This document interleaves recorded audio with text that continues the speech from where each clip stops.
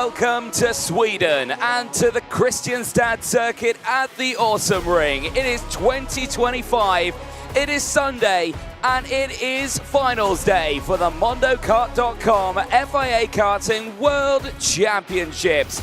We're certainly looking forward to this one, so are the drivers, and so are the crowds watching from all over the world. The FIA has been coming here since 2014, now 10 years that it has been racing at this fabulous circuit, which is the Åsum Ring. Year of opening 1967, event record set by Daniel Kelleher in time qualifying earlier on this weekend, a 48.185. No one has been able to go any faster than that one due to, well, challenging conditions and, of course, the racing environment.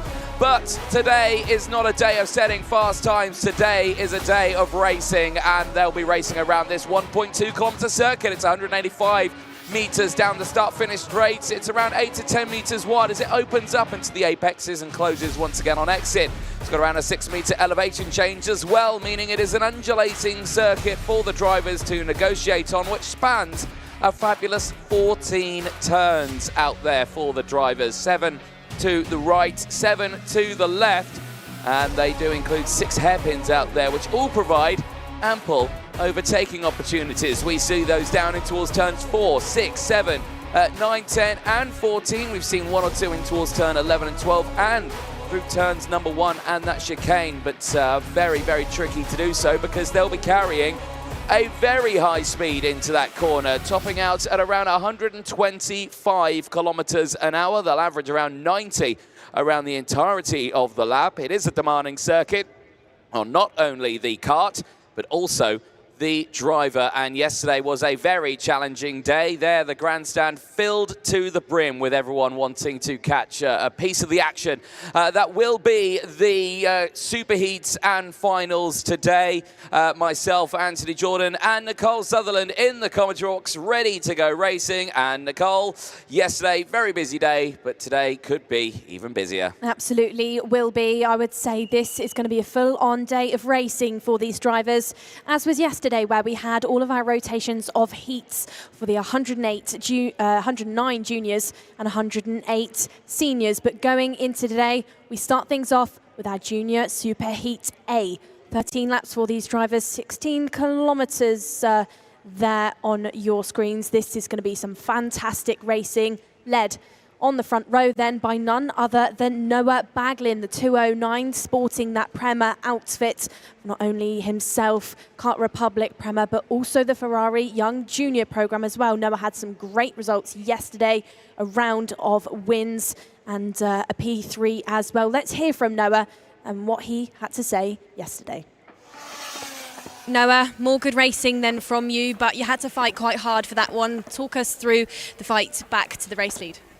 Yeah, we didn't have a great start. The engine didn't go off the line. Well, it was probably my fault because I put too much fuel in the engine. But after that, we just kept going. I thought it was a bit gone after the start. I don't think I could have caught Dean. But luckily, we had some easy manoeuvres with Zulfikari defending and then not defending on one corner so we could send it. And then we went on Gusto, and then we just caught Dean, overtook. And obviously, Dean has some tremendous pace at the end, so I thought he was going to overtake me. But yeah, it was a great race. I know between now and tomorrow's Super Heats, what's it going to look like for you? What are you going to do between now and then to make sure you continue with this pace and with this upper hand over everybody else in the field? Yeah, obviously I'm going to go out and practice tomorrow and try my best and see what we can do with the package and the whole setup, and then hopefully we can bring this momentum onto the Super Heat tomorrow and maybe start the final on P1. Well, good to chat there to Noah Baglin, who, like we were mentioning, will be starting this one on the front row of the grid. But he is not alone there on the front of the grid. He'll be joined by America's Turner Brown as we see the nation flags being represented here this weekend. There's also the rain radar there in the bottom corner, which shows a bleak reading, I would say. Big weather front incoming on the circuit, and I hate to say it, I'm looking at the commentary box window and I can see it on its way. For the time being, though, we are under some skies. We very nearly saw a tyre pressure there of a mechanic, but no, I think we got away with that one. as everyone is primed and ready to watch this racing. It is certainly going to be a fantastic weekend of racing. As you can see, it's a little bit windy on the roof of the time building as well. Let's take you through the grid. Noah Baglin and Turner Brown on row number 1. Leonardo Gorski had a great day yesterday. Can he capitalise that on today with Martin Bertolacini alongside? Jos Mulder and Lucas Bonholm will round out row number 3. Row 4 will see Julian Frasnelli, the Italian, did come away with a race win in his first race yesterday. Can he do the same today on the 4th row of the grid? He'll be joined by his fellow countryman, Giacomo Justo, on row 4.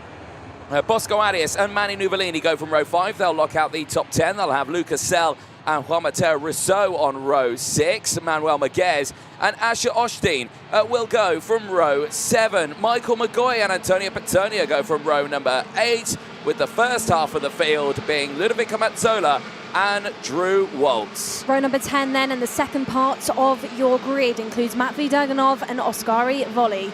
From row number 10, we have an all-parallel lockout with Bruno Blanco and Priyan Bruno.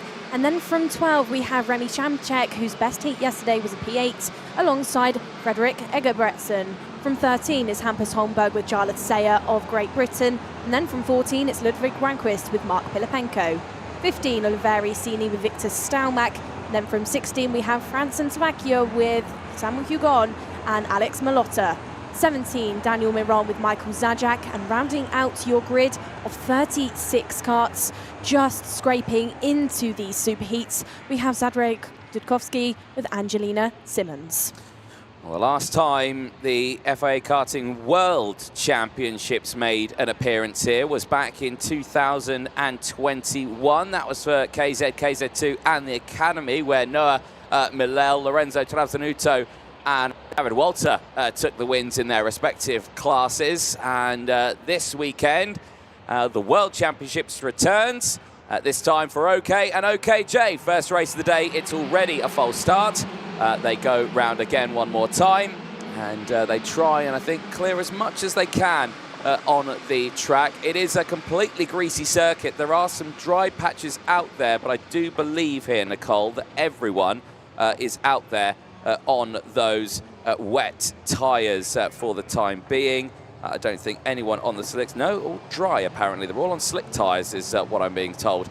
So there we go. Right, here's your grid again. It didn't really Giacomo Justo, Bosco Arias, Manu Nuvolini, Lucas Sell and Juan Mateo Rousseau on row number 6. Row 7 sees Manuel Maguez, Asher Osteen, Michael McGoy, Antonio Pettonia, Ludovico Mazzola, Drew Waltz. They will be on those next 3 rows up until the top 18. Row 10, 11 and 12 backwards. We'll see Durganov, Oskari Volley, Bruno Blanco, Priyan Bruno, Remy Samchek and Frederick Flood Engebretsen on row 12.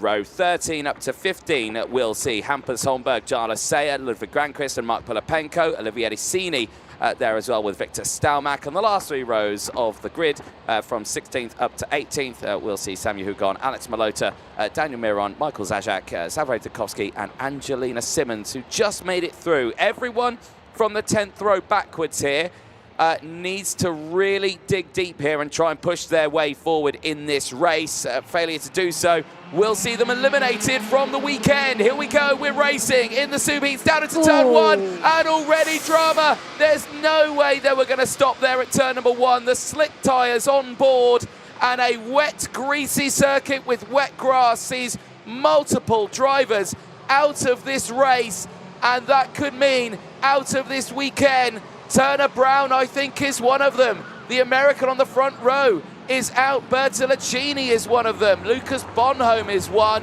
Giacomo Justo. Antonio Pettonia is off the track.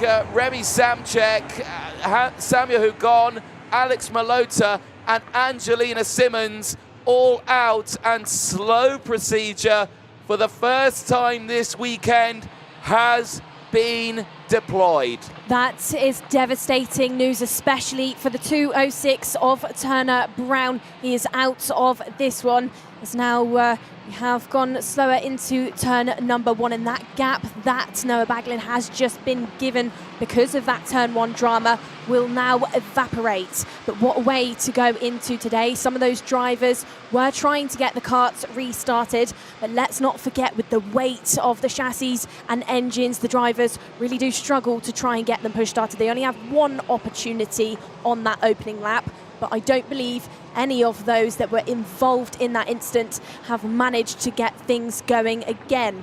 The grid bunches up then as the marshals clear these karts away from the circuit, and I do think most of the drivers has dispersed from the track now. I know all of those will be keeping those visors down. Devastation there, you can see 2 of them on your screen. The Ward driver pulling away from things, walking to that marshal post out of this one. Let's see a replay of that start. Well, keep an eye on Turner Brown and Martin Bertolacini. They're at the front now, and you can see the energy course has gone over the back of them. They've gone off the circuit there. That energy course that was just behind them was Lucas Bonholm. So that's 3 of the top runners in that top 6 out of the race, as well as Giacomo Justo and Pizzonia. We are green and racing once again here. Great work from the marshals as Baglin holds on to that lead. Leonardo Gorski then on that inside row, seemingly helped out massively there. The same as Jos Mulder. Michael McGoy here has gained 10 places in this superheat because of all that drama. Hampus Holmberg 16 places and Jarlis Sayer 14 places. So some big movers through the field in that early stages. As down the inside, big sense from Michael McGoy. He may have got those positions early doors because of that incident, but he's also got the pace here as he sends it down the inside. He's up into 4th place. Your drivers in 2nd, 3rd and 4th have really impressed me so far this weekend, Anthony. World Championship stuff from some of these, including Michael McGoy, who there you can see on your screens is up by 11 positions, currently to be sat in P4 for Koski. Now to turn number 14 then, overtaking hotspot for these drivers, some of which you just saw on the exit.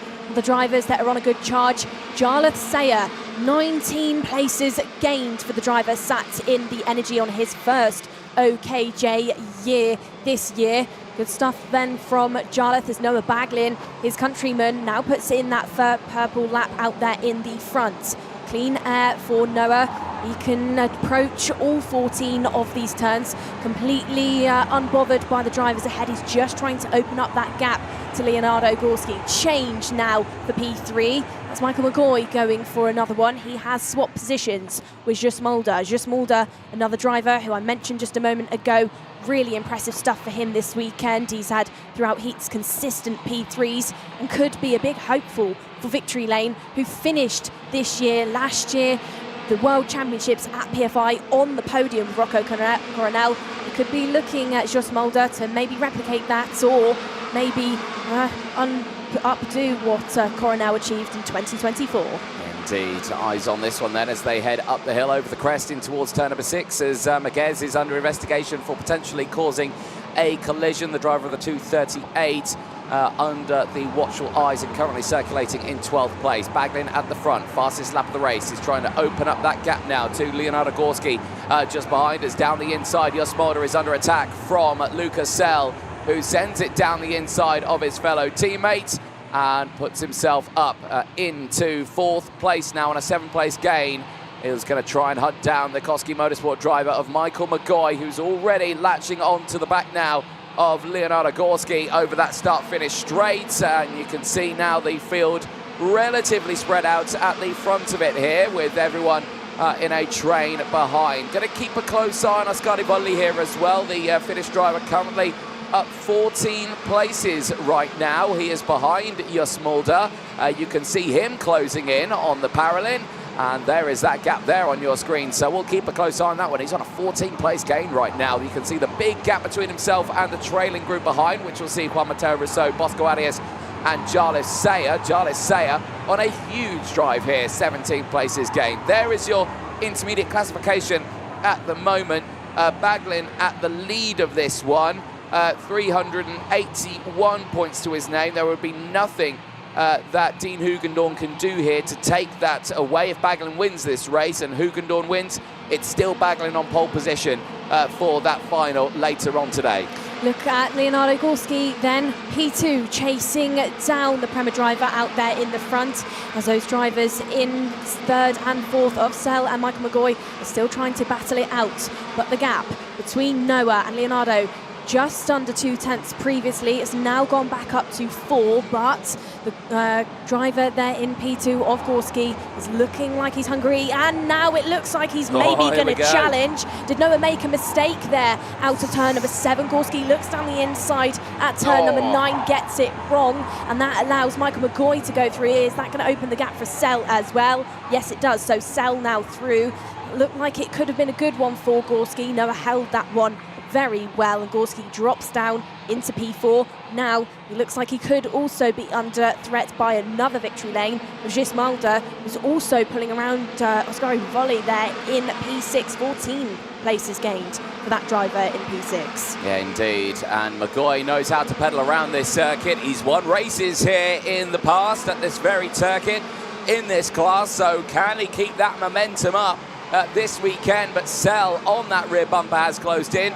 Sell really needs to think now, does he allow McGoy to have his chance at Baglin if he can close in and go forward? As you can see, Gorski behind now is trying to push his way back up into that lead trio that is breaking away. But Michael McGoy right now certainly looking like one of the favourites in this race. 13th place gain, pushing his way through as Nicole.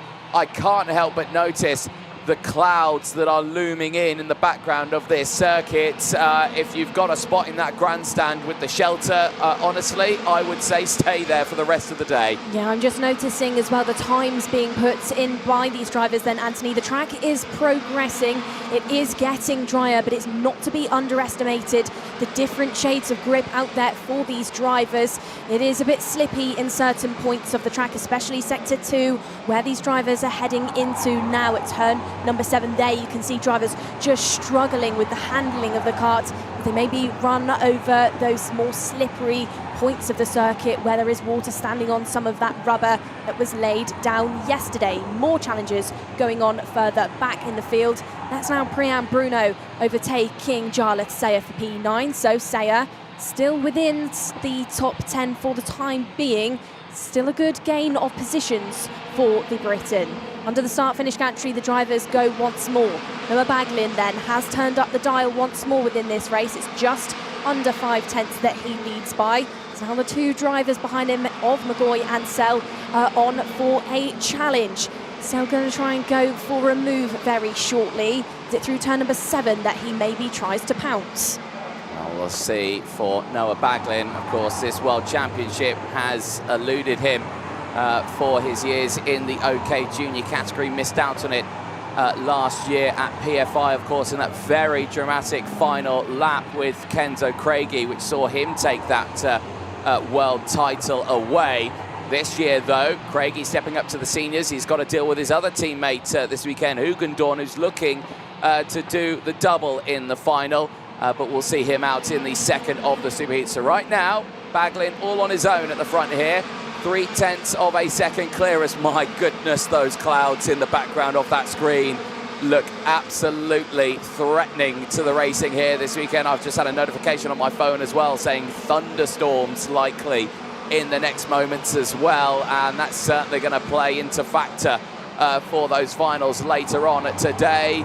In towards turn number 7, it's starting to close up again here. Nicole Baglin under pressure once more from Michael McGoy, who surely will see an opportunity here in these last couple of laps to go for a move. Now, this will only help out McGoy in so much and so many ways. He does not currently sit inside the top 10 in that intermediate classification. He started this well down the order. Remember, he's gained 13 places in this race so far. Over the line they go, on to lap number 11 of this race, or 12 of this race, I should say. And it's still all to play for. Lucas Sell on the rear bumper of McGoy. If Sell goes to the move, Baglin's won this race. I think for the time being, maybe Sell is just hoping that McGoy is going to catch up once more through turn number 7, where we've seen multiple times Noah just get it slightly wrong. Is that maybe a driving thing, or is it because of the setup of the car? Is the move going to be on into turn number 9? Not just yet, but the gap now between Baglin and McGoy is non-existent. Bumper to bumper these drivers go through turn number 11, but there is a lot of stress on these Maxxis tyres for those drivers. The temperatures peak out then. They really have to manage to slide through that corner. Have to manage to slide through this part of the track as well. Turn number 14, Baglin runs wide over the rumble strip, defends into turn number 1 from McGoy, and McGoy's now under pressure from Sell. Sell gets past at turn number 2. Yeah, backs him up there into it, and that's just released Baglin at the front. McGoy back down the inside. Gorski goes through. 2 for 1 for Leonardo Gorski, back into second place. And now Oskari Volli is there as well. The young Finnish driver for Parallel Motorsport has pushed his way up into P4, but there's spots of rain on the cameras there. Is the rain starting to fall already here? And that's why we're seeing drivers go off the circuit? Possibly so. Baglin's at the front of this, but he's the guinea pig into all the corners here as the train starts to go through. Baglin in the lead by 9/10 of a second, will secure pole position for the World Championship final later on today. It's Noah Baglin across the line from Michael McGoy. Oskari Volli finishes in third ahead of Jos Mulder. Leonardo Gorski finishes in P5. That jump to third place, unfortunately to second place I should say, didn't last long. He falls back to P5. Lucas Sell takes 6th from Juan Mateo Rousseau. Bosco Arias from Drew Waltz. Priam Bruneau on a 12th place gain there, rounds out the top 10. Oskari Volli, though, is your biggest mover, up 17 places to finish that race in P3. An incredible drive then for the top 3 drivers.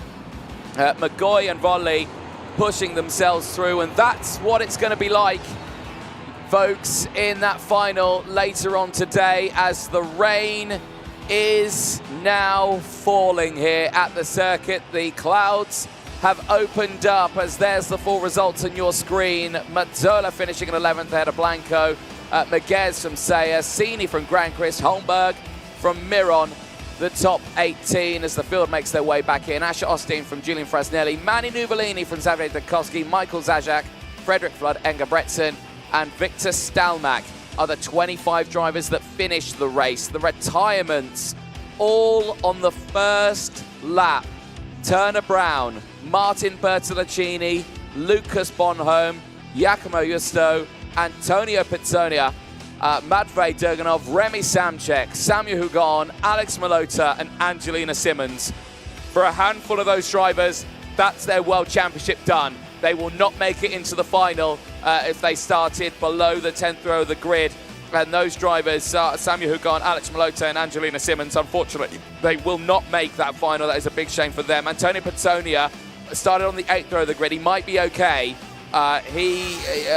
Retirement from that race. He might struggle to get through. Depends on what happens in the next one. For Justo, Bonhomme, Bertolacini, and Brown, after this incident, they may just be okay to get into that final. But you can see just the slick tyres, they hadn't got the temperature into them yet. It was still a greasy circuit, and going into turn 1, under braking, drivers on the inside line, understeering into the drivers on the outside. You could see that the media pen there getting smashed away, and thankfully all the members of the media unscathed there. Maybe a bit of dousing of water from the tyre walls though. Rest of the racing continuing on. Baglin breaking away after the slow procedure went back to green and racing. He was able to open that gap up. Lucas Sell getting past Jos Mulder in the early stages, and it really just stayed these drivers until it concertinaed up. Michael McGoy in those early stages. This moment here on lap 7, Gorski making the attack on Baglin, losing the momentum through 9 and then into 10. Michael McGoy finding his way through, and that allowed the likes of Lucas Sell to get involved as well. This was that moment again from another angle. You can just see that first initial attack, Baglin covering it off, and Gorski leaving the door open to McGoy, who would later close in and try his own attempt on Baglin in towards turn at number 1. That was the latest fight from them. Between that moment, still battles happened in the background. Oskari Volli was able to close in as well. He was able to finish up 17 places and into third place in that race, as the rest of the energy courses they're making good moves. This one here, seeing the likes of Jarlis Sayer on a 12th place gain. He finishes ahead of Olivier Licini on the Tony Kart, behind Manuel Maguez, who is under investigation. That was that moment for the lead. McGoy looked to the inside, Baglin go defensive, holding it on the brakes and just kind of stopping it on the apex there, then powering through the corner, allowing Sell to go through. McGoy later, full commitment there through turns 4 and 5. Gorski going through. Michael McGoy, though, able to retake that position, and Skadi Volli able to push through as well. Gorski, the rain starting to come down, the understeer into the corner, just not able to get that cut turned in. And as the checker flag came out, the rain started to fall as the field headed across the line with a very challenging conditions. Let's head down to Parc Ferme to Nicole Sutherland, who can probably tell us a bit more about the weather as well. Absolutely can then, Anthony. Rain is starting to spit out here and down on the circuit. Interview quickly with Noah Baglin. Noah, good race there from you, but it wasn't given to you. You had to work for that one, and it looked difficult through turn at number 7. Can you tell us about, how you handle it when you're the race leader? Yeah, obviously, when I looked behind, when I was ahead, I saw I was quicker in the dry spot, but because it was wet in the turn 7, I didn't know where to go. So if I did it wrong, the person behind knew where to go, and then it followed all the way to the last place. So they knew what the corner was, because it was really, really damp in turn 7. So I didn't know what really to do, wide, tight. So I just did my own line, and I saw I couldn't get away from them. So it wasn't really an easy race. But on the dry spots, luckily I pulled a bit of a gap. But every time they would just take a chunk out of me in that corner, and luckily I got the win, but I had to work for it. And Noah, we saw also a very dramatic start and a driver that was involved, and that has been one of your biggest competitors this weekend, Turner Brown. When you were heading into turn number 1, were you aware of sort of the chaos that unfolded around you? To be honest, I didn't actually realise, because after the start there was a slow board. I looked behind and I couldn't see Turner or Martin, Bertolucci or Bonholm, so I had no clue where they were. And I looked after when we crossed the first corner and I saw them in the wall, and I was really surprised, but I couldn't see it, but made the race a little bit easier for me, so yeah. And Noah, of course, another win in there for you this weekend. One more race to go for you later on, a race that last year you were a big contender in as well. Mindset heading into this afternoon, is it very strong? To be honest, there's no pressure. There's nothing to win or lose, to be honest. I didn't do a great year last year, obviously crashing in the last corner, but I was a rookie back then, and now I've got some experience, so I'll put my head down and try and win it from P1. Noah, great to hear from you as always. We'll head back up into our commentary box then, because we've got more super heats coming up shortly. Thank you very much, Nicole Sutherland down there in Parc Ferme. Brave to go down there with no jacket on with the threat of rain, but we'll see how long that lasts with the clouds looming in the background. We'll turn our attention over to the senior category now, and over to Superheat A.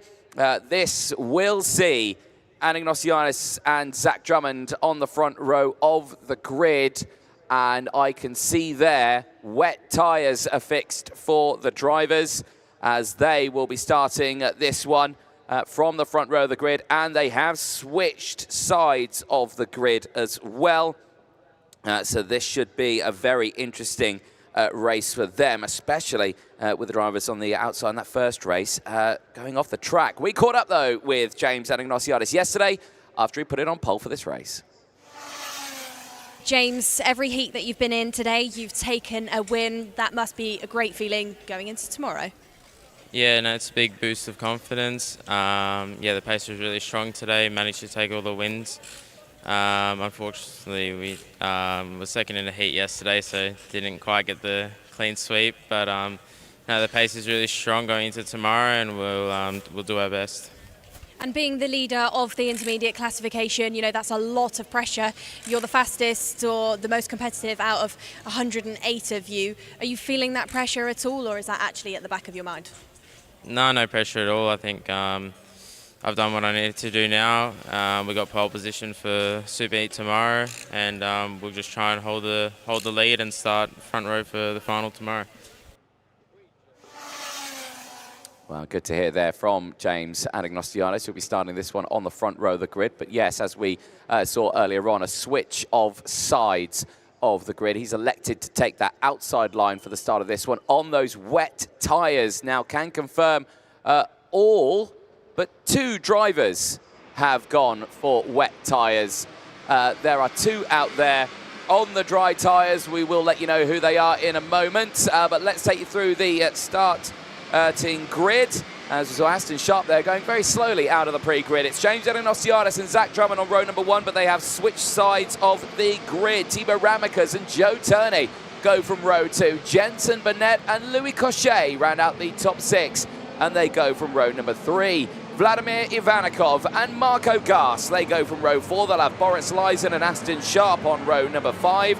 Jakub Kamenek and Augustin Sepulveda go from row number 6. Row 7, this is where it gets interesting. Jacob Mikolev has gone for slick tyres in this race alongside Filippo Sala. Elliot Kaczynski and Roman Kamyev go from row 8. Matthias van der Kerkhoff and Jarl Bokula round out the first half of the field to get through into that final on row 9. Part 2 of your grid, drivers that can't leave anything on the table here. Marcus Schilkunis and Jesse Phillips on row number 10. Row number 11 is Nicolo Kuman with Maria Neto, and then from 12 we have Gino Rocchio with Amankara Osman. 13, Francois Cadal with Emilio Koivisto, and then from row number 14 we have Scott Marsh from Great Britain with Francis Sajeliski. 15, we have Clara Kowalczyk with Ina Rosted, and then from 16 it's Sky Parker and Endo Arata from Ward Racing. 17, your penultimate row of your grid. After poor days yesterday, it's Luke Cordner with Vilma Svan, and then going from the last row, 18 rows within this one, 36 karts, we have Zhao Huzhe with Zhao Zhizhan. Let's note then, Zhao Zhizhan, tyre difference for him compared to everybody else on the grid. Him and Jacob Mikolev have gone for that slick option. See maybe if the driver starting from that very last spot in this superheat can make up some positions, as I think now once more the rain starts to fall down on the circuit. I've got a handy puddle in the pit lane here at the circuit, which is I can see if it starts to spit. It's very, very light. The temperature in those slick tyres for Jacob Mikolev and Zhao Zhizhen will be very low. I can understand it for Zhao Zhizhen on the back of the grid. Any attempt to try and push forward to try something different. Let's see how it all plays as the lights don't go out. It's a false start. For Jacob Mikolev, this is a real risk, Nicole. At the moment, he is in a position where he can get into that final. If he had a good race and he stayed at 13th, it'd be all good. There's a driver that's come through, and I think that's Aston Sharp. It is. Now, I saw Aston Sharp very slow off the pre-grid. He has pulled into the repair area. He's with his mechanic right now, and I think they're trying to suss something out. He was very slow off the pre-grid. Clearly, he feels he has an issue. Sharp was due to start this one on the 5th row of the grid. The young Briton, if he DNFs from this race, might be in a spot of bother. There he is. Looking at the engine, I think. Yeah, they are looking at something. I don't know if it's just with the airbox, if it was thinking it was loose and it was doing something too much. There is Ross Upton, the chief pre-grid officer. He's checking there's no tools, I think, being used there on the car just at the moment. Well, they're in the repair area, so but we'll have to see. But they're just making sure that it all stays legal. He won't be able to start this race from his original starting spot now. He's missed out on that. He'll be starting from the back of the grid. The rain is still spitting at the moment. I can see it from the puddle in the repair area. There is Sharp. They're looking at the spark plug here. I think they may have done a replacement of that one, and I think they're going to try and get that one started, but it'll have to start at the back of the grid. At this moment, I can still see dry patches out there on the circuit, but the rain, once again, is starting to come down. We'll keep an eye on Mikolev and Zhao Zhizhen as the lights go out. We're racing. Anagnostiadis immediately covers off the attack from Drummond, but Drummond was very quick in the morning warm-up session here. How will the field get through turn 1? It's all clean for the time being. A little bit shaky through the chicane, but everyone gets through nice and cleanly. It's Anagnostiadis in the lead. Drummond there in second place, followed by Joe Turney, followed by Thibaut Ramekers, and for Aston Sharp, the kart has not started. He's out of this race as it's very slippy there, down in towards turn 7. Let's not forget what Noah said in the previous the driver rain's interview really coming then. down. When you're out there in the lead of the race, as we can see, James, you're the first driver to hit those wet patches of the circuit. He is in a really unique, really challenging, difficult spot in this race with the rain, because he's going to be the first driver to hit those slippy parts of the track, and the drivers behind will see where he's going wrong, change their lines due to that, and then maybe capitalise. As now, look at that rain falling down on the track at turn number 1. You could see the various lines taken by Anagnostiadis and Drummond on the entrance to this lap. And now drivers really just trying to jump away from that rubber line. They catch that wrong. They're just going to slide away from the faster parts of the circuit. James into turn number 6 with a bit of a gap now to Drummond. He trips over himself at all. That gap will absolutely evaporate for your current race leader. Drivers just trying to keep it glued to the circuit on the exit of turn number 6. A fast corner round this track where they don't want to slide off and too much onto that rumble strip. Joe Turney now trying to challenge down the inside of Zach Drummond. Doesn't manage to pull it off on the entrance to turn number 11. No, it doesn't. And Joe Turney not afraid of a wet battle here with a driver around the Kristianstad circuit, as unfortunately I think Roman Kamyab's had a moment out there. He's out of his kart and trying to push it, restart it. He's come off the track at turn number 9, as once again Turney trying to have the battle with that Drummond. And yeah, the last time Joe Turney had a proper wet fight on this track, it will have been with Gabriel Gomez last year in the European Championships, going very slowly. Jacob Mikolev slick tyres, and the same for Zhao Zijun. The idea was smart for them, but it's not worked out with the rain falling. Joe Turney all over the rear bumper here of Zach Drummond. The ultimate different racing lines coming into play once again. Big look down the inside for Joe. Will Zach be able to get the power out of the corner? No, he can't, and that is Joe Turney up into second place. And Turney now will be looking at a possible front row start here for the final later on today. This could be the year for him, that this one event has been eluding him. But let's wait and see, as Anagnostiadis is breaking away. He's looking at a pole position start for that final later on. Well, last year then, Joe Turney had to battle similar conditions. It was wet racing, and it was between him and Ethan Jeff Hall in that final. Became the vice champion in 2024, but hunting down a potential win this weekend. The championship that has always eluded that driver. He was a vice with Tony Kart. He was a vice last year with Kart Republic. Is this going to be the year that he does it? Drummond clipping that curb at turns 4 and 5.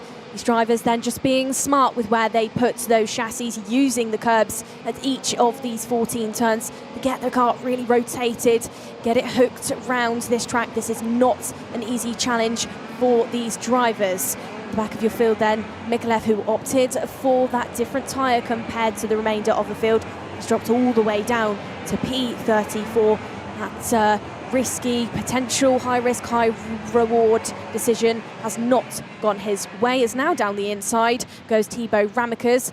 And it looks like he's going to try and challenge once again, but Ramekers, the VDK driver, gets past, as now we lose one of the Forzas out there. Tumbling down, Armin Kara Osman, unfortunately out of the race. The young German goes no further. And where did Armin start this race? Well, he was already below the cut-off area. That will be his World Championships hopes done and dusted there at the sidelines here in Kristianstad.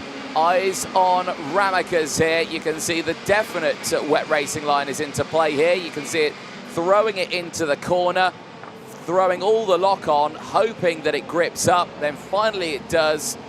Loads of oversteer, powering through the corner. What happened to Armin on the outside here? A lot of that curb on the inside, and oh dear, it just unsettled the kart too much. Tried to turn in, utilise the curb. Unfortunately, the curb decided to swallow him up and spit him out on the exit of turn 10. And that unfortunately has knocked the German out of contention for that final. There is a moment down the inside. This is, I think, is our man further up, Boris Leisen, fighting with Jensen Burnett. It is indeed. Burnett going backwards. Leisen going through. And now is that Jacob Mikulev going through? I think it is. Now, Mikulev has not been given the blue flag. I think he's still out there. Now he's retiring from the session. Jacob Mikulev out. And that's actually a really strange call for the Maltese driver. He was inside the cutoff area. If he had the wet tyres on, he could have just been able to go with this group and stay at 13th if that's where he wanted to stay, and he would have made it into the final, but at the back of the grid. But no, that dry tyre, that's taken him out of contention for that final. Drivers in this mid-pack section still trying to wrestle their way through then. This is Marco Gas trying to hunt away past Filippo Sala, another driver that is part of the Ferrari Young Junior Academy. Turn number 7, overtaking Hotspot. That looks like maybe one of the wards is going to get to for the price of 1. That thinks against it, has to back off round the outside, gets the run out of the corner. This is all kicking off on the back tail of Sala. It includes Louis Cachet, Elliot Kaginski, Scott Marsh, Francois Cardell as well. Marsh then, a driver there on your screen for VDPK. Very familiar with conditions like these from the King's England, of course.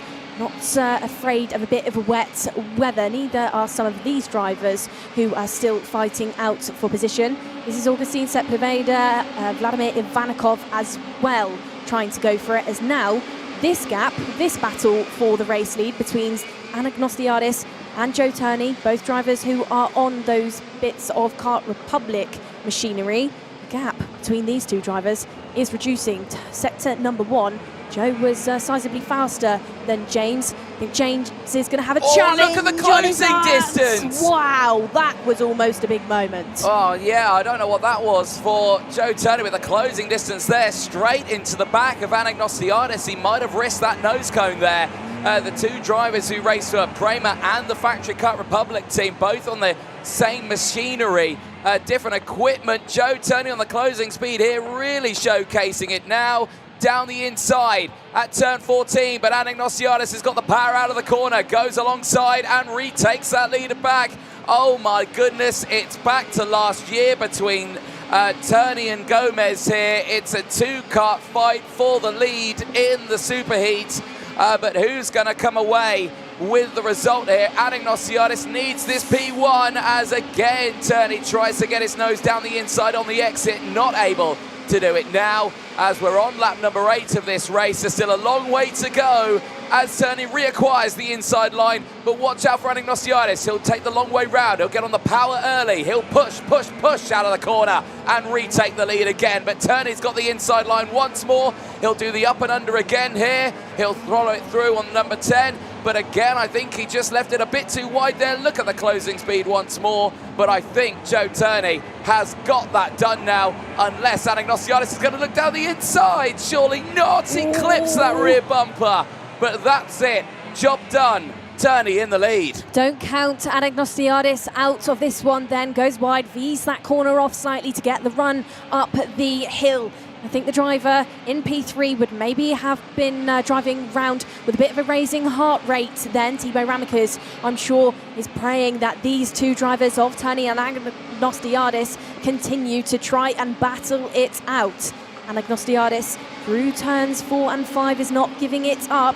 Still going for that quick racing line. There they go into turn number 6. Both doing very similar lines in this part of the race then. Racing line, they go wide to try and open up the corner, veer off and get that run on the exit. Still battles going on thick and fast in this part of the race. This race has really opened up. Emily Koivisto is there on your screen trying to fight it out. Klarika Walczyk as well, another one of those names who really needs a good one. She is in that danger zone as drivers just clipping into the back of each other. Jesse Phillips being one of those. Yeah, Gino Rocchio straight into the back, and yeah, this is just a case of all these drivers have slightly different positioning in the wet conditions, and yeah, this is just it's so easy for drivers to trip over each other. There's Filippo Sala. He's changed over to his wet racing helmet, which is the yellow one, which is very similar to his other one, his dry racing helmet. And you can see his body language there. He is trying to get these moves done, but Joel Pokala just in front, seemingly looking a little bit calmer at the wheel there. You can see a lot of movement in the steering wheel for Sala, trying to get the power down. And the two obviously on different equipment, as Markus Schilkunas is out of the race and out of his World Championship hopes. And I think he might be in a bit of discomfort there as well, but I think it's more despair there because he was on that cut-off area. He started 19th, he needed to push forward, and unfortunately it's resulted in him being eliminated from the 2025 World Championships. That is devastating then for Schilkunas, who finished this championship in 2024. P28 in the final, like Anthony just said, it is in that cut-off point. It's so unlikely that we will see Schilkunas. As now drivers battling around, still trying to vie for position, one of which the number 35 of Elliot Kaginski there on your screen. Looks like he's got a very wobbly front fairing bolted to that kart. Into turn number 1, these drivers still continuing to hunt that quicker line. A moment ago, whilst we were focusing on Schilkunas not finishing the race, we did see Filippo Sala finally get past Joel Pokala for P8 as well. This is further up in the order, just ahead of those drivers though. Vladimir Vanikov and Boris Lysens still going for it. Now Zach Drummond looks like he could be starting to fall back into the clutches of these two drivers.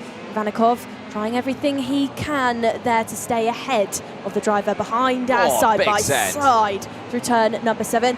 That just shows it, how difficult it is for these drivers to really go in for these overtakes and not actually slide off the circuit, Anthony. Yeah, indeed. And threading the needle for Louis Cochet down the inside there between these two, who are continuing to fight away. He's got Emilio Koivisto there still. Gino Rocchio just in the background. He's going to try and get a nose down the inside, clips the curb, unsettles him, loses out on both places. He was trying to attack, but continuing to fight in that place.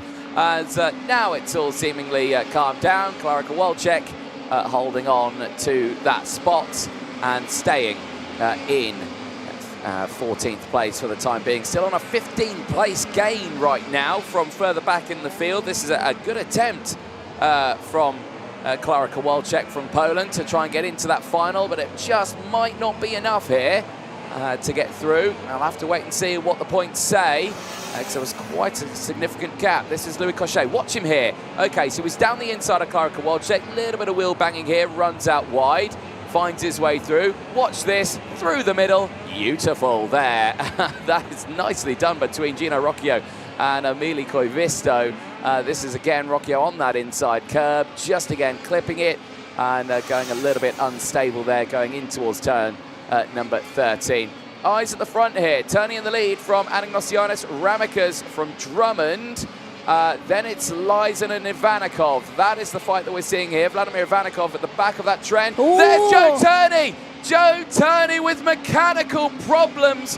What does this man have to do to be in a good spot for a final in a World Championship? I do not know, because every single year something seems to happen to that young man, and this time around it's mechanical failures. And oh my goodness, the only thing he can take away is he's still in this race and he's still in for a chance on that final. That is a given.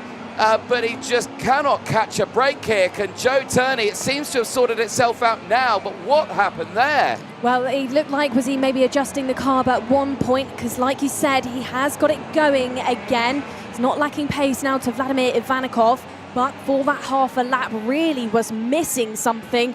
Would say it's probably engine issues there for Turney. But like you said, Anthony, what has Turney got to do to catch a break within the World Championships?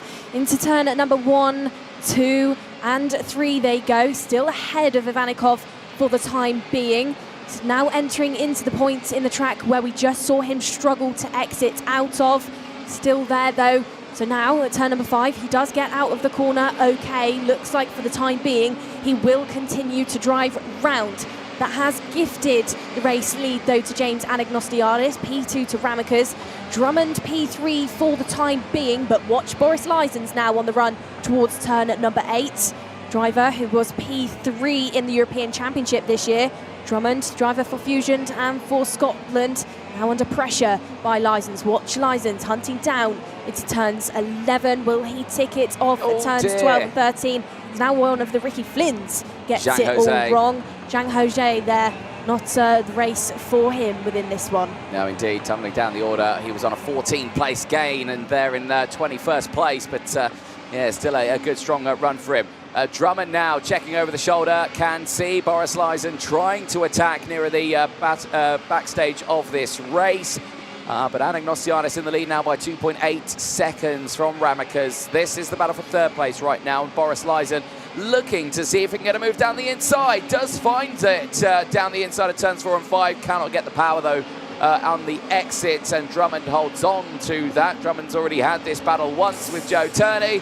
This time around with Lysen, seemingly finding the pace and finds his way through into third place now. Drummond's still in a good spot here. He's still second in the points overall. But of course, one more superheat to go for the senior category as utilising that inside curb. Is Drummond to try and get back past Lysen. Has not found his way back through yet. Possibly could do here. Looks to the inside again. No, that inside line's just not going to work. The racing line here, where all that rubber you can see down on the track, there's just no grip there in these conditions. Drummond there just using his body to try and generate some grip out of that kart. There we go. Joe then looks down at the engine, head goes up to the sky to say, oh, like what is going on out of this turn? Gets it going at probably about this point in that back straight into turn number 6, and the IAMI engine just picks back up for the number 2. He heads into turn number 7 behind Drummond, but does eventually lose out slightly, and now Ivanikov has got past Joe. Here on your screens though, Drummond still trying to find a way to get back onto the back bumper of Boris Lysen's. Once more shifting that body weight around the Kart Republic that he is sat in, the Fusion branded Kart Republic for Drummond, trying to find something out there, but on the very last moments of this first senior superheat, as there on you can see the rain radar. Well, the next groups could be in for even more of a challenge because it's looking like it's going to get heavier very shortly. Yes, indeed, and they're moving very quickly, actually, that rain cloud. And you know what? The rain is coming down again quite significantly right now. Of course, this entire field all on wet tyres, so they're not going to need to worry about that too much as these fights continue to happen down the field as Sepulveda has got himself through. This is the Kaczynski fight again. Further down, he's got all sorts happening here in the field here, but everyone holding on to it. There, though, on the final lap, James Anagnostiadis. He's looking for a race win here, and it's certainly going his way this weekend. The World Championships for the young man from Australia keeps getting better and better as he will be heading to that final later on today on that front row and on pole position. Cachet on this last lap under investigation for potentially causing a collision, but James Anagnostiadis is got an invitation to that front row for the World Championships in 2025. Out of the final corner, it's James Anagnostiadis.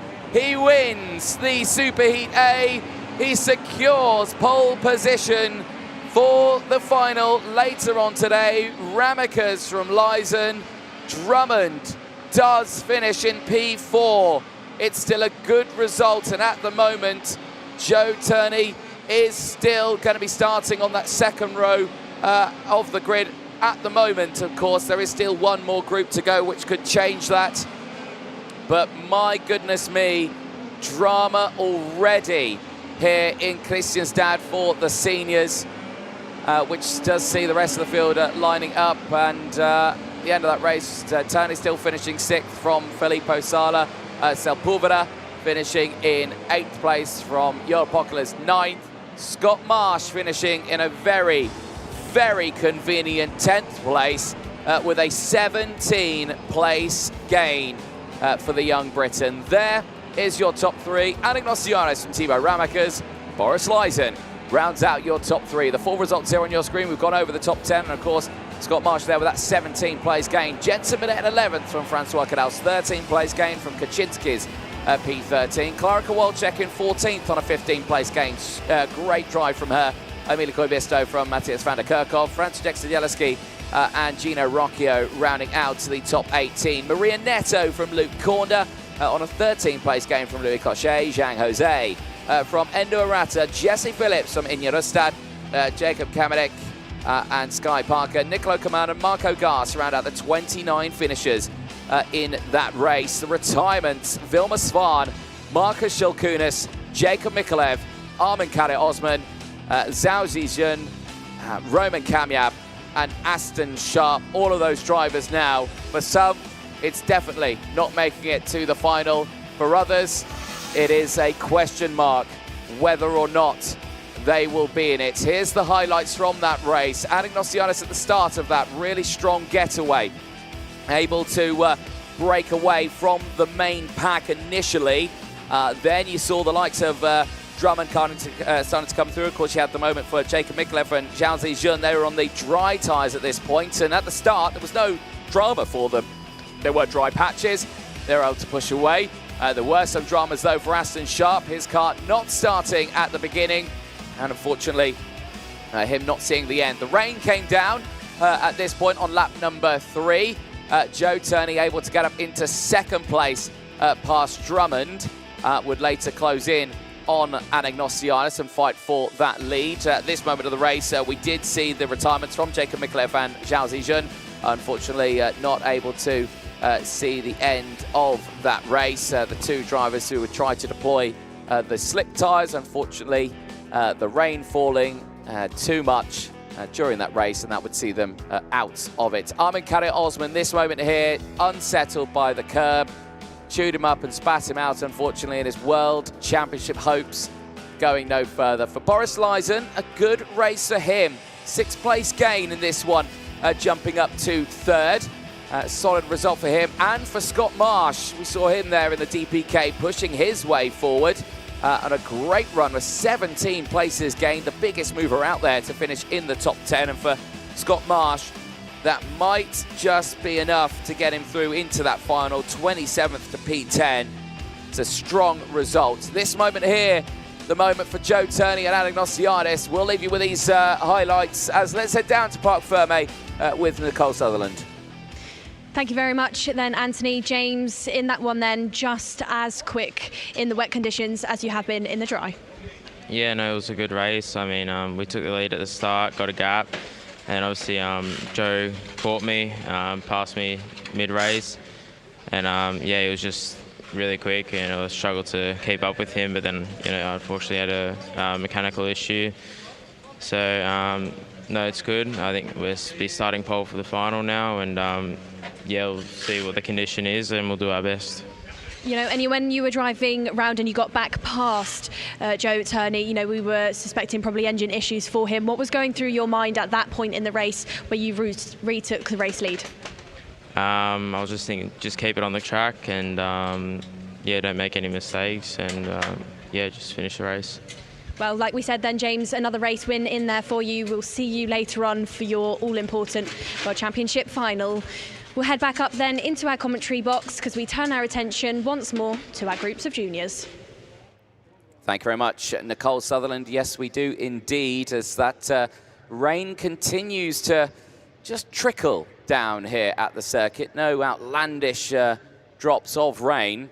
It is just spitting at this moment in time, as we will see the OK Junior Superheat B head out onto the track. This will see, of course, 36 of the finest drivers from around the world. Everyone on the wet tyres, as we caught up with Dean Hugendorn yesterday as he put it on pole position for this race. Dean, another good race there for you. You did eventually lose out on the lead to Noah. When you could see that Noah was going for that overtake, what was going through your head? Did you just sort of back out, allow him to take the move?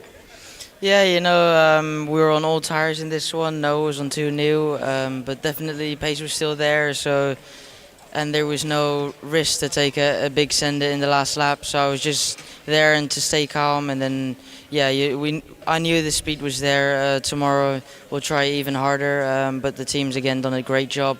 Yeah, we spoken with Noah and the team boss about the start with switching sides, and then I think that all went perfectly out. So I think we'll be good tomorrow. Good to hear very briefly there from Dean Hugendorn, who'd be starting this on the original pole side, not electing to switch sides of the grid. That everyone in this race has gone for wet to be seen. I think they've all decided, yeah, it's raining, let's go for wet tyres. As the field heads out onto the circuit, let's take you through the full starting lineup. This is OK Junior Super Heat B. Dean Hugendorn won't be able to start on pole, but he will be able to potentially start on the front row of the grid alongside his teammate for that final. Can he do it from the front of this grid? Evan Purcell joining him there with William Kalija and Eli Christian on row number 2. Henry Konstankumpin and Iskender Solfakari will go from row number 3. Great work from these drivers in this race. Let's see what they can do in this super heat. Valerio Villapiana and Benjamin Magnac go from row number 4. They have Will Green and Gilles Herman on row 5. Mateo Rivals and Emiliano Hernandez go from row 6. Remember, Hernandez was starting on the front row of the grid in yesterday's qualifying heats. This time he's had to take a jump backwards, but he still starts it on the 6th row. Maxim Bobajov and Louis Bazare go from row number 7. They'll have Andrea Mane and Henry Domain on row number 8. The first half of the field, and right on that cutoff, we'll see Dan Aleman and Alexander Lazarus. Potential final moments then for the following drivers. In row number 10, it's Egon Petrotti with Roland Nagy. From 11, we have Sebastian Eskandari alongside Vsevolod Osachi-Soslowski. And then from 12, it's Luke Taub with Milko Milel. 13 looks like the USA's Devon Waltz alongside Hungary's Marcel Jebo. And then shortly behind on 14, it's Christian Rost versus Alessandro Truchot. 15 for his first Worlds appearance, it's Tony Cacciafaro with Archie Owen. And then from 16, it's Enea Pizzuto with Gustavo da Silva. 17, your penultimate row of your grid, Carl Negoyerd with River Nilsson. 18 rows on your field, 36 karts in total. The final 2 look like Noah Anson and Hugo Eklund. Well, let's see how these drivers will progress in this next race. Their longest race of the weekend so far for the juniors, 13 laps. As the front of the field is ready to go racing, the back of the field is not gridded up at all here. Nicole is round and out. It's William Kalija. My goodness me. The Australian on the second row of the grid, just locked up there and is out of formation. And that's going to throw a spanner in the works for his World Championship hopes. What on earth happened there? I just saw the kart spin out. I don't know if he was hit. I don't know if it's just mechanical in nature. But now Kumpin has parked himself right on the back of Hugendorn. Are we racing? Yes, we are. But let's see how this one transpires. Wheel-to-wheel Purcell on the outside, right round the outside, tries to go Gilles Herman. What a start he's had. But they've pushed their way through into the chicane. Multiple drivers crashing right over the curb there and gaining multiple positions off the circuit. They won't look at that one too kindly, will the officials? But the rest of the field glowing through. Crucially, though, for Dean Hugendorn, he's got the lead and he's trying to break away. Out of the commentary box window then, and there on your screens is William Kalija, visibly, absolutely devastated. Was supposed to be starting P3 in this one. Won't even be given a chance to make up some positions as through these corners, battles going on thick and fast. Teammate of Kalija, Iskender Solfakari, there on your screen, almost getting it all wrong on the exit of that corner. Sideways these drivers go as they battle with that wet line, battle with the rubber line. Out there is now your newest driver to fall right down the order, Gilles Herman. He is out. He's another driver that looked like he could have been a hopeful within this race. Started originally on that 5th row, but within this one, it's devastation. He is done. Drivers trying to challenge into that first corner. I think Ili Christian was the one on your screen trying to give it a go. It's now down into turn number 1. We've still got drivers really trying to wrestle their way through the field. Front of your order, though, Dean Hugendorn, seeming like he's pulling away from the remainder of the field for the time being as Evan Purcell tries to fend off Ili Christian. Christian and Purcell taking varied lines on the entrance to turn number 6. It doesn't open it up for the Tony Karts through 6, but it does open it up for him through turn number 7 down the inside. In he goes for Tony Kart and Alpine. Makes himself the newest driver to overtake Evan Purcell. Certainly does. Well, just having a quick look at some points there for William Kalija. I think he'll still be okay to make it into that final, but he'll be right at the back of that grid, which is devastating for him. Eyes on this one, though. Big moves again through this field. You've got drivers fighting all the way round about the bottom of the grid here. This is well out of the top 25 that we are seeing fighting right now. We're seeing there the Ward Racing machine of Hugo Eklund trying to push through the field. But eyes on the front here. Evan Purcell fighting for 3rd place right now. Henrik Konstankumpin on that rear bumper, looking for maybe a move here down towards 4 and 5. Not close enough this time around. Valerio Villapiana, though, could be a driver looking for a move. The Koski Motorsport driver saw his teammate earlier on, Michael McGoy, having a good race. Can he emulate that one as he looks down the inside of Kumpin and gets through, leans on him a little bit, but gets that job done. Now Zulfikari goes through. Keep an eye, Will Green there just behind Benjamin Magnac, trying to get involved as well as already Valerio Villapiana. After he's done with one, he's already attacking the other as out of the race. Is that one of the energy courses, or maybe is that River Nilsson on the AD Motorsport machine? Possibly so, out of the race, but that is drama for some, as we've lost Gilles Herman, we've lost William Kalija. No, I think that might be Noah Antonsen out of the race. It is the 294, yes, Noah Antonsen out of the race. There is his kart, and a lot of damage to that already. Absolutely so. Emiliano Hernandez now dropping at 21 positions to be sat in P33. Battle going on in this one that Iskender Zulfikari finds himself absolutely all involved with. Who's arrived now within this one, Anthony? Will Green, the Williams back driver for 2025, jumps over the crest of the hill. He's now ahead of Iskender. Sat shortly behind of Evan Purcell, runs slightly wide on the exit of turn number 6. Eyes for that tighter line on the entrance to 7. Doesn't hit the curb, unlike Iskender right behind. Final intermediate classification as it stands currently. Your second page of things is led by Turner Brown. So despite that DNF earlier on, Turner still very much within the fight as we head into this afternoon's all-important World Championship finals.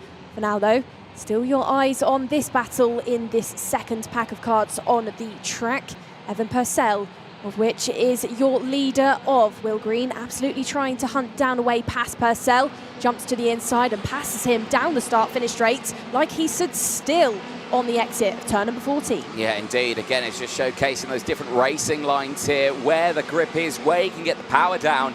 And Green really showcasing that one as he wants to join his fellow Williams junior driver at the front of this grid. Hugendorn, of course, same team and same potential future team for them in the world of racing, is a little further up the road, but the two just separated by 2 karts of Christian and Villapiana.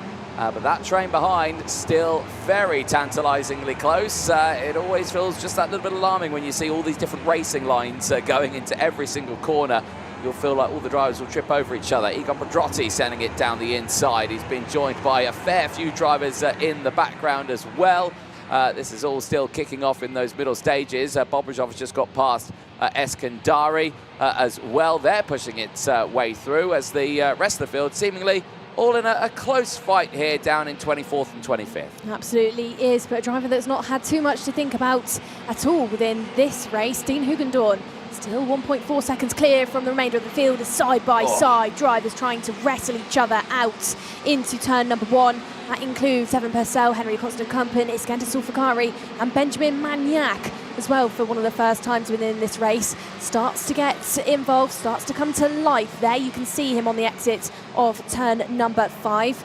Now getting past the drivers ahead of him, Iskender Zulfikari. That was a big lunge down the inside. Big lunge there for Zulfikari. Wants to close back up to his Forza teammate here, Benjamin Magnac, who's trying to break away and close into Evan Purcell. And unfortunately for Henry Konstankumpin, he's just being bashed and bullied out of the way there by these two Forza Racings, who are pushing their way through, and Matera Valls there in the background also trying to capitalise on this one. They've got another couple of the Forzas just behind. They've got Henry Domain and Andrea Manni as well. This was the moment. Ooh. Oh, they did touch wheels there on the start-finish straight, but thankfully it was just a slight kiss between those tyres and no drama between themselves. This moment here, though, look at this lunge, under braking. Not sure if he meant to do that one, but yeah, Henrik Kunsten-Kumpin certainly had to dive out of the way to do that one. More side-by-side happenings on that start-finish straight. That was the initial contact before they came together again. Yeah, that is absolutely incredible between those two drivers. Iskender Zulfikari, though, still very much within the fight of this. He's on the tail of teammate Benjamin Magnac for the time being, and in that final intermediate classification for now is the highest up Forza for the time being. Forza's headed into this weekend with 10 drivers in your junior grid. Iskender is the highest hopeful for now. Of course, did see William Kalija with that early DNF at the start of this race, but for the time being, Iskender is doing a good job to remain inside the overall top 10 as we head into the remainder of today. 250 there on your screen, still trying to push round, still trying to hunt down some pace around this track that just looks unbelievably slippy for these drivers. Don't envy them at all. The rain is still dropping down on the track, and I think it's maybe a bit deceiving on the camera, Anthony. You know, it doesn't even look like it's raining at all. It's not visibly heavy on the screens, but we've got that puddle next to us, and it absolutely is still raining. Well, it isn't actually. It stopped. There's a spot here and there. I wouldn't say that's raining. Comparing it to earlier on, it was raining. That is, in terms of British eyes, that's a lovely summer's day. Probably, actually. Probably. I'll be having a nice drink in the garden, I think, right now in this sort of conditions. But yeah, for these drivers, working hard still as they continue to find any grip.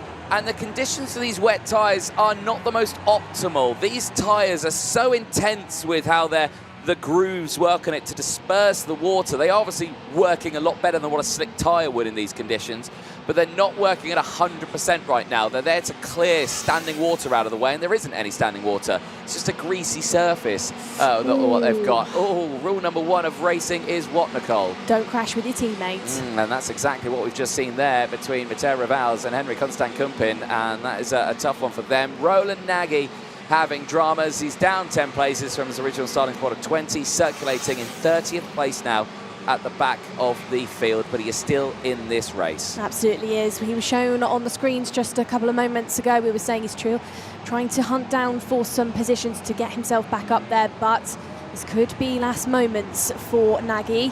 In this race then, the last couple of laps for Dean Hugendorn, still out there in the front all alone, 1.4 seconds clear from Ili Christian for now. Hugendorn, we've said it a couple of times so far today, with the wet conditions out there, he's actually in a bit of a, not a spot of bother, but he's got a challenge out there because he's the first driver to hit those wet spots in the track. He can't learn off of anybody in front of him who might be making mistakes in the corners. You know, Ili can learn from what Dean is doing in these corners, pick things up, brake a bit later or earlier, vary his racing line. Dean has got to do it, you know, all on one go, and Noah actually said that earlier on. Through turns 2 and 3, these drivers go, clipping the curb to shorten the track and get the kart nice and rotated, as they do through here as well. Later, wider line through turns 4 and 5 to get the run on the exit of the corner over the crest, and then down into this part of the track, which actually barrels downhill slightly for the drivers. There on your screen, though, it is Forza 6, 7 and 8 of Benjamin Magnac. Iskender Zulfikari and Andrea Manni there as well. Manni trying to hunt down a way past Iskender. They almost go so by side on the entrance of turn number 10. With drivers looking that curb round, now into 11.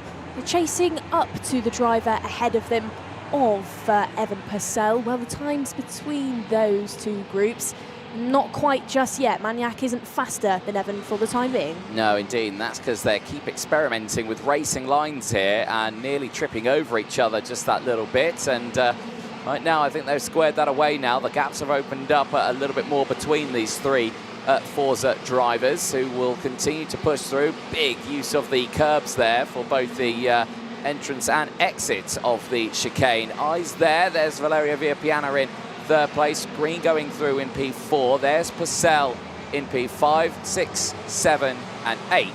The Forza trio holding firm in their positions, but Andrea Mani still looking like the fastest of the two. Now he's looking down the inside of Iskender Sulfakari. His teammates, he's got that done. Nicely done. And up into 7th place now.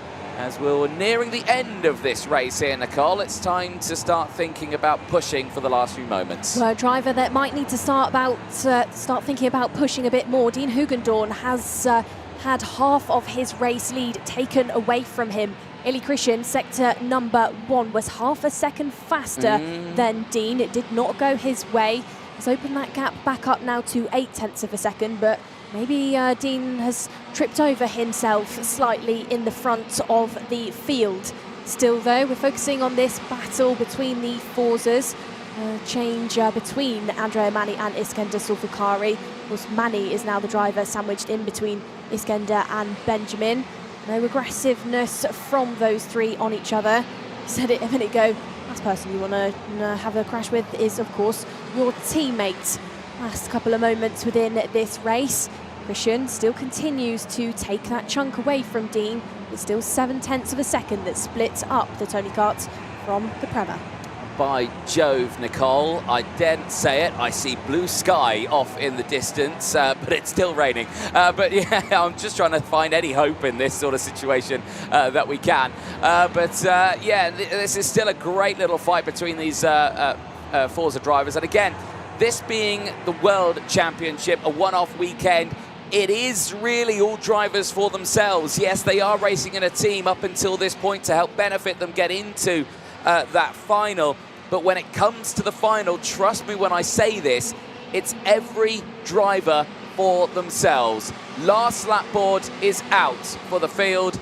Dean Hugendorn leads the way once again now by over 1.1 seconds. There must have been a moment on the track there for himself on circuit, but the Prema racing driver on that Kart Republic machinery, showcasing that the package he's got underneath him is a strong one this weekend, as he will be joining his teammate Noah Baglin on the front row of the grid for that final. Eli Christian there on the Tony Kart. The OTK group still looking incredibly strong this weekend with the Kart Republics alongside them as well. Grissom at this moment will be joining Evan Purcell on row number 2. It will be a Kart Republic row 1. OTK, row 2 in that final in OKJ. Across the line, it's Dean Hugendorn from Eli Christian. Valerio Villapiana finishes in 3rd ahead of Will Green. Purcell finishes in P5. It's a little wait across the line with himself and Andrea Mani. Benjamin Magnac, Zulfakari, Kumpin from Matteo Rivals, who rounds out the top 10. But Dean Hugendorn, it's lights to flag for the Prema driver as he goes to start on the front row for that final later on. Archie Owen, though, the biggest mover in that race, started outside that cutoff in P30. He finishes in P15. It might be enough, but I don't think so, to get Archie Owen into that final. But a valiant attempt there nonetheless from the young Briton. The same for Alessandro Truchot. 14 places gained to finish in P14, and Sebastian Eskandari 10 places gained to finish him in P11. There's your top 3. Dean Hugendorn, Eli Christian, Valerio Villapiana rounding out the top 3 at the end of that race. There's your full results on your screen. The top 10, we've gone over Eskandari in 11th place from Maxim Bobajov, Henry Domain from Alessandro Truchot, Archie Owen from Louis Bazare, Severo Sachi and Dan Alleman rounding out the top 18. 19th place sees Devon Waltz and Marcel Sebo. They were having a good race for themselves, up 6 places each, pushing away nicely. Carl Nellygood for Ward Racing, 21st place for him at a 12th place gain. Great running for him. And Hugo Eklund just behind, another Swede for the Ward Racing team. 14 places to finish in P22. Egon Prodotti in 23rd ahead of Luke Tal, Alexander Lazarus from Gustavo da Silva, Eni Pizzuto, Melker Millel at 28th, Christian Alexander Öst, Roland Nagy rounding out the top 30. The retirements, River Nilsson, Tony Cachefero, Emiliano Hernandez, Noah Antonsen, William Kalija and Gilles Herman. Here's your highlights on your screen. There, Kalija at the start, out of the race. Unfortunately for him, unable to get it restarted. And from the front rows where he was looking to start for the final, he now hopes to see if he'll even be starting at the back of the grid for that final. Here though, the race starting, and a relatively decent start for the field. Everyone on those wet tyres on a slightly damp circuit, meaning trying to get any temperature into those tyres, as, my goodness me, the heavens have opened once again now here at Kristianstad with one more superheat to go. And all the meanwhile, we're seeing those overtakes of Hilario Villapiana. Very feisty start for him. Antonsen at the beginning of that race as well. Out. His hopes of entering into that final go no more. And unfortunately for him, Antonsen, who did gain a position after he started 35th, unfortunately only finishes 34th. The first initial changes there at the sharp end of the field. Certainly Iskender Sofakari getting his hands dirty in that early stage. Will Green able to push through the field. Green able to finish that race in P4. A respectable position for the Williams junior driver for the Prema Racing outfit. And still showcasing his skills. We'll see him out in that final. He'll be joining them inside that top 10 with 260 points to his name. While that happens, this moment here between Henrik Konstantin and Iskender Sofakari, wheel-to-wheel action over that start-finish line between the two of them. No love lost there as that fight continued later on into the race. Outrageous lunges down the inside. This was it here from Iskender Sofakari, not wasting any time, this time getting the move done on Kumpin, who would later, unfortunately, tangle with his teammate, Matteo Rivals. Getting through. That brought Andrea Mani into play. Was able to push through. Roland Nagy having dramas at the middle point of that race. Him dropping to 30th place. And I think out of his hopes of getting into that final later on. Then we saw the trio of Fusions battling, of Forzas battling away, I should say. This was the moment for Andrea Mani pushing his way through, and Mani Nuvolini as well later on in that race, but keeping a close eye on all of that fight. The Forza Racing drivers still pushing through as later Henry Konstantin later trying to push through, but that's the juniors done and dusted for now before their final. Let's head down to Parc Fermé, over to Nicole Sutherland. Thank you very much then, Anthony. I'm with our race winner, Dean Hugendorn. Dean, another good race win there for you. You've matched what teammate of Noah Baglan did earlier on. But, you know, that midpoint in the race, Illy was catching up to you. Did you make a mistake, or was it just a struggle sometimes being the race leader? Yeah, I think in the beginning we were quite fast as well, then pulling away from Illy, and then from there on, yeah, just staying calm, but then one little mistake led up to quite a bigger mistake, which up losing to Kristen some time, but then after just staying calm again, and I think that was mostly the key to this race, and then, yeah, from finishing from there on. And after consistent wins, I'm sure that the confidence is sky high. Dean, not too much longer now before we head into our final junior race of today, which of course will be our all-important World Championships. What happens between now and then to really get those last-minute bits of preparation in? Yeah, I think with all my support behind me, I think the key is again to stay calm, and then yeah, I think it's going to be a very exciting race. As now the conditions has definitely changed compared to yesterday, so yeah, let's see how it goes. Dean, great to hear from you as always. We'll head back up into our commentary box for our last super heat of today as the rain continues to fall down here on the Kristianstad circuit. Thank you very much, Nicole Sutherland. Yes, it does continue to fall, but I'm going to stay quintessentially British on this one and say it's brightening up out there. I am seeing blue sky coming over the circuit, so we may get a gap in the clouds here, but it will be a wet race for this one. Everyone has gone for the rain tyres, the wet tyres out there, the MWs for the field, as Daniel Kelleher starts this one on pole position. We caught up with him after yesterday's qualifying heats. Great racing out there for you, Daniel. You know, 4 heat wins, I believe, and a P3. You couldn't have done too much more today. Tell us about the feeling in the kart in that last race. Yeah, the car feels amazing. You know, we've been winning all the heats today so far, and yeah. And heading into tomorrow, you know, mindset and confidence must be on top form for you. But tell us about what's been going on in the tent, what's happening in Kart Republic right now. We've just been trying to nail the setup as much as possible, and yeah, it's proven. And the drivers around you then, you know, you've not really been challenged throughout these heats too much. Are there any particular names that you're keeping an eye on as we head through into tomorrow's super heats? Just hopefully to go by my own race and just go. Well, good to hear there from Daniel Kelleher. He'll be starting this one on the front row of the grid. We will see how he progresses in this race as he's looking to step up the order just that little bit here. He currently sits 5th in the points with 241. Can he push forward? Well, let's take you through that starting lineup and see who'll be starting alongside him. Daniel Kelleher and Lev Krutulov on row number 1. He'll be joined by Tom Pradier and Davide Bataro on row 2. Zach Green and Christian Kostoya go from row number 3. Noah Wolf and Matthew Higgins go from row 4. They will have Peter Stiller and Kenzo Craigie on row number 5. Jacopo Martinez and Toby Gale will go from row 6, with Oliver Kinmark and Mariana Lopez on row 7. Oliver Rasmussen and Jindra Peschel go from row 8, with the first half of the field being Casper Reipold and Kadir Fairhand. Part 2 of your grid, row number 10 includes Simon Barbarella and Paul Androtis. 11, Efim Durinov with Hugo Marti.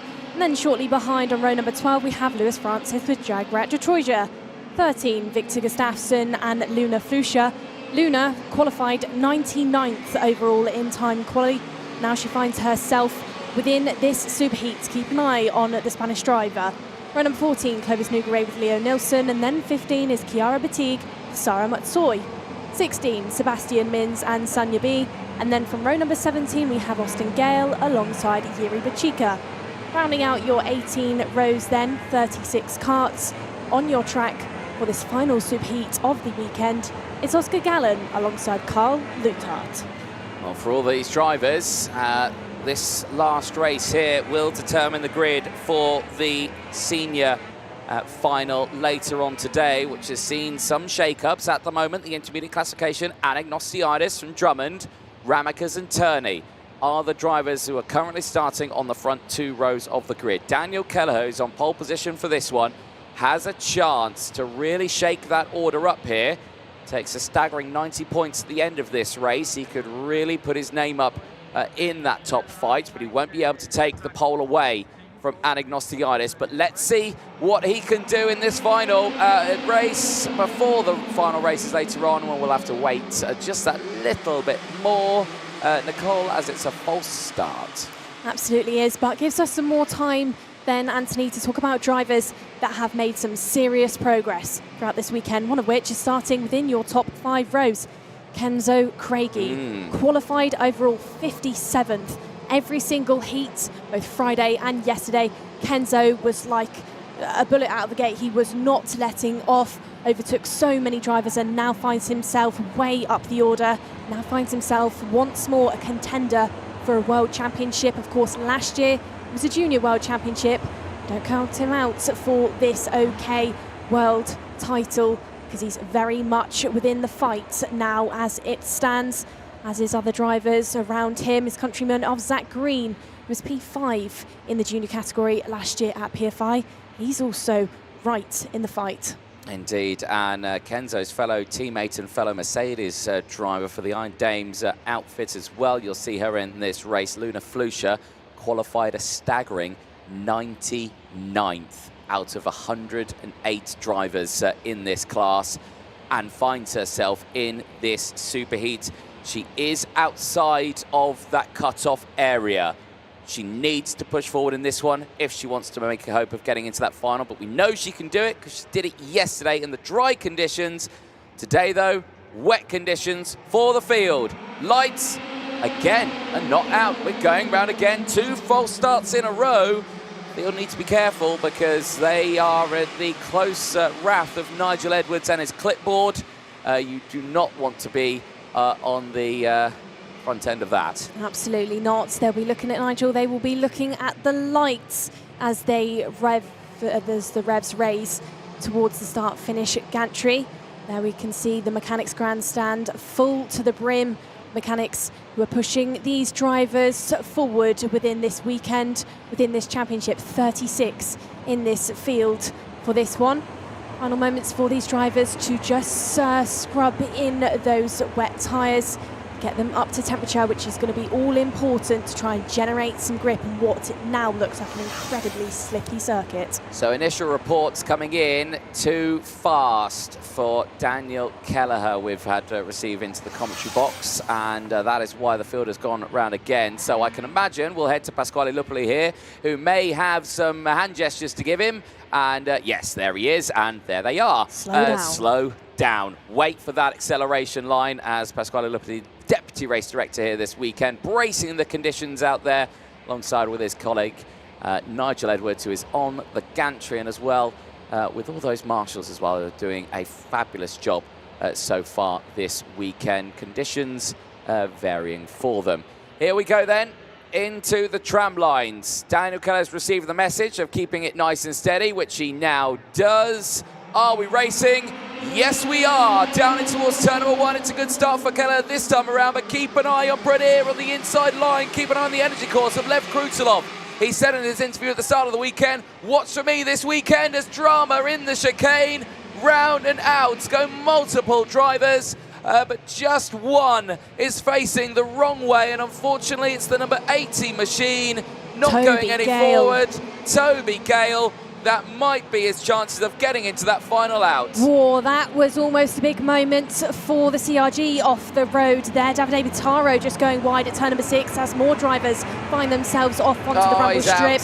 There we have then Gale trying to get it restarted, but that's it, abandoned. Abandoned also is the number 65 kart out of this race already. So big dramas as we've headed into this final superheat. That was Oscar Gallen that finds himself circulating no more. Front end of your field though. That is Zach Green being challenged on the exit of sector number 3. Side by side they go through turn at number 14. Green and Bitaro trying to go for it on the exit of the final corner. Let's take you through your top 5 for this early stage though. It's Kelleher as your race leader, Pradier as P2, Noah Wolf currently up by 4 positions to be in P3. Then we have Krutulov and Zach Green. Wolf hunting away past the Tony kart there through turns number 4 and 5. If you let him go for it, he absolutely will. And there at turn number 6, down the inside, uses that grip bolted to that Birilat chassis, makes the move stick, but Pradier looks like he's going to try and return the favour, clips the curb at turn number 7 and gets back past. That's going to bring Krutulov ever closer into this fight. He's P6 in the world as a junior for the Energy Course driver last year. This time finds himself very much within the top 10, this time in the seniors. We were highlighting his name earlier. There we can see him on your screens. Kenzo Craigie now trying hard to fight his way past. Your 2025 European champion of Christian Kostoya is there on the back of Davide Bitaro. Jacopo Martinese absolutely trying to go for it. Yeah, indeed. Nearly getting his front nose chopped off there from Bitaro just up ahead. It's Kenzo Craigie attacking now Christian Kostoya as they go through. Here's 2 CRGs just behind in the form of Victor Gustafsson and Clovis Nugarade. Of course, Gustafsson running with the Galamini outfits, of course, this weekend, which is basically, it's the CRG, but running the TM kart engine versus the IAMI engine, which is what the CRGs would use. The rest of the field going through, Jiri Pacheco having a moment there with Leo Nielsen. They've just tumbled down with Peschel going through. Eyes on this one here. Still Lev Krutulov fighting at that sharp end of the number 8 Energy Course machine, but seemingly not having that outright pace for here And you would think at this point, now Lev is quite a tall driver in this one, and is working hard in this, but at the moment he's not able to utilise that weight to get the weight down in these wet conditions. Well, it was the Ukrainian driver that just fought past the Frenchman of Pradé, so Lev is now within the top three. Yeah.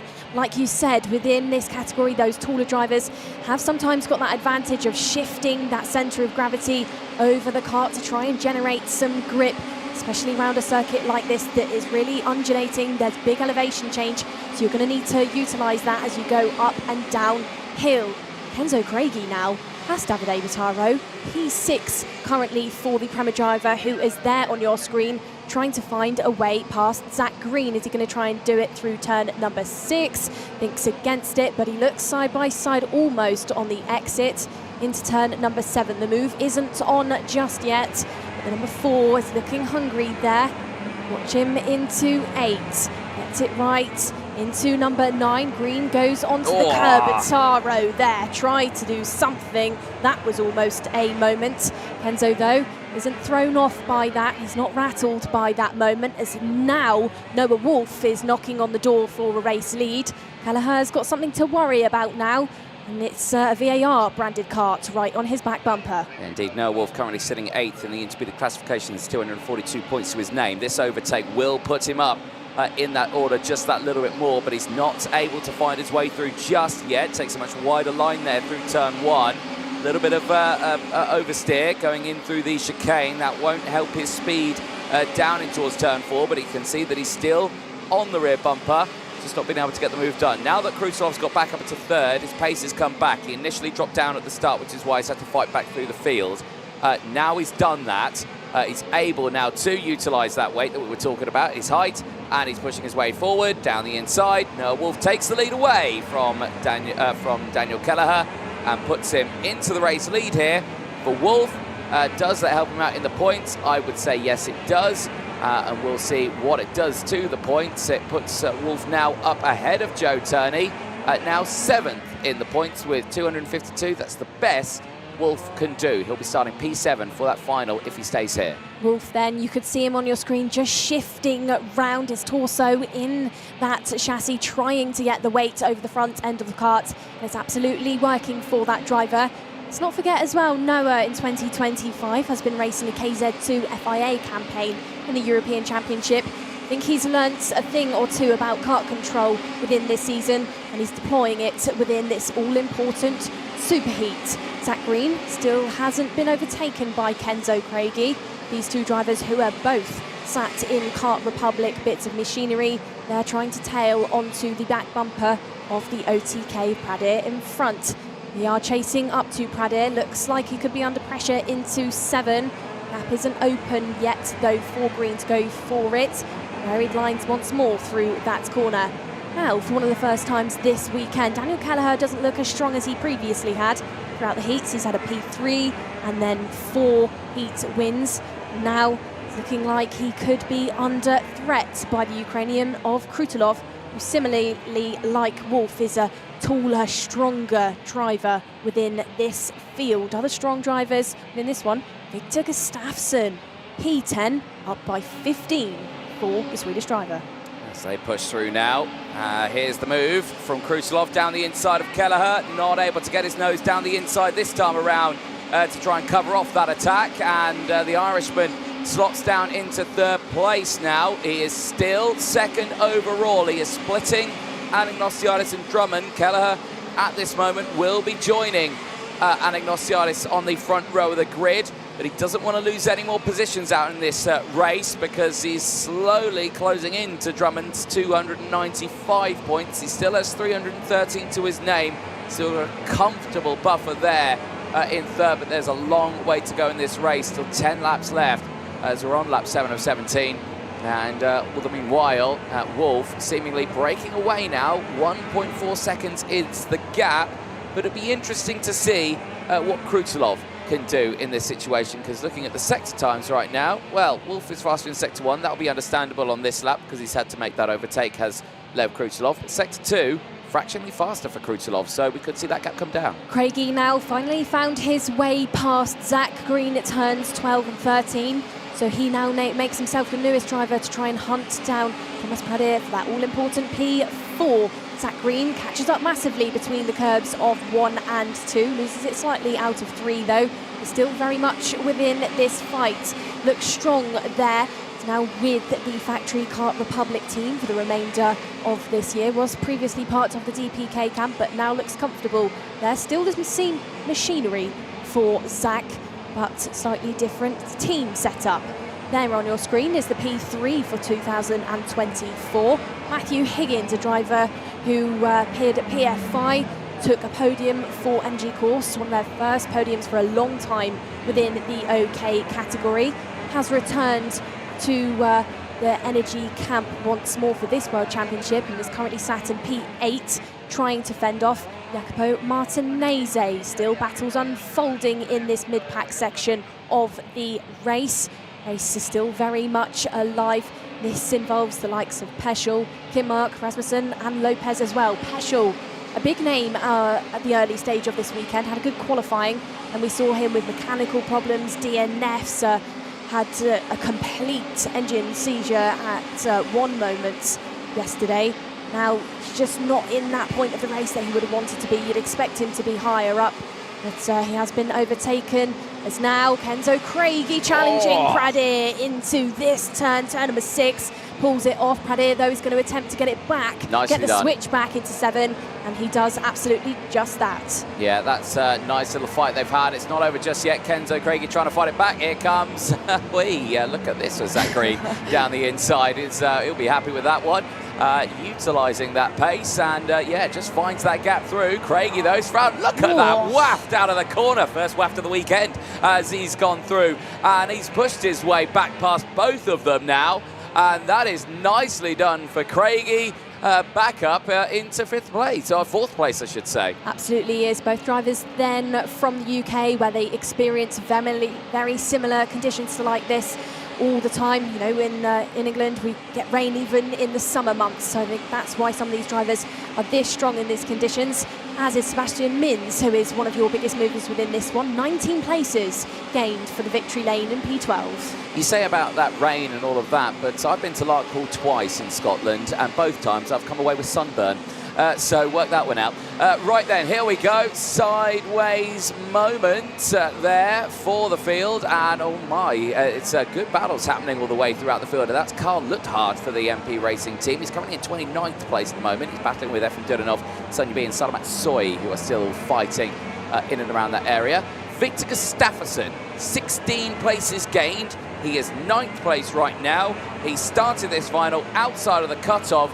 And the Swede, who has not won a final here, has not won a championship title here at all. It's a circuit that he knows very well, but it's just eluded him being on that top spot at the end of a weekend here. Yeah, he's just not looked very sharp this weekend. He's so strong in the overtaking parts of the races. He really deploys all of that experience he's got in his many years of both OK and KZ racing, but just struggled in qualifying, and then that makes the rest of the weekend just such hard work to try and fight your way through the pack and also manage the tyre as well. Managing the race, though, for the time being, Noah Wolf, 1.1 seconds clear of Lev Krutulov still. Kelleher still there in P3. Oh, Kenzo Craigie there, P4. Looks like maybe he could be chasing up to Kelleher, and pace-wise, he is. Kenzo Craigie then, previous one was a 1 minute .735. Kelleher was on a 1 minute 8.2. So the pace between Kenzo and Daniel looking like Kenzo is the favourite for that battle for P3. Indeed. Well, we'll see the rest of this race progress on. We're on lap 11 of 17 right now. This is Higgins out on track, currently in P10. Sebastian Mins just behind him on a 20 place gain, and he's just pushing his way forward. We'll see what he can do. There, though, is Kenzo Craigie. Is he having a problem there, or is he? No, he's closing in on Daniel Kelleher. That will be the fight for 3rd place. He's dropped Green and Pradir. So we were thinking there was maybe more dramas there, but I think he's all good. But still, eyes will focus on that fight. There is Pradir on your screen. Bataro just behind, trying to close back in on this one. He's down 3 places. We'll have to be careful, though. Martinez and Victor Gustafsson not very far behind on the track. They could be a contender in this one. While we wait for these drivers to close in here, let's just take a look at your final intermediate classification. James Ananosiadis is still leading that one. He cannot be caught by the drivers in this race, 334 points. Daniel Kelleher has bumped himself up to second. He's looking to start on that front row of the grid. Drummond has gone down to third. Krutzelov has gone up to fourth. So it will be a Drummond-Krutzelov row number 2 at this moment. Ramekers and Wolf will be locking out the third row of the grid. Tom Pradere and Joe Turner will be joined on the hip at row 4. Davide Batara and Zach Green at this moment are looking to round up the top 10 for that final. Craigie Kelleher battle then.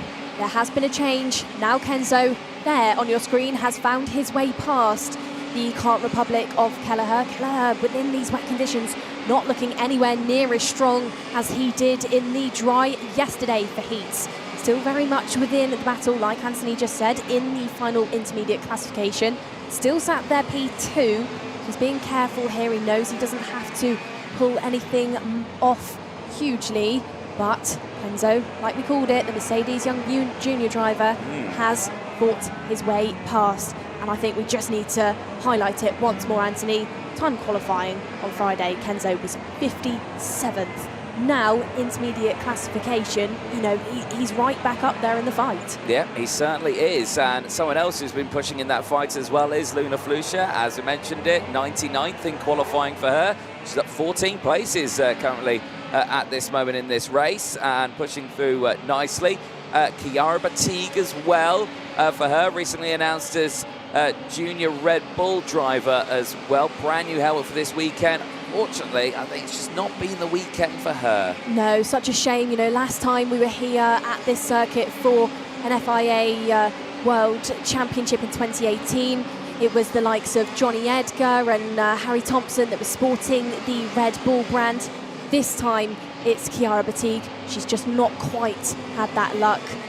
DNFs for Chiara. She did fight her way through well in some of the heats, but it just looks like for, you know, one of her last appearances, it's not gone her way, as now big chunks are being taken out of Noah Wolf's lead. Lev Krutzelov, he said it in a very confident driver interview earlier on in this weekend. He thinks people should be watching him this weekend, and watching him we are indeed, because now the gap between him and your current race leader, 0.5 of a second out of turn number 14. Lev looks visibly stronger to me, Anthony. Watch what the gap is now. Does it reduce once more? No, not just yet. Goes up by just under 0.5 tenth. So Wolf trying to manage this one, but Lev, a driver that's very, very passionate, really hungry when he's out there on the circuit, and hungry within this race. Yeah, indeed, and continuing to push forward in this one. They have got a sizable lead from Kenzo Craigie there in third place, who is now all on his own in this one, as there's been some dramas in the back of the field as we keep our eyes on this one. Peter Stiller dropping to 22nd place. That's a big shame for him. Lewis Francis, Marino Lopez and Paul Andriotis, some big names there, have all seemingly tumbled down the order in this race. Not what they wanted to see at all, which is a big, big shame for them. Eyes on this though. Wolf still holding off, the gap down to 0.3 of a second now into this final sector. Lev Krutzelov all over that rear bumper. Now you've got this close, Lev. Now you get to start to see what the racing lines could be. He looks to the inside of the final corner. That's an outrageous move there on Noah Wolf, who will lose out on his race lead after he's held it for quite some time, but he's going to instantly fight back down the inside through turn 1, but it's not close enough. Stays in second place, and Lev Krutzelov finds his place in P1. Lev Krutzelov then, that was bravery on 4 wheels to keep that power pinned, to keep all of the pace going through turns 1, 2 and 3, and to keep his race lead out to turn number 6. Both those drivers taking that wide line, Ving the corner off and getting their rev on the exit. Still mid-pack section of your field getting very busy indeed. Further down the order, big moves from the likes of Leo Nielsen, Luna Flusha. Luna is an 11th place charge for her for the time being. Out there in the front, Lev Krutzelov has pushed away from Noah, who I'm sure probably wasn't expecting Lev to catch up just as quickly as he did. This is the back end of your field. Lewis Francis, Chiara Batigue, Oliver Rasmussen, Peter Stiller, all saying hello to each other, and I think all of those drivers are going to be sort of aware within this weekend this could be their final moments, and this is the final lap for these drivers within this superheat. It certainly is. Lev Krutilov, like we mentioned earlier on, really did say, watch me this weekend, I will be one to keep an eye on, and he has certainly proved that in this superheat, pushing his way through, starting this on the front row of the grid. He has found the pace in these wet conditions and certainly could be a contender in that final later on, as he currently sits 4th in the points with 292.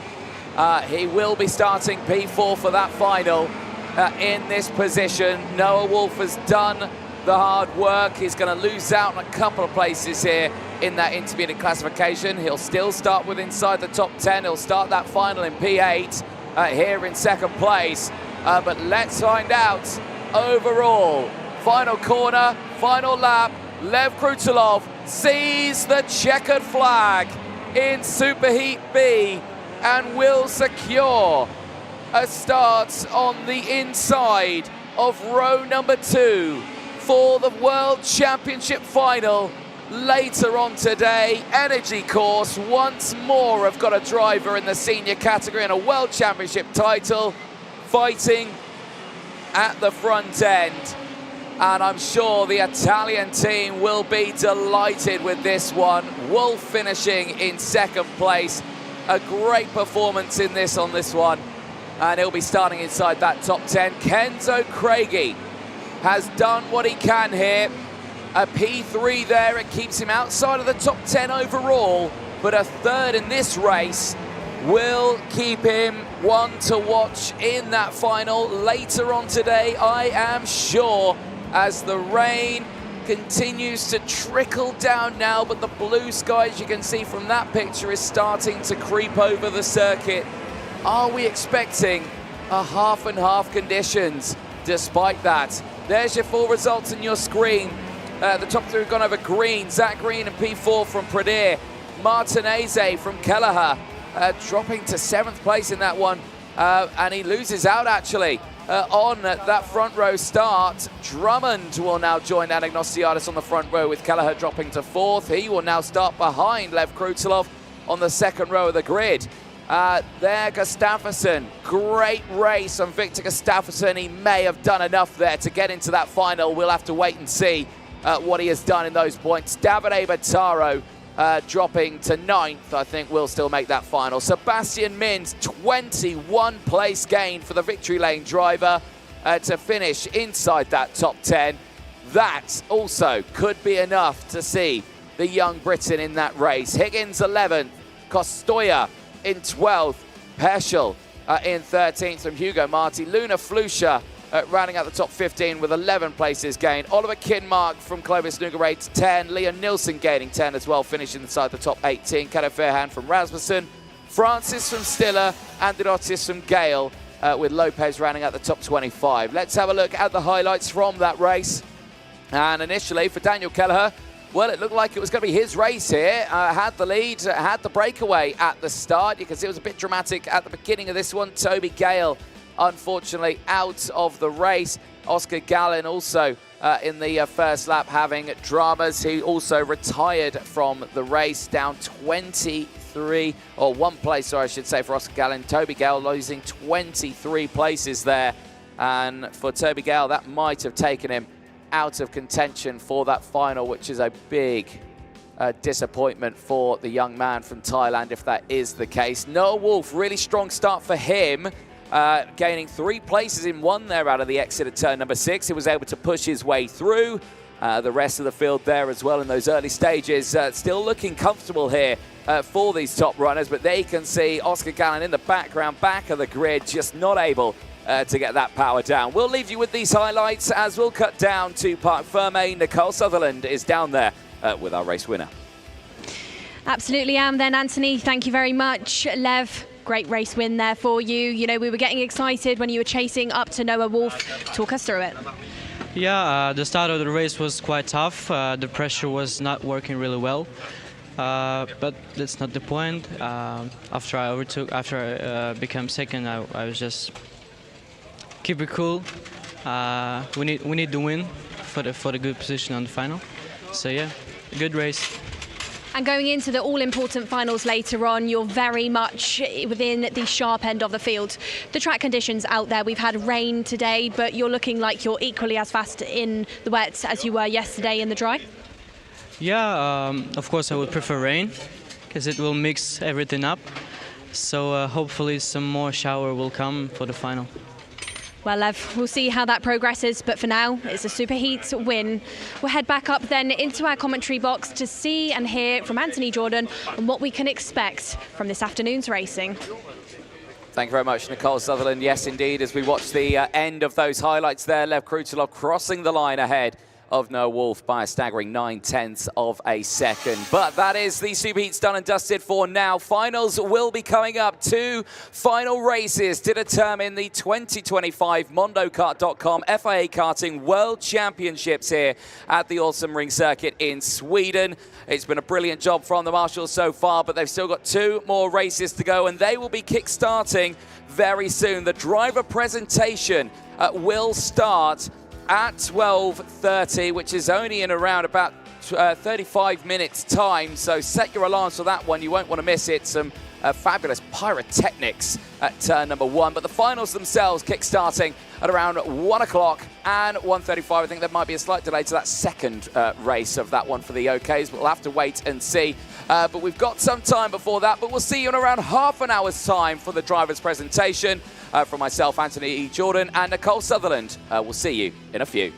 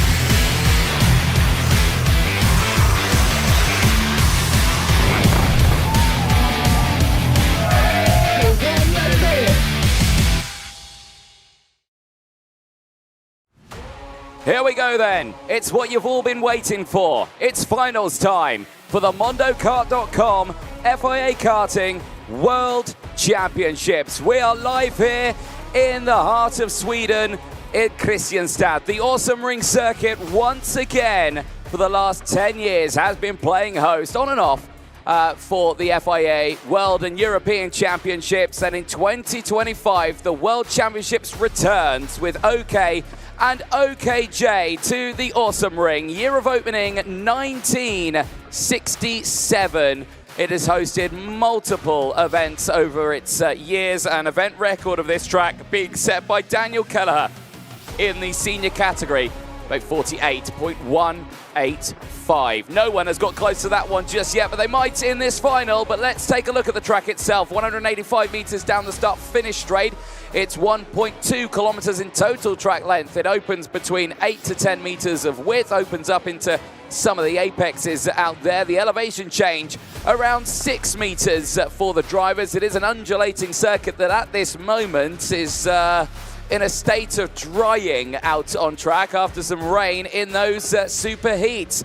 But the track itself spans 14 turns. We see those 7 to the right, 7 to the left, with 6 hairpins out there. Each and every one of those corners provides its own unique challenges, but many of them provide unique overtaking opportunities. We see them in towards turns 4, 6, 7, 9, 10, and 14. We've seen them in towards turns 1 as well as that chicane, and also in towards 11 and 12 as well. So basically, it's a track you can't really escape from with it being so fast and open. And speaking of it being fast, drivers will be topping out at around 125 kilometers an hour in towards turn 1. They'll average around 90 across the entire lap, meaning it is a demanding circuit for all of the drivers and those karts included. They have battled through the qualifying heats, they have battled through the superheats, and now out of the over 200 drivers that entered into this weekend, it is down to just the 36 in each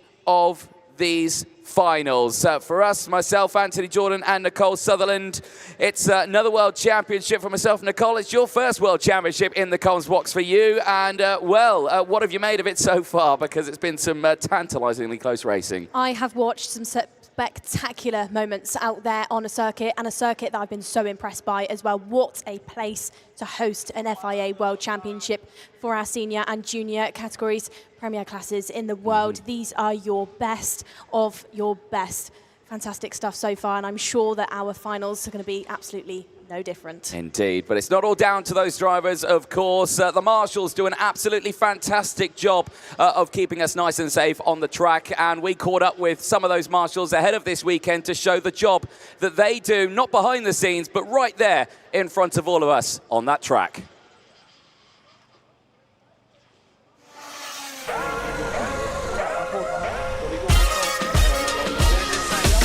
My name is Lars, and I love karting. It's racing. It's very challenging, and it's high speed, lovely weather, exciting. My heart is growing. It's very nice. We are volunteers, and we are happy. We make friends, and it's very, very nice. I like it. Hey, my name is Rasmus. It's fun to be here. We love it. It's an opportunity to see world-class karting and to support your local club, Kristianstad, at the same time. The attraction here is basically the pace, the quality of the driving, the atmosphere, watching all the teams going in the paddock. Hello, my name is Billy.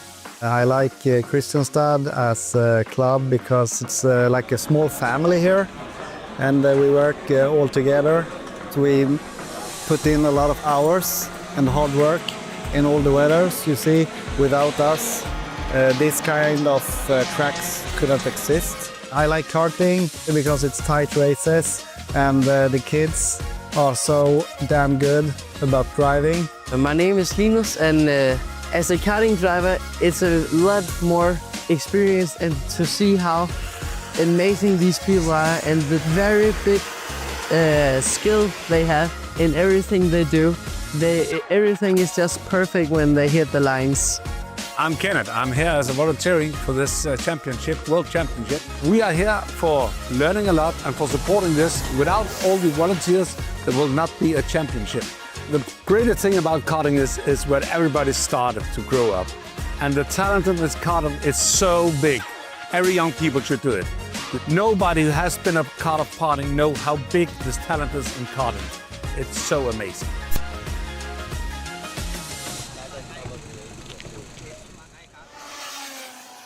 Well, a fabulous video there showcasing the dedication from the wonderful marshalling crew here this weekend. And of course, every single event that we go to, we do see an amazing array of marshals that have been taking part. So as you can see, all the drivers who have made it into the finals will be heading out onto the track. So all the finalists in OK and OKJ will be heading out. And yes, we can see you on the GoPro. Welcome to the pre-grid. Lewis Francis, who's there, James Anonosiadis, Timo Ramikas, Peter Stiller with the fabulous haircut and sunglasses there. He did tell me not to mention his haircut. He said the barber didn't make a good job of it, but I think you look wonderful. There we go, as they get themselves ready to go racing for this one. Everyone taking their seats in the marvellous grandstand here at the Exeter turn number 1. They'll be watching all the racing from there, and of course around the circuit as well. You've got the banking that is around there, and of course the entirety of the outer perimeter of the circuit. There is a pathway all the way around, and you can watch it from every single angle you can imagine, and that will be full for these races, I am sure. Now this race due to start at 1 o'clock. In that time, of course, since the superheats, the rain has gone away. The sun came out, the wind picked up, and the track started to dry. There on your screen is the CIK FIA President Akbar Ibrahim. He'll be out on track to give the medals to the drivers who have made it into this final, because of course, quite the achievement from the drivers. Staggering entry, the juniors who will be racing out in this one, 109 entries for the juniors, the seniors 108 entries. That all getting whittled down to just the 36 in this final, and a very tense moment for them. There is the CIK FIA Vice President John Ryan, who is joining us, and happy to say that it is his birthday today. So we'll say a big happy birthday to John Ryan, and if no one knew that, well, they all do now. And I'll apologise to him later, but I wish him a very happy birthday. Him watching from the sidelines on this one. He'll be out on the track as well. He'll be just congratulating some of the drivers. There's some of the members of the media, Philippe as well. He'll be joining us as well of his fabulous team of crew from KSP. So all the drivers there primed, ready to walk out onto the track. No karts in sight just yet for the drivers.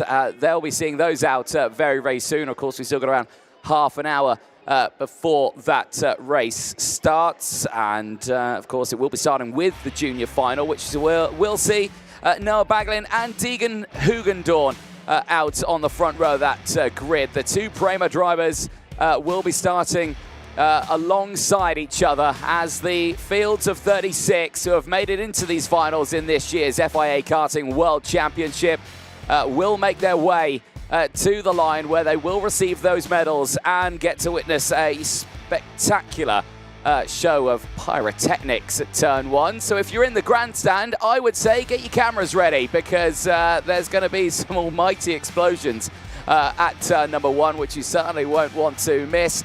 But for the field now, the job is simple. Well, actually, I reckon it's a little bit more complex than that, because, well, one, with a drying track and the sun still trying to break through, but clouds in the distance, it is unclear whether it will be slicks or wets. And you can see the drivers looking around at the clouds. They're going to be making their decisions on the conditions of the track. You can see from that picture there, it is still wet on the start-finish line. However, there is a dry line, and of course if you go out in the wet tyres, you can bet your bottom dollar that the track will dry out rapidly, and all of a sudden you will find yourself at the back of the grid, because, well, the conditions are looking like it will be dry for this first of the finals. So, look at this, a very elegant race suit there for our man starting this for the Victory Lane team.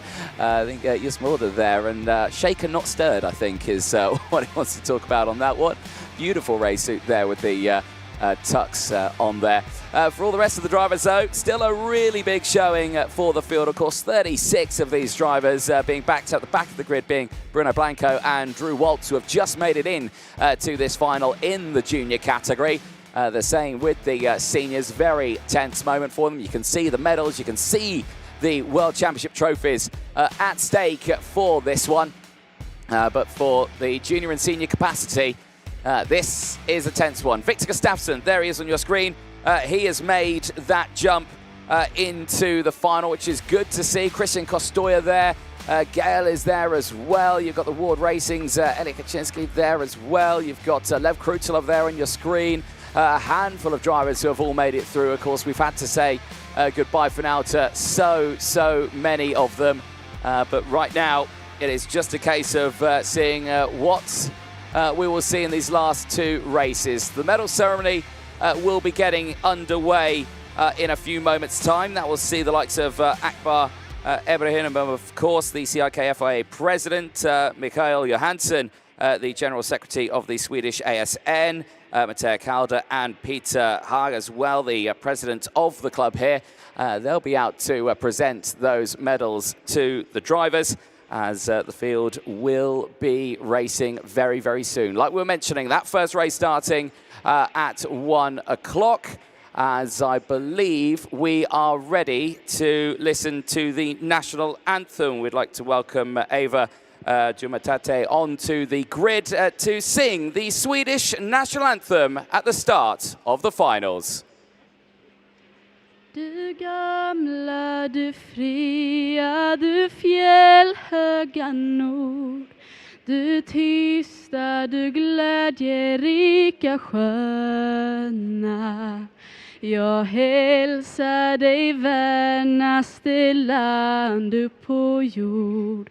Din sol, din himmel, dina ängder gröna. Du tronar på minnen från fornstora dagar, då att ditt namn flög över jorden. Jag vet att du är och förblir vad du var. Ja, jag vill leva, jag vill dö i Norden. Ja, jag vill leva, jag vill dö i Norden.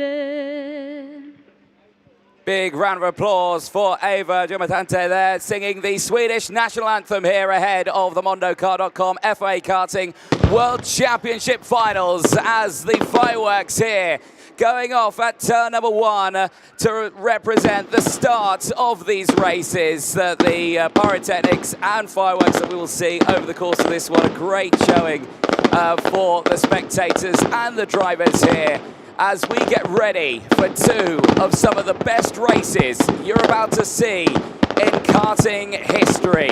Mixed conditions, multiple European and former world champions about to do battle once again here in Kristianstad.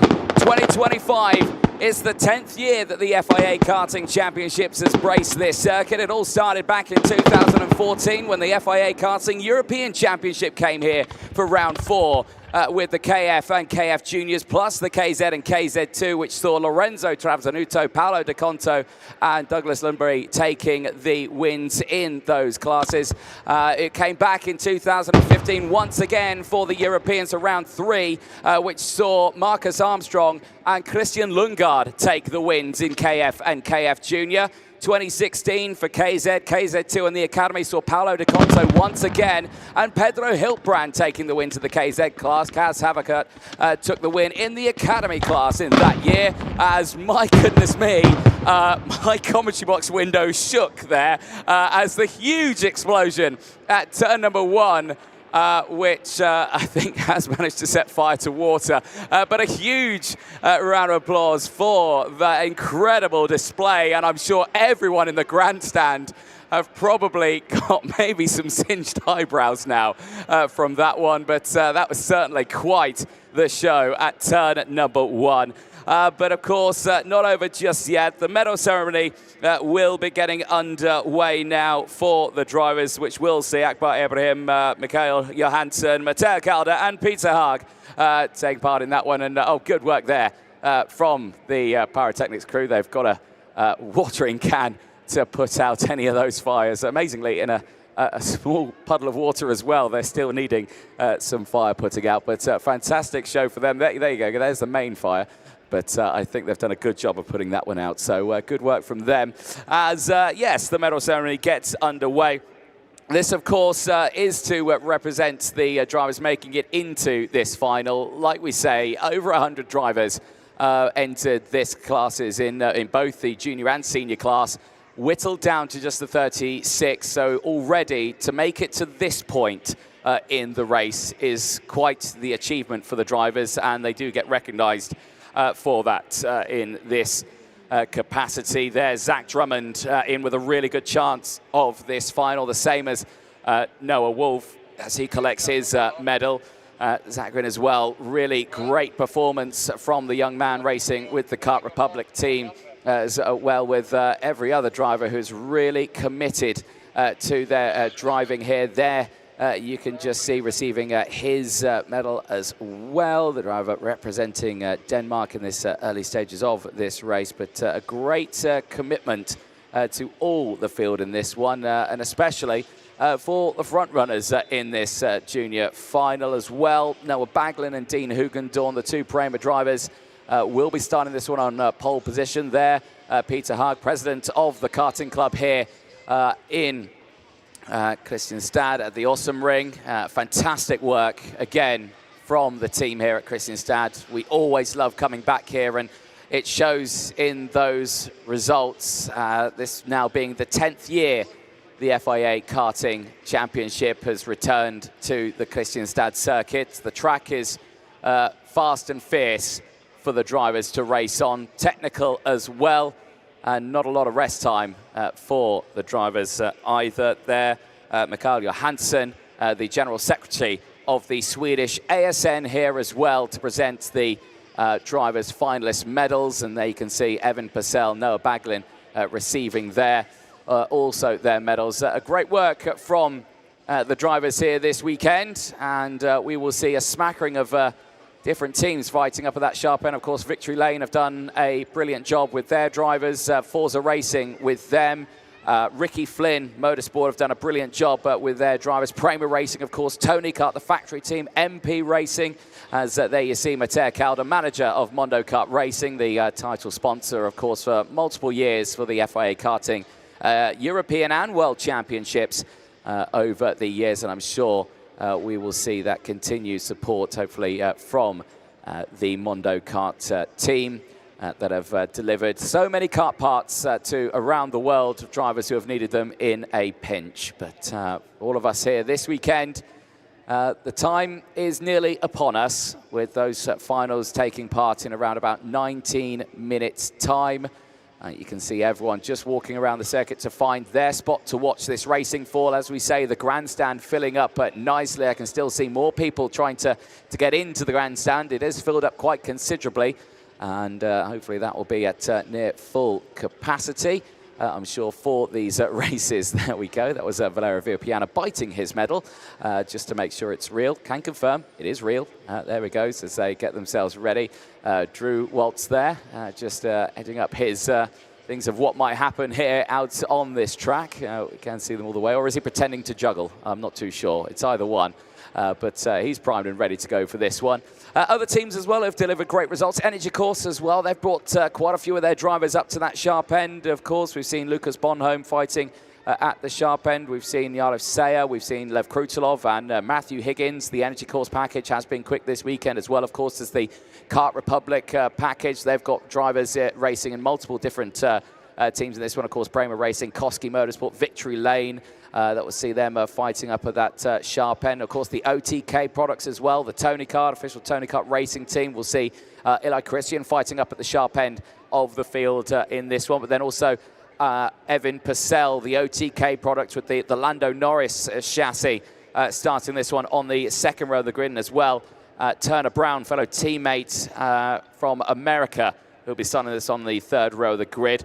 But Leonardo Gorski on the Henza chassis, relatively new concept in 2025 is the Henza kart that has now delivered great results, not only in OK and OKJ international racing, but also out in the European series in the world of Miami racing. We've seen the MP kart team do some great jobs teaming with the Falcon team, and of course running with the Falcon and the Henza kart. So great work from them. And also, of course, the CRG team, they will have two drivers in this one in the form of Asher Osteen and Manuel Miguez. They'll be representing the CRG team here. And of course, in the senior category, they'll be seeing their Swedish man, Victor Gustafsson, taking to the track as a sea of other drivers, as well as all members of the media here, grabbing any photos they can before they head to their prime positions out on circuit. But let's head down to the grid. Nicole Sutherland is down there with our CIK FIA president, Akbar Ibrahim. Absolutely, and then Anthony, thank you very much. As you've just seen on your screens, the drivers have received their participation medals, their congratulations for making these all-important finals. And of course, as well, we've seen that spectacular fireworks display. Akbar, as the president of the CIK FIA, it must fill you with pride and joy to see all of these drivers, the 72 of them, making it into these finals. It's an absolute pleasure and actually an honor to see all these young boys making it to the finals, both the junior and the senior category. It's a world championship. It's a big moment for them. They've done very well through the last 3 days, and yeah, I think they deserve to be here. It's promising to be an exciting final, and I look forward to watching it. And from the racing that you've seen around this circuit so far, we've had mixed conditions, dry racing, wet racing, and some fantastic overtaking. To you, Akbar, what you've watched from our drivers, what do you think of the standards? Well, I think the circuit races very, very well. It's a lovely place. It's great. It's always great to come back to Kristianstad, and it's one of these few circuits that there are a lot of good runoff areas. So it adds a lot to the safety, and I think the racing is really great. A lot of places where good overtaking happens, and it's some brilliant racing in both trying conditions in the wet as well as in the dry, and pretty impressed actually with the driving standards. So it's really, they've done well this weekend, and very happy with it. And as we've built through this season and the selection of the Kristianstad circuit to be the host of the FIA World Championships, was it anything other than the safety that came into play why the circuit was selected? Yes, there were quite a few factors. The involvement of all the volunteers and officials, the effort they put in, the standards they set are very high. If you see the marshalling in this particular event is excellent. They're all very enthusiastic. They just don't want to leave it no stone unturned. It's an excellent sort of a coordination between the ASN, the club, and everybody here. They put in so much of effort that the decision to host the World Championship at this circuit was not that difficult. It's quite easy actually, based on how well they reciprocated, how much interest they take, and they set the standard very high, and it's a brilliant effort. And Akbar, of course, as we head in today, we expect to see the FIA crown 2 World Championships, World Champions, should I say. But moving forward into next year, what can we expect to see? Well, first, to become an FIA Karting World Champion, it's a huge achievement, and it goes down in the history books for the career of a driver. Going forward, there are a lot of plans that, as most people have been aware, that we've introduced many new exciting concepts to develop the sport of karting.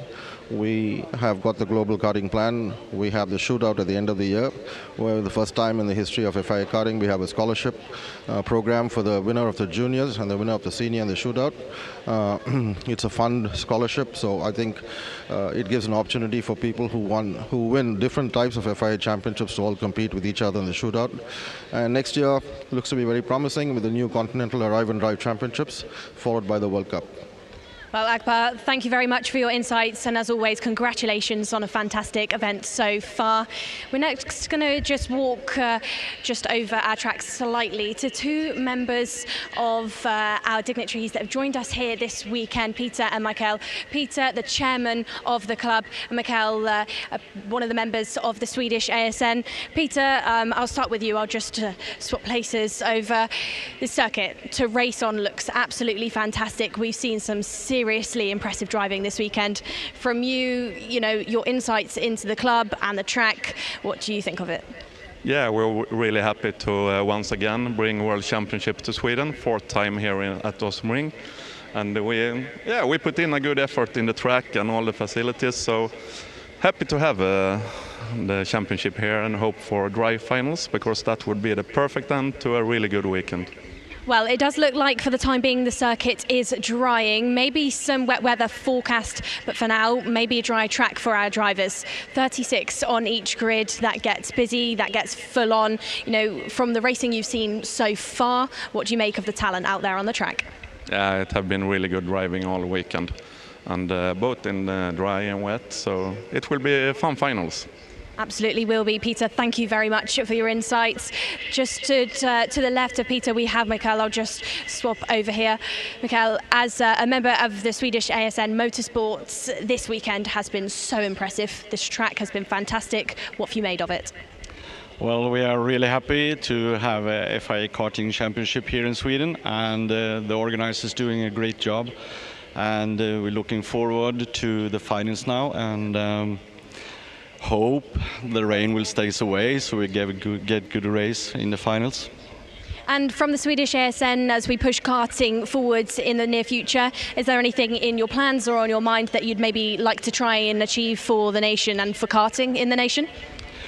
Yes, we'll for sure hope we can get some more good tracks here in Sweden, and hopefully we can be in this part of Sweden or other parts in Sweden and get really good tracks. Maybe not as good as this, but hopefully better. So you've just said it yourself, maybe not as good as this, because this circuit is very, very impressive. 14 turns, 7 to the right, 7 to the left. What to you makes it as special and as great to drive on as it is? Especially as it says, you have all those turns, and still you can drive good lines and everything, and there are good opportunities to pass, which makes the races very interesting. So we'll hope that it will be that in the final as well. Well, we'll see how these finals play out. Michael, thank you very much for your time. As you can maybe see behind me, our army of OK Juniors are joining us now on the track, led by none other than Noah Baglin and Dean Hugendorn, the two premiers who will be starting at the front row of things. There you can see Dean, there you can see Noah. This is going to be a fantastic battle. Last year at the FIA World Championships at PFI in England, we saw two premiers come out on top in the juniors. It was Kendo Craigie and James Agnostiaris. Can Prema do a similar thing this year? Or will another driver head into the top of the boards? We will be finding out shortly. There's other big drivers, other big names and teams as well. We'll head back up into the commentary box to hear more about that. Well, thank you very much, Nicole Sutherland down there on the grid. I'm sure we'll be hearing from one or two of those drivers in a moment's time. But final time is nearly approaching us, 9 minutes away for this first race. OK Junior final, 21 laps. It's 25.5-kilometer race distance for the field. The longest race they will do this weekend. And as you see already there, well, you've got a dry line and a wet line into turn one, and the pole sitter, Dean Hugendorn, has found himself on that wet side of the grid, and this is certainly going to be an interesting one. It's half and half conditions at the moment. We are in a corridor of dry weather at the moment. We've had blue sky over the track, and it's certainly been an interesting one. But before we look at that, let's have a look at the class itself that's racing. OK Junior, drivers aged between 12 and 14 years. It was 109 drivers who entered into this weekend from 36 different nationalities from around the globe.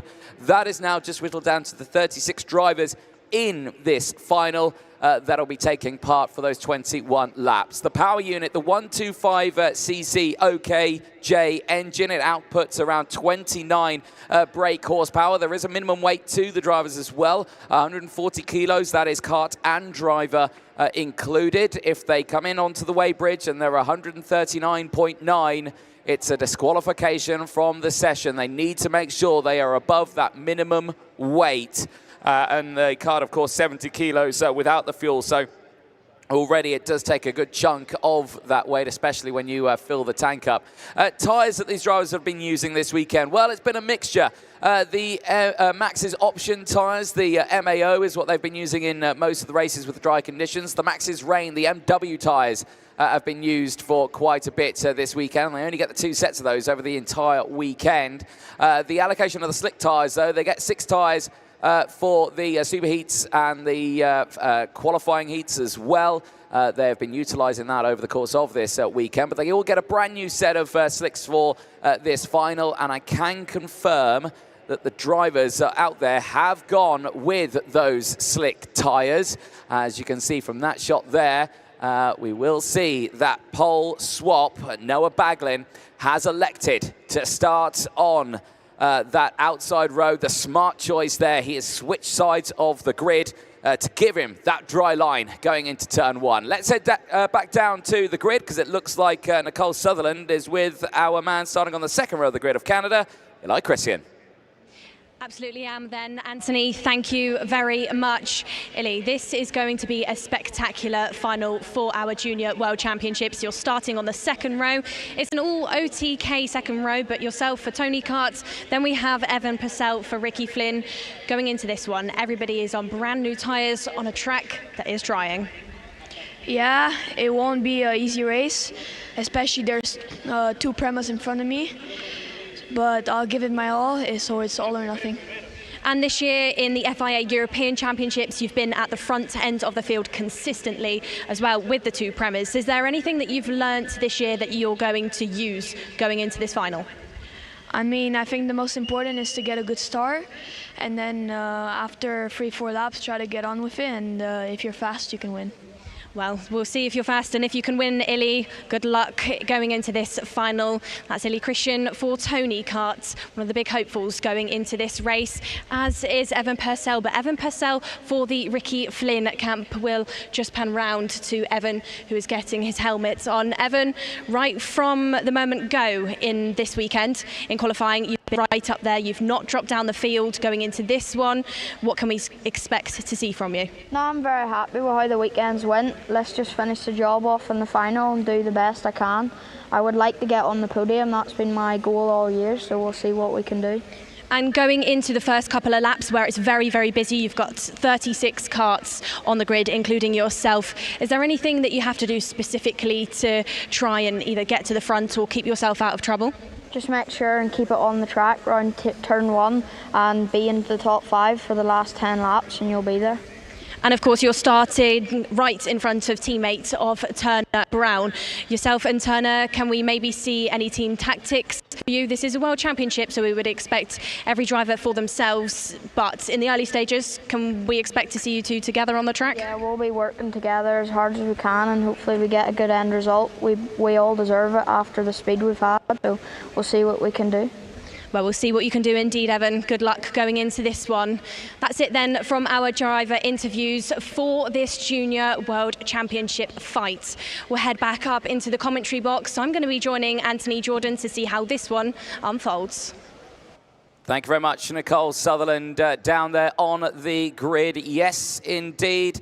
It is moments away from seeing this final get underway, and let's take you through that starting lineup for the World Championships. Noah Baglin and Dean Hugendorn, the 2 Prema teammates on that front row of the grid. Christian and Purcell will go from row number 2. Leonardo Gorski and Turner Brown have done a brilliant job this weekend between the 2 of them. Can they do anything from the 3rd row of the grid? Jos Mulder and Valerio Villapiana have had a brilliant run this weekend. They'll be joining them on the 4th row of the grid for Victory Lane. Will Green, another one of the Prema drivers, joins Iskender Sulfakari of Turkey on row number 5. They lock out the top 10.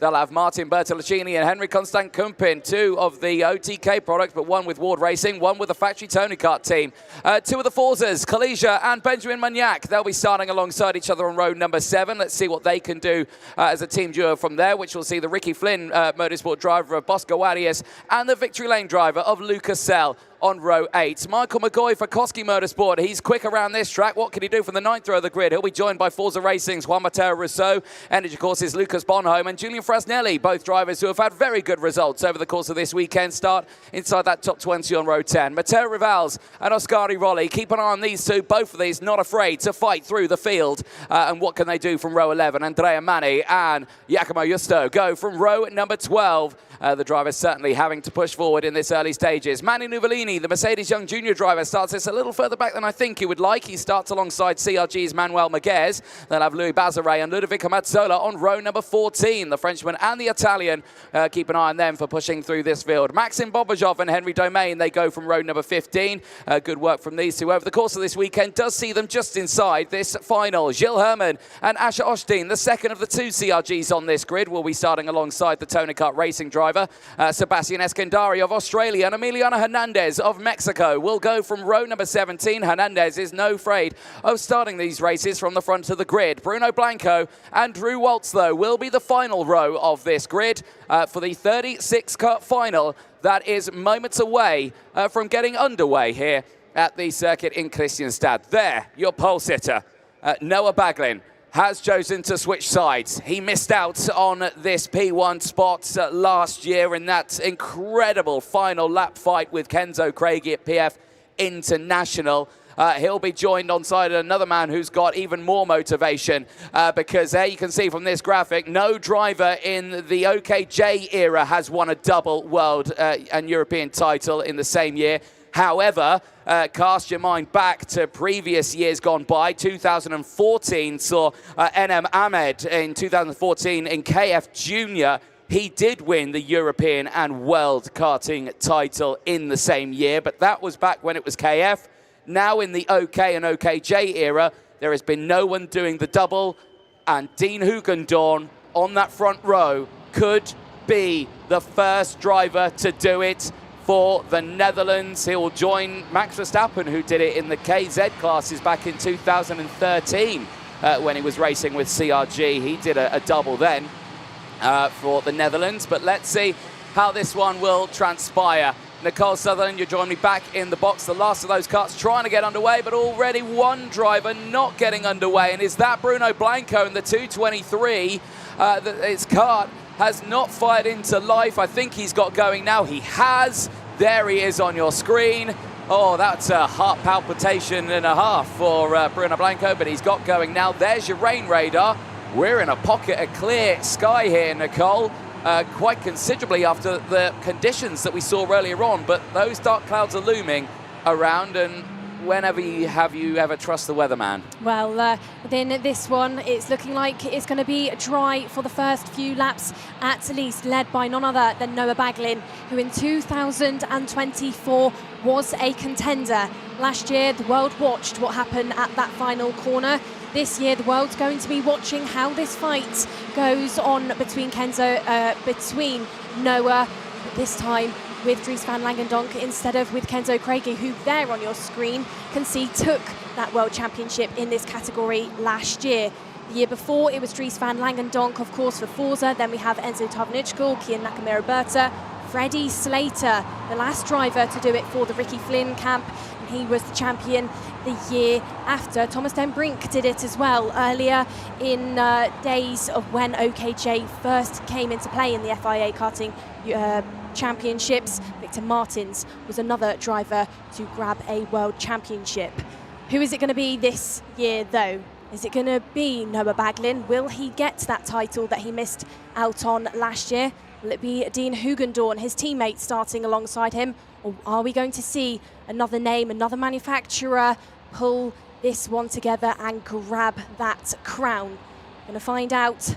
These drivers in these last moments of this warming up lap, getting those tyres up to temperature, because Anthony Jordan, for the first final this weekend, we're about to go racing. Certainly will do. It's a battle between the satellite teams and the factory teams here, but let's see how this one will go. Are we racing? No, we're not. False starts as the back of the grid not formed up, and I think the front just a little eager to get going. We have to hold our breath just that little bit longer. Yes, indeed, Victor Martins was the first driver actually in the OK Junior era to take a world title. Before that, in 2015, it was Logan Sargent for the KF Juniors from the USA. Enam Ahmed, as I mentioned it earlier on, KF Junior World Champion in 2014, and Alessio Lorandi back in 2013. The Italian won it back then. So again, really good showing in those categories. But the eyes will focus on trying to do the double on this one, of course. For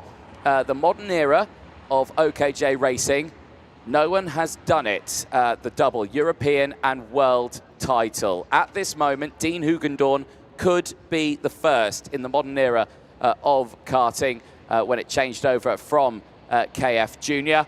But right now, we'll just have to wait and see, as these two drivers, of course, have worked together over the course of the season, the European season as well. They've been on each other's hips throughout it. Bagel, of course, just missing out on that European title, Hugendorn taking it. But it's all down to the World Championship now. You may have been teammates up until this point, but now it's everyone for themselves. It's the World Finals. It's lights, not outs. It's another false start again. Nigel Edwards sending them round once more, and the tension builds ever so more. Absolutely. The crowds out here at the track, then all of the spectators in the grandstands. The grandstands are full of people watching on eagerly to see who is going to grab this Junior World Championship, and I think every single one of those are going to be sat on the edge of their seats. This is going to be a heart-racing, eye-watering race for not just these drivers, but every single team, engine builder, manufacturer, parents in the paddock. It's going to be spectacular, but so far, 2 false starts from our grid. This time, Noah bringing them round a lot slower through turn number 10 and down towards 11. 14 turns on this circuit, 7 to the right, 7 to the left, but a long race indeed. 21 laps these drivers need to master. There is Gonzalo Planta, judge of facts out there. He's hopeful the sun will stay out. He's got his sunglasses on, which is good to see. But let's see if we will keep that dry running all the way throughout this one. Remember, the grass is wet here. Any wheel on these slick tyres that get squeezed out into that grass, trust me, you are not bringing it back on. Easier said than done. Right then, third time's a charm for the World Championships. Are we racing? Lights out, fights on in OK Junior, and it's a lightning start for Baglin on the outside line. He is uncontested from Chrisen. Hugendorn on that wet inside line had to judge it through the chicane, but drama in the chicane, multiple drivers out, and there I can see was the Triple 2 out of the race, and I think that's Michael McGoy out of this race. The 210 is off the track as well. That is William Kalija, Bosco Arias and Michael McGoy, 3 heavy hitters in this race. Out of it, that was Giacomo Justo, I think, also trying to get it involved, but that is 3 heavy hitters going into this final, and Kalija, who missed out in racing in his superheat earlier on, misses out racing in his final as well. But eyes on the front, Baglin's done what he's done all the way, but Hugendorn down the inside, a swap for second place, but he's outbraked himself. And now through back goes Evan Purcell, and this is exactly what you don't want. 4 drivers fighting for the second place spot, where the number 1 spot is breaking 1.62 seconds further down the road. Early stages of this race is down the inside at turn number 4 and 5. Dean Hugendorn is gifted back those places. Battle between Valerio Villapiana, Fukoski and Turner Brown heated up. Fukoski driver now going back down the inside of Dean Hugendorn at turn number 7. Hugendorn looking shaky in these early couple of laps. Does not look like he has got it together just yet. Fukoski, driver who has really jumped into life this weekend, sat in P3, could make history for himself and his team this weekend. Into turn number 14, these 2 drivers go once more. The Williams driver for Prema, Hugendorn, still right on the tail on the exit of the corner. It's an uphill climb onto that 185-metre straight. And these drivers clipping that curb at turn number 2 to shorten the run down towards turn number 4 and 5. Hugendorn visibly hungry there, as are drivers further back down in the pack. But this is the key battle for the time being for P3. If these two aren't careful, the drivers ahead of Noah Baglin and Evan Purcell are going to break away. Purcell is still right there on your screen, trying to find a way to get onto the back bumper of Noah Baglin, who, for the time being, is 1.2 seconds clear from the Ricky Flynn. Yeah, at this moment, but that gap has come down considerably now. So for Evan Purcell, it's all about putting in those qualifying sectors. And at this moment, he is running slightly faster than Baglin, so we'll keep a close eye on that one. We cut a little further down in the order here. Some of the energy courses piling through, changes as well. But yes, a brilliant race there for the field. And as they cross the line now, the changes for Lucas Bonhomme.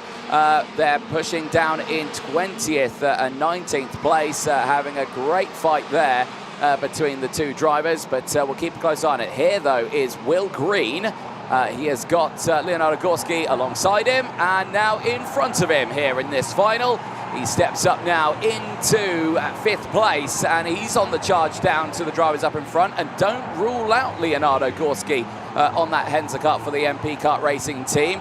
They have been quick this weekend, and they are showcasing at that pace right now. Fabulous design there, the orange car pushing its way through, somewhat emulating a CRG livery, but yes, the MP livery its own right as they head through over the start-finish line now. The gap between themselves and the group in front is around about second on track. Leonardo Gorski there sat in P5 ahead of Will Green, is one of the very few drivers representing MP here this weekend. One of the very few on the Henzer as well, but what a job he is doing so far this weekend and within the first couple of laps of this race. Under pressure now, though, by Will Green and Ili Christian, who has dropped back in the early stages of this race. Green then just looking slightly defensive on the entrance to turns 9 and 10. Drivers running down the hill, as now we've got a battle going on between the CRG and the OTK. That's getting all a little bit feisty out there, done. but nicely the move was pulled off by Matteo Rival and Ash Osteen, all involved in that fight as well. Back down they go through the start-finish gantry once more. Dean Hugendorn has found his way past Valerio Villapiana for that P3, and they have massively caught up to the tail of Evan Purcell now. Over the crest they go on the entrance towards turn number 6. This is a circuit then that has big elevation change, about 6 meters in total, so these drivers really barreling a lot of speed downhill, like in points of the circuit like this. Turn number 8 and 9 and 10. Now then, Evan Purcell under threat by Hugendorn. I would expect a battle to start to unfold as this race lights up. How's that going to play into the hands of Noah Baglin? Well, it's under his best interest right now for Dean Hugendorn to get this move done, and he's done just that. Valerio Villapiana has followed through as well, so that's now a change for 2nd and 3rd as Evan Purcell jumps off the podium now. But Evan Purcell, this isn't over yet for the young Briton, because of course if he latches onto this rear bumper, he follows those drivers along, you might find that they'll close in on Baglin. The gap's open up to 2.2 seconds now. That's obviously because they've had to overtake and get that job done. Now it's done though. Hugendorn here on the same equipment, the same material as Baglin, could have a chance to close in here as Will Green fighting in the background with Juan Mateo Rousseau, who's on a great charge in this race. Now he's up 10 places and has now broken into the top 7. The same for Julian Frasnelli. I said keep an eye out on the Italian. He's won races here this weekend. He's certainly looking to see if he can do more, as it's all kicking off further down in the field there. There is Ludovico Mazzola sticking his hand up there, I think, to Sebastian Escandari, Manu Nuvolini and Gilles Herman, who have all been switching places, and Manu Nuvolini has actually got his way through. Eyes on this. Gorski's got up into P4 now. Evan Purcell was not able to match the pace of the two in front. The gap's still 2.3. Hugendorn and Villapiana are breaking away from Gorski and Purcell, but they are not closing in on the drivers in front. This was the moment. Oh dear, that was quite an audacious lunge there from Sebastian Escandari down the inside, and yes, an understandable frustrated reaction there from Ludovico Mazzola, but eyes will stay focused on that one. Here though, Hugendorn and Villapiana line astern. The gap now is 2.5 seconds. They are not closing in on Baglin. Baglin's pace here is immensely quicker as he's just gone purple in sector number 2. Evan Purcell then has dropped a number of positions as we've lost one of the drivers off at turn number 11. I'll update you on who that is, but Evan Purcell seeming like he's falling apart in this stage of the race as big damage to the Nasso panel then of one of the Forzas who completely tumbles down the order. Andrea Manni then out of this one. World Championship campaign is done. It is over. Here we go then, Noah Baglin out in that clean air, that 2.6 seconds of clean air now puts in fastest lap as we've got a continuous battle going on ahead of Will Green. Matteo Rousseau gets past Lily Christian as Evan Purcell is still very much within this 4-kart battle. Really looks like he's struggling. Is it the case of tyre pressure? Is his head not in this one, or is he just genuinely being outraced? Indeed, we'll have to keep an eye on that progression in this one and keeping an eye on the drivers behind. What's the gap now? 2.6 seconds. Hugendorn and Viapiana, well, at this moment it's not working out for them, but Viapiana is glued to that rear bumper of Hugendorn. Maybe Hugendorn is in his best interest now to see if Viapiana can close that gap up while they've got the time to do it. Of course, we're on lap 10 of 21 here. Yes, okay, it feels counterintuitive to go backwards to potentially go forwards, but sometimes you might have to think about it. And there you can see the pace is not there because Gorski is closing in on this one. We're going to have a 3-car battle for second place. All the meanwhile, while Baglin is breaking away now with a 2.7 second lead. Eyes on this one, still the fighting going on throughout the field there. Julian Frasnelli in the background, he is pushing his way through the field as much as he can. He is fighting with Ascari Bolli and Martin Bertolacini now. Bertolacini has gone down to 19th place in this one. Not the place he wants to be right here. You can see the communication there between Hugendorn and his mechanic, and is his mechanic saying to maybe think about letting Viapiana past? No, he's continuing that fight, and yeah, he's just got to think what he's got to do. He's probably noted that the gap is very small, and Gorski is closing in. He'll be aware of that now. Hugendorn just can't shake off that Gorski right behind him. The sector times between those two drivers, pretty much nothing in it. And both drivers, however, are slower than Noah Baglin out there on the front, who now opens up that gap even more. It's now up to 3.1 seconds as we head through the 3rd sector of this lap. Gorski there, looking like he's got some fire in his belly as he turns this battle for P2 now into a battle between a trio. Hugendorn looks down at the kart, and there I think he's shaking his head at his mechanic on the grandstand. He just doesn't look like he's happy as he's heading through turns 1, 2 and 3. Down the inside at turn number 4, challenge is on, move is done. Valerio Viapiana gets past Dean Hugendorn, and so does Leonardo Gorski. Yep, that's a beautiful move there, and that's a change for the top 2 spots on this podium. Yes, okay, they may not be seeing a world title in these positions, but they will be on the world stage podium. Gorski down the inside, Valerio Viapiana slots it through. The battle for second place and the podium is on. But Dean Hugendorn now at the tail end of this fight, while Baglin breaks away by 3.9 seconds at the front here. Nothing that these drivers can do right now. They have seen the young Briton break away at the front as there's nothing they can do. The gap is now 4 seconds between first and second place, but Valerio Viapiana for Koski Motorsport, the Italian, is in second place in these World Championships, and what a drive he's having. Absolutely is. What a weekend it's been. Down the inside at turn number 7 goes Dean Hugendorn, steps back up onto the podium for now, makes himself your second Premier driver to be looking at a top 3. Don't give up on Leonardo Gorski just yet as it gets aggressive in this second pack of karts. That's the CRG being hustled. The 236 getting all involved as well. Henry Constant-Kumpen is the driver challenging Manuel Miguez. Lucas Bonhomme is on a charge. 8 places gained for the Energy Course driver, who's still currently sat outside of the top 10, but has looked very strong, was maybe caused to fall short in that superheat after being involved in an early lap incident, but in this one, he's really still trying to continue on a charge for his World Championship campaign. Through turn number 6, these drivers go once more. Still fighting out for P2. Viapiana, Hugendorn, Gorski Sell, now the fastest driver on the track. He's taken that away from Noah Baglin, who is now 4.1 seconds clear from the remainder of the field. Absolutely cruising round this 14-turn circuit. Noah just ticking off every single corner, one by one. Looks over his shoulder, probably to see whereabouts on the track everybody else is. Well, Noah, for now, they're at least 4.2 seconds behind you. At this moment in time, yes, indeed. Lap 15 we're on now of 21. And still the fights rage on. This is Chrisen and Palmatero Rousseau fighting through the chicane there. They are in 5th and 6th place right now. Palmatero Rousseau on a 12th-place gain. Will Green there in 7th place. Manuel Maguez, 18 places gained so far, has pushed his way through. There, Hugendorn back into 3rd and back on that podium for the time being.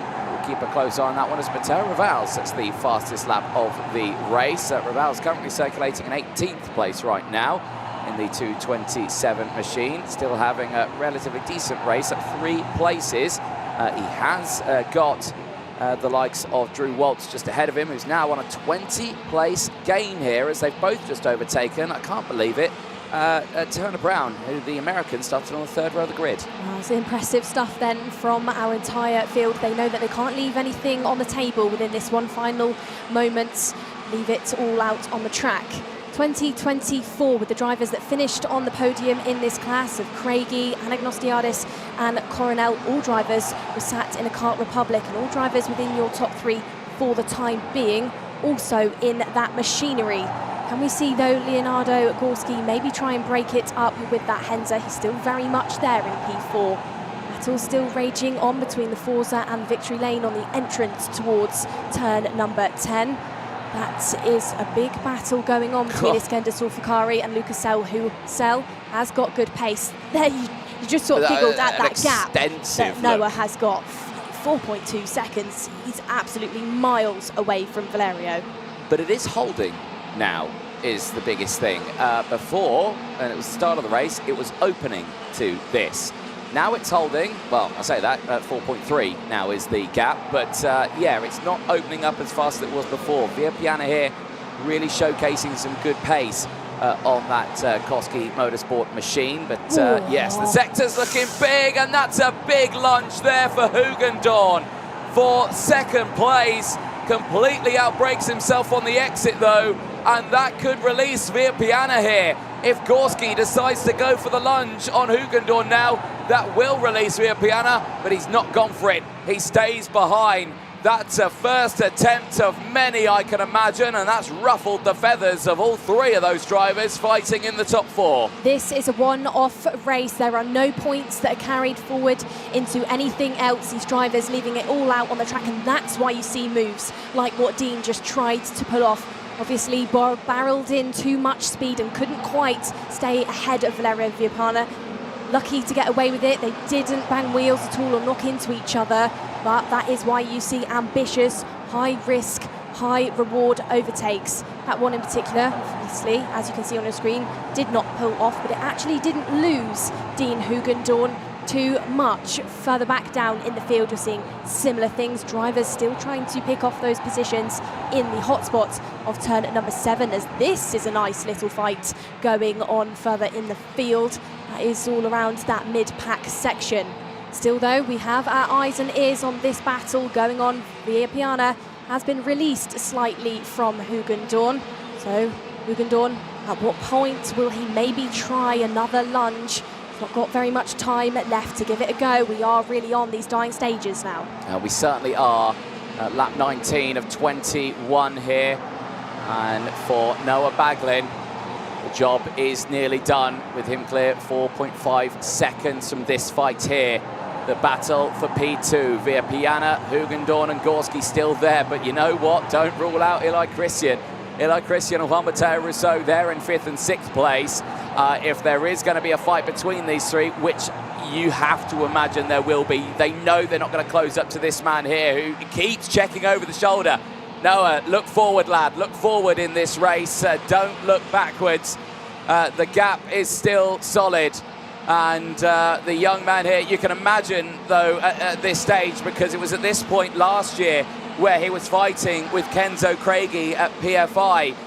He had the outrageous last lap, which did see, I think, action of the year, as there's yellow flags out there on the circuit. Static, I can see one of the drivers is out of the race, and possibly Maxim Bobrajov and Ludovic Mazzola, I think, unfortunately, have had a coming together out on circuit. But this young man here, yes, it was part of the scene of the action of the year and the FIA awards as well. It was voted by millions of viewers from around the world as one of those moments of the season of racing. As we go on to the last lap of this race, Baglin's got 1.2 kilometers to decide if he will be an FIA World Champion in 2025 in the OK Junior. He was a rookie last year in the OKJ class. This year, he's one of the more experienced OKJs out there, and he is proving it right now on your screen. Still nothing between Virpiana and Hugendorn, but surely Hugendorn's going to try something here, and he looked like he was going to go for it once again through turns 8 and 9, but he's not close enough for the attack here, as at the front, Noah Baglin, the young Briton. He lost out in 24. He celebrates in 2025. Noah Baglin is world champion in OK Junior. Noah Baglin joins the ranks of some of the greatest drivers who will go on: Kenzo Craigie, Drisan Langendong, Enzo Tarvanitschkel, Kian Nakamura-Berta, Freddie Slater, Thomas Henbrink, Victor Bernier, Dexter Patterson, Victor Martins, Logan Sargent, Enam Ahmed and Alessio Lorandi now get joined by that young man there. Noah Baglin wins the MondoKart.com FIA Karting World Championship in OK Junior. It was missed out for Hugendorn. The record of doing the double European and World in the OKJ classes remains an open window for a driver to claim in the next years to come. But in 2025, Noah Baglin has done everything he needed to do. It was an incredibly tight European fight this year, but the World Championship goes to the most deserving young man in his second year of OKJ racing. Noah Baglin takes the win ahead of Valerio Virpiana of Italy. Dean Hugendorn of the Netherlands secures third place on the podium. Leonardo Gorski, take a bow. A great drive for you just off the podium. Eli Christian of Canada takes P5 ahead of Juan Mateo Rousseau. Will Green finishing in a very strong position as well. A tough race for them over the course of it, but great positions gained. Manuel Maguez, the Spanish driver for CRG, 18 places gained in that final to finish in P8. Henry Constant Kumpin finishing in ninth ahead of Lucas Sell and Oscari Volley. Benjamin Magnac from Lucas Bonhomme, Iskender Sulfakari, Drew Waltz. What a drive there for the American from the back of the grid to get into P15, a 21 place gain for Drew Waltz. Julian Frasnelli finishing in 16th ahead of Evan Purcell, Matteo Rivals from Asher Osteen, Turner Brown from Martin Bertolacini, Louis Bazare from the rest of the field, Mulder from Eskandari, Blanco from Hernandez, Domain, Nuvolini, Justo and Herman rounding out the top 30, but smiles all around for the Kart Republic family, of course. 3 Kart Republics on the world podium here in OK Junior. There, Valerio Virpiana. What an achievement for that young Italian man. A great drive for the Koski Motorsport team, the team that's based in Denmark, but really showcasing some great speed here on the Swedish circuits.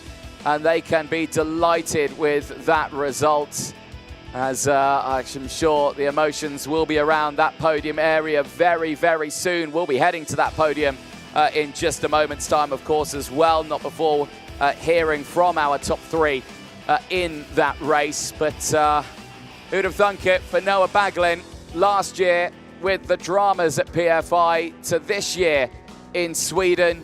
He comes away with a world karting title in the world of FIA karting. That achievement will go on in his young racing career. I'm sure the Ferrari Academy driver delivers here in Sweden in spectacular fashion. It was a calm race for the majority of that one. The dry conditions held off from that rain, and that did make sure that the racing stayed pretty close there throughout the front end of that field. And yes, Baglin, he's over the minimum weight, he's good, and that's it, he's confirmed 2025 MondoKart.com FIA Karting World Champion. That young man there has done it. The Prema Racing driver, the young academy driver for Ferrari. He was announced earlier on this year in the European season, and he's done it. Congratulations all around for him. But now he can relax. The weight is off his shoulder. Like he said, he missed out on it last year in that final at PFI with Kenzo Craigie. But this year, fighting with Hugendorn, and he comes away with that win. An amazing achievement for that young man, and we'll be seeing them on the podium very, very soon. Let's have a look at the highlights on that one. Well, Hugendorn stuck on that inside line. Baglin switching to the outside line, which is the pole sitter's right. He had the optimal line there through turns 1 and into the chicane. The dry racing line that had started to form at that point. There'd been no racing on the track before that one, but the drama right at the start of that one, Michael McCoy, Bosco Arias and William Kalija out of the race right at the start. 3 heavy hitters in the field this weekend, unfortunately not seeing that checkered flag. And unfortunately, that's another angle of it. 3 of them tangling together at the exit of the chicane. You can only imagine despair at that point. The early stages of the race, Erin Purcell was fighting up at that sharp end. Later would drop down just that little bit. Unfortunately for him, not the result he would have wanted. Erin Purcell from the second row of the grid, finishing all the way down in 17th place. Not the drive the Ricky Flynn Motorsport driver would have wanted. You can see he was fighting at the sharp end here. Turner Brown was there as well in those early stages as well. Another one of the Ricky Flynns that at that point seemingly muscled out of the way of the Kart Republics, who pushed their way through here. The early stages though, on that first lap, Hugendorn seemingly, at this stage, wasn't looking like he was going to have the race pace here on this one. Looking down at the engine, checking possibly the reads on the kart, but still just trying to get that kart up in the top section that allowed everyone to break through. Turner Brown, Valerio Villapiana as well. Villapiana later audacious lunges down the inside here. I don't think Turner Brown would have taken too kindly for that one. That brought Hugendorn back up into 3rd place. Again, lunges down the inside. Villapiana pushing as hard as he could there in those early stages to get that kart up in that sharp end of the field. Iskender Silvakari as well, getting those moves done earlier on in the race. Unfortunately for the driver from Turkey, for Forza Racing, down 4 places in that final and dropping to 14th place. I'm sure still a great drive from him over the course of this 2025 World Championship campaign, but unfortunately not seeing himself on the podium. Leonardo Gorski, what can we say about this young man here? What a drive that was for the MP Kart Racing driver. Really strong performance there. He was fighting in and around those top spots in the podium, battling away at the end with Villapiana and Dean Hugendorn. Unfortunately, just missing out on that one. Manuel Maguez as well on the CRG. What a race from him. 18 positions gained. That pushed him up in the order. Then the fight for 2nd place happened. We knew we weren't going to see a battle for the race lead at this point. Hugendorn back down the inside, fighting for it. Will Green as well on the charge through the Prema Racing driver, the Williams back driver, trying to get involved. Eskandari going for the move there as well in the background on Ludovic Marcella, not able to get that move done in the end, and unfortunately Ludovic Marcella retiring at the end of that race. Moment with Maxim Bobrozov that saw him retire. There was Andrea Mani for Forza Racing. 2 of the Forza drivers out with Mani and Kalija. 2 big names there within the Forza team, unfortunately not seeing at the end of this final. Oskari Volli in that one as well was another great big mover in that one. 11 places gained from P22 on the grid. He was just finishing outside the top 10 in that final. At this moment here, Oskari Volli, Dean Hugendorn and Hugendorn, this is all a very close fight for them. But I think we're going to be cutting down to Nicole Sutherland, who I believe is ready over by the podium area, as we'll be seeing those top 3 drivers on those podiums very, very soon. Don't go anywhere.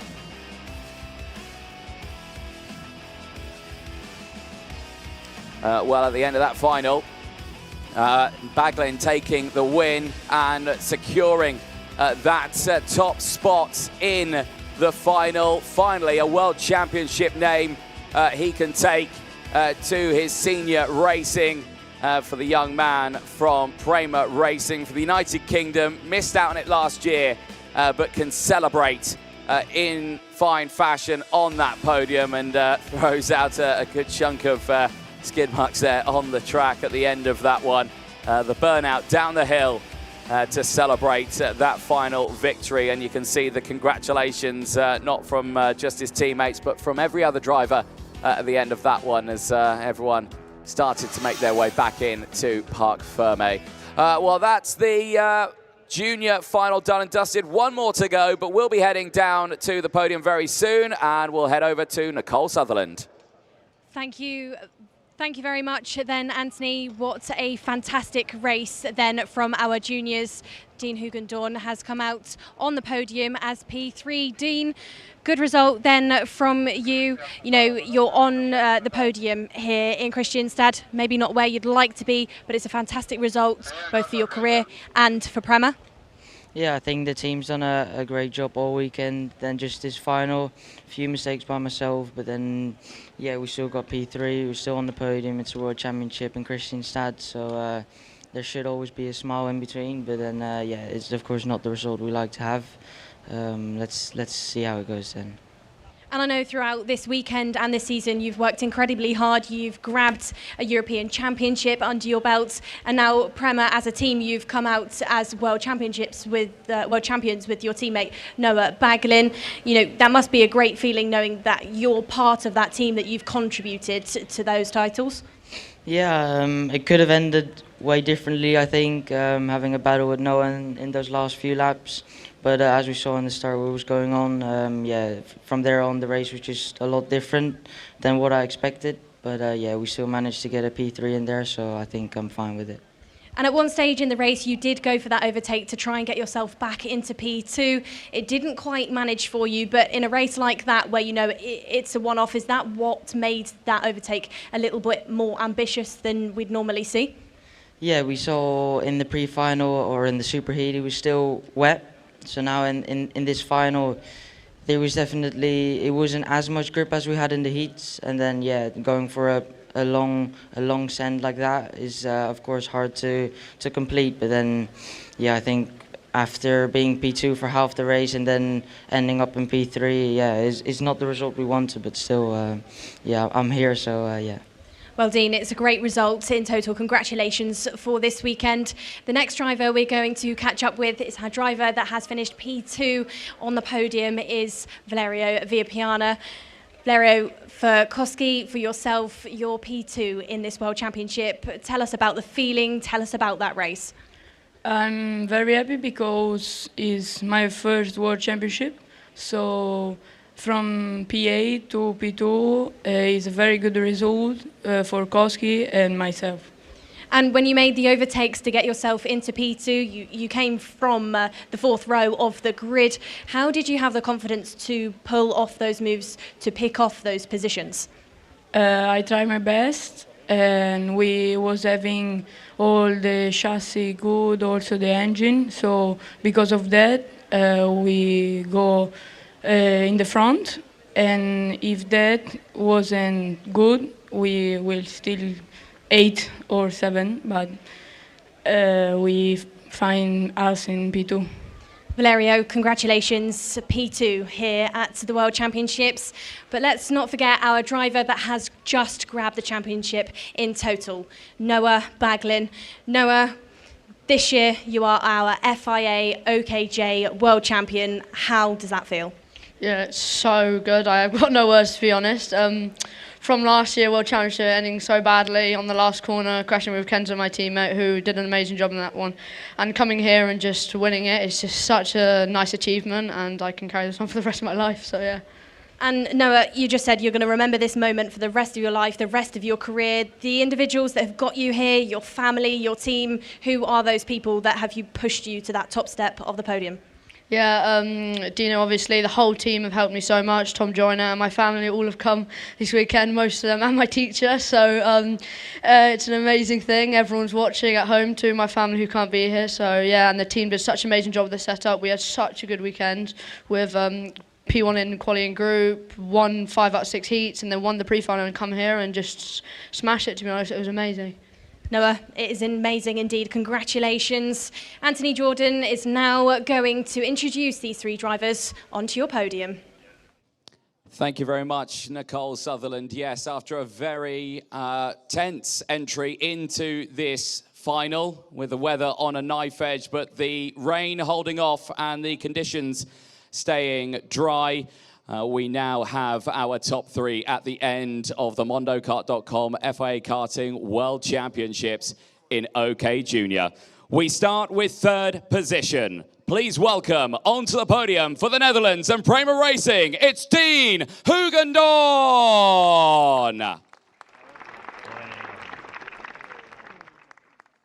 In 2nd position, representing Italy and the Koski Motorsport team, it's Valerio Villapiana.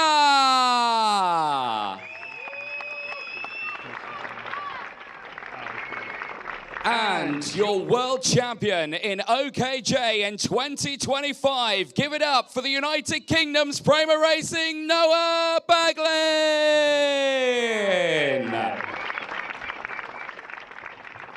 And finally, not forgetting, of course, the fabulous work done by the Prema Racing team. Please welcome Tom Joyner.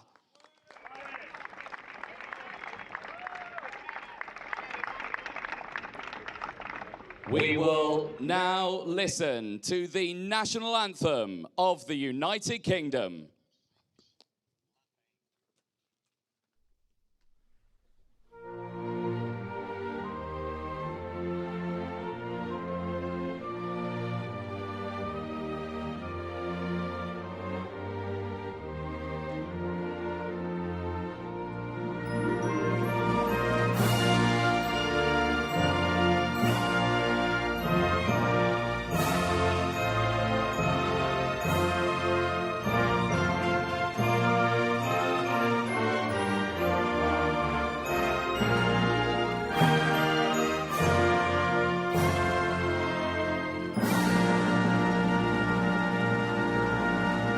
Huge round of applause for your finalists in this year's mondokart.com FIA Karting World Championships in OKJ.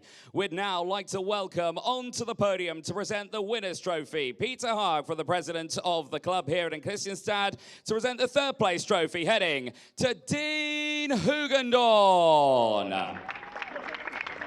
A fabulous job for Dean Hugendorn, finishing at 4.6 seconds behind the race leader at the end. The young man trying to do the double, but unfortunately just missing out by those 2 spots. We'd now like to welcome Mikael Johansson, the General Secretary of the Swedish ASN, to present the 2nd place trophy, heading to Italy's Valerio Villapiana.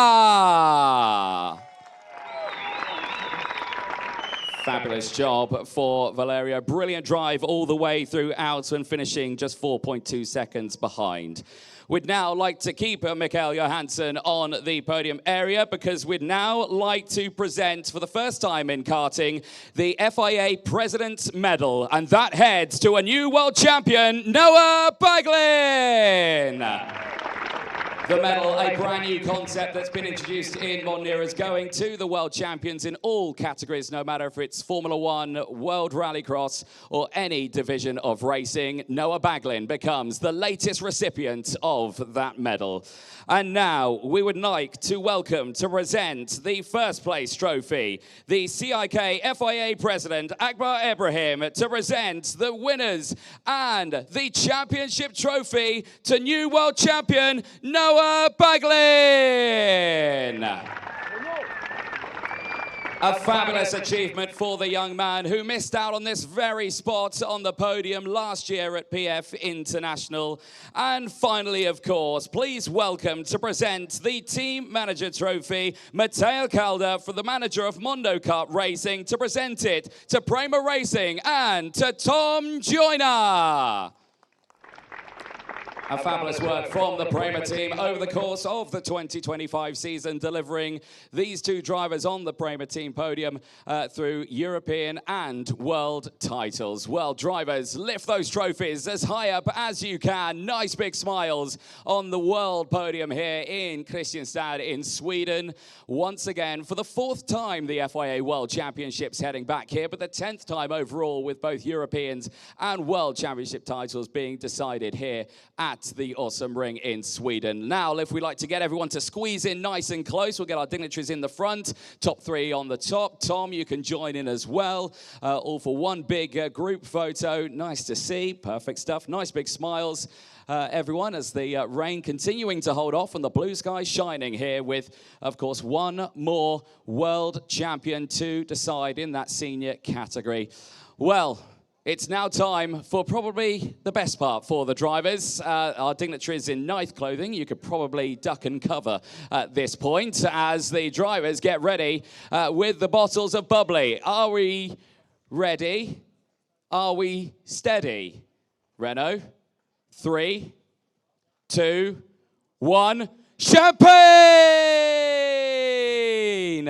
Well, there it is for OK Junior. We have had an absolutely fantastic run in the OKJs in 2025, and it finally ends with Noah Baglin, Dean Hugendorn, and Valerio Villapiana on that top step of the podium. OKs are coming up next, but let's head back over to Nicole Sutherland to take us through what is going to be happening next.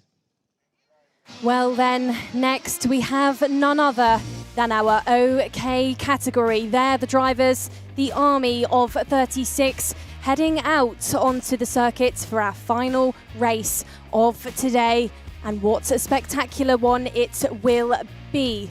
Well, those drivers will be crowned an FIA OK World Champion at the end of it. 25 laps, 30.5 kilometres for one driver to master. Last year, the name that came out on top for CRG was none other than Ethan Jeff Hall. The previous year, it was Kirill Kutskov for DPK. Then we had Mateus Magato the year before that. Last time we were here in Sweden for an FIA World Championships, it was Lorenzo Travisanuto to put his name at top of the board. Within this field, who will it be? We have some serious names within this grid, one of which was P2 last year in the junior class, but now puts himself on pole position right there in the front of the order. James Adagnostiadis, whose Prema branded Kart Republic you can see at the front of the board for this OK race. Drivers aged 14 plus within this grid. Entries over the course of the weekend have been 106 in total from 38 different nationalities. Drivers from all corners of the world joining us here in Sweden to get racing. The power unit for this class, 125 cc's with a maximum output of 39 horsepower. The minimum weight, all drivers will be at least 150 kilos. That's including the driver weight. Karts without fuel, 70 kilos in total. These karts then, seriously difficult for these drivers to master, and the tyres are something that come into play as well. The dry tyre, which they will be on for this race, the Maxxis Prime for all 36 of them, the drying circuit. Tyre allocation, of course, all of these drivers on the track will be on brand new rubber. Equal field, equal opportunities for our grid. Well, for these drivers now, it is a case of seeing what is going to happen in this final as they've already made their way onto the grid, primed and ready for this nail-biter of a race. 25 laps, 30.5 kilometre race distance ahead of the field. We've just seen a Prema driver stand on the top spot of the podium, of course, in the form of Noah Baglin. He's our latest OKJ world champion. But James Anagnostiadis on the front row of the grid for this one. Dry track conditions still remaining, and he could be standing on that top spot of the podium later on today after this race as a new world champion as well. But he's not alone there. Zach Drummond for the United Kingdom, the Fusion team driver, could be a driver as well to contend. There is James Anagnostiadis, though, on your screen. The job is not done yet. He had a challenging 2025 season in the European Championships, but he still came away strong in that season. This, though, the World Championship, is what it all falls down to. You can imagine the tension on that grid. This is a one-off race. This decides whether or not you're going to be a world champion. It seems to be so much weight on a driver's shoulder for this one, because this title goes on in their racing career for quite some time. And in the senior category, in the World Championship at least, they'll be joining a multitude of drivers. Cast your mind back to PFI last year. Ethan Jeff Hall taking the win in that very dramatic World Championship that was dubbed the last lap Worlds by the viewers and fans around the world. He won that, of course, with that dramatic final lap as well. Kirill Kutskov won it back in 2023, in the OK category. But there on your screen is a very interesting statistic. Lorenzo Travasanuto is the only driver in the OK era to win the double world and European title in the same year. He won that back in 2019. So that job has been done, and it can still be done in this one as well. Christian Kostoyer, of course, European champion in 2025 in FIA Karting.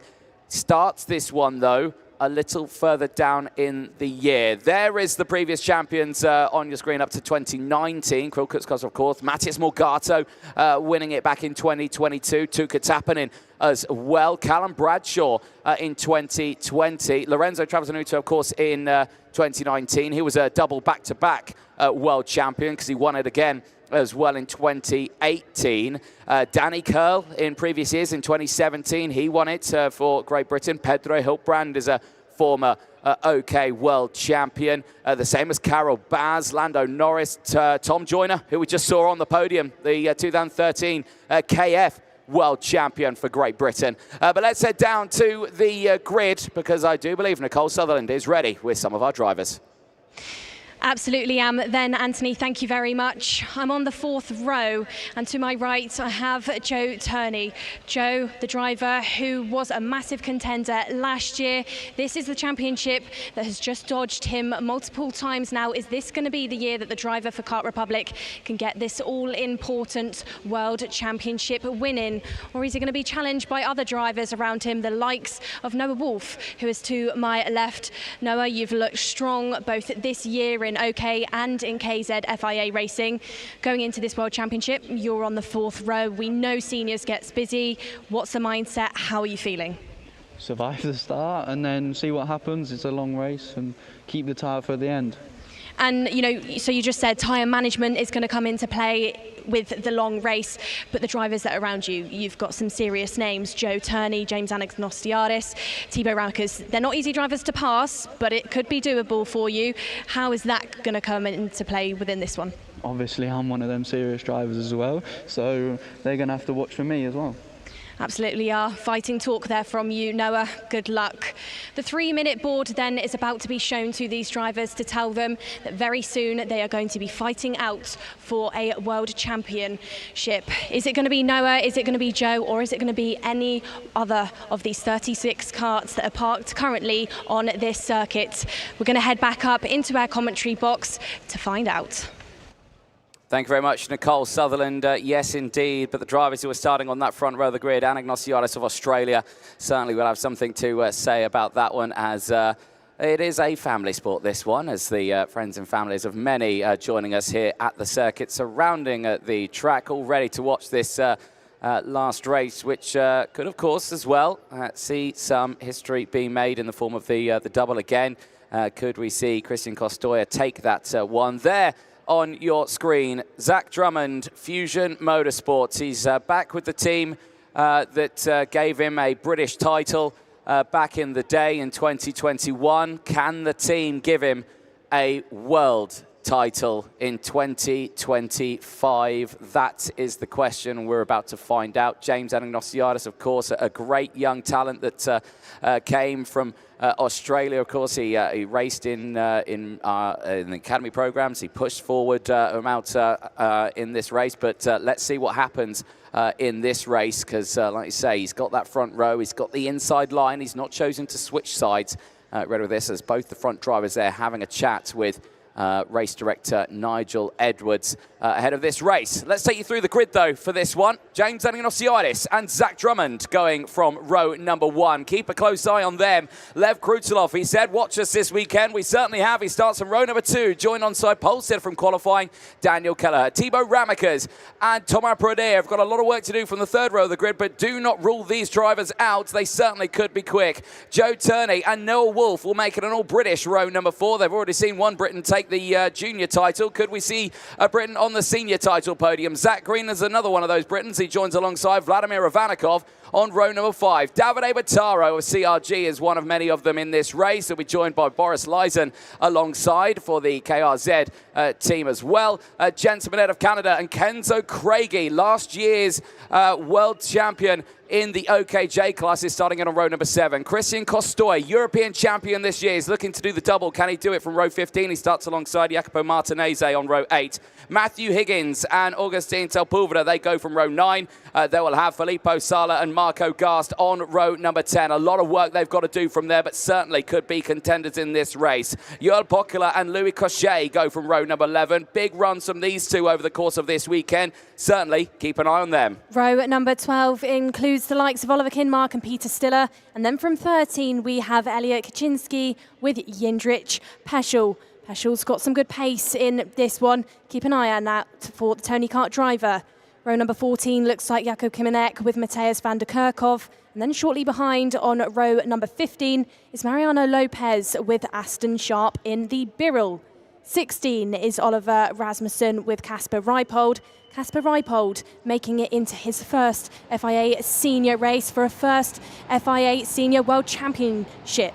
Row number 17 is Jacob Mikulev alongside Toby Gale. And then rounding out your grid of 18 rows, 36 karts, is Victor Gustafsson of CRG and Quora Fearhand.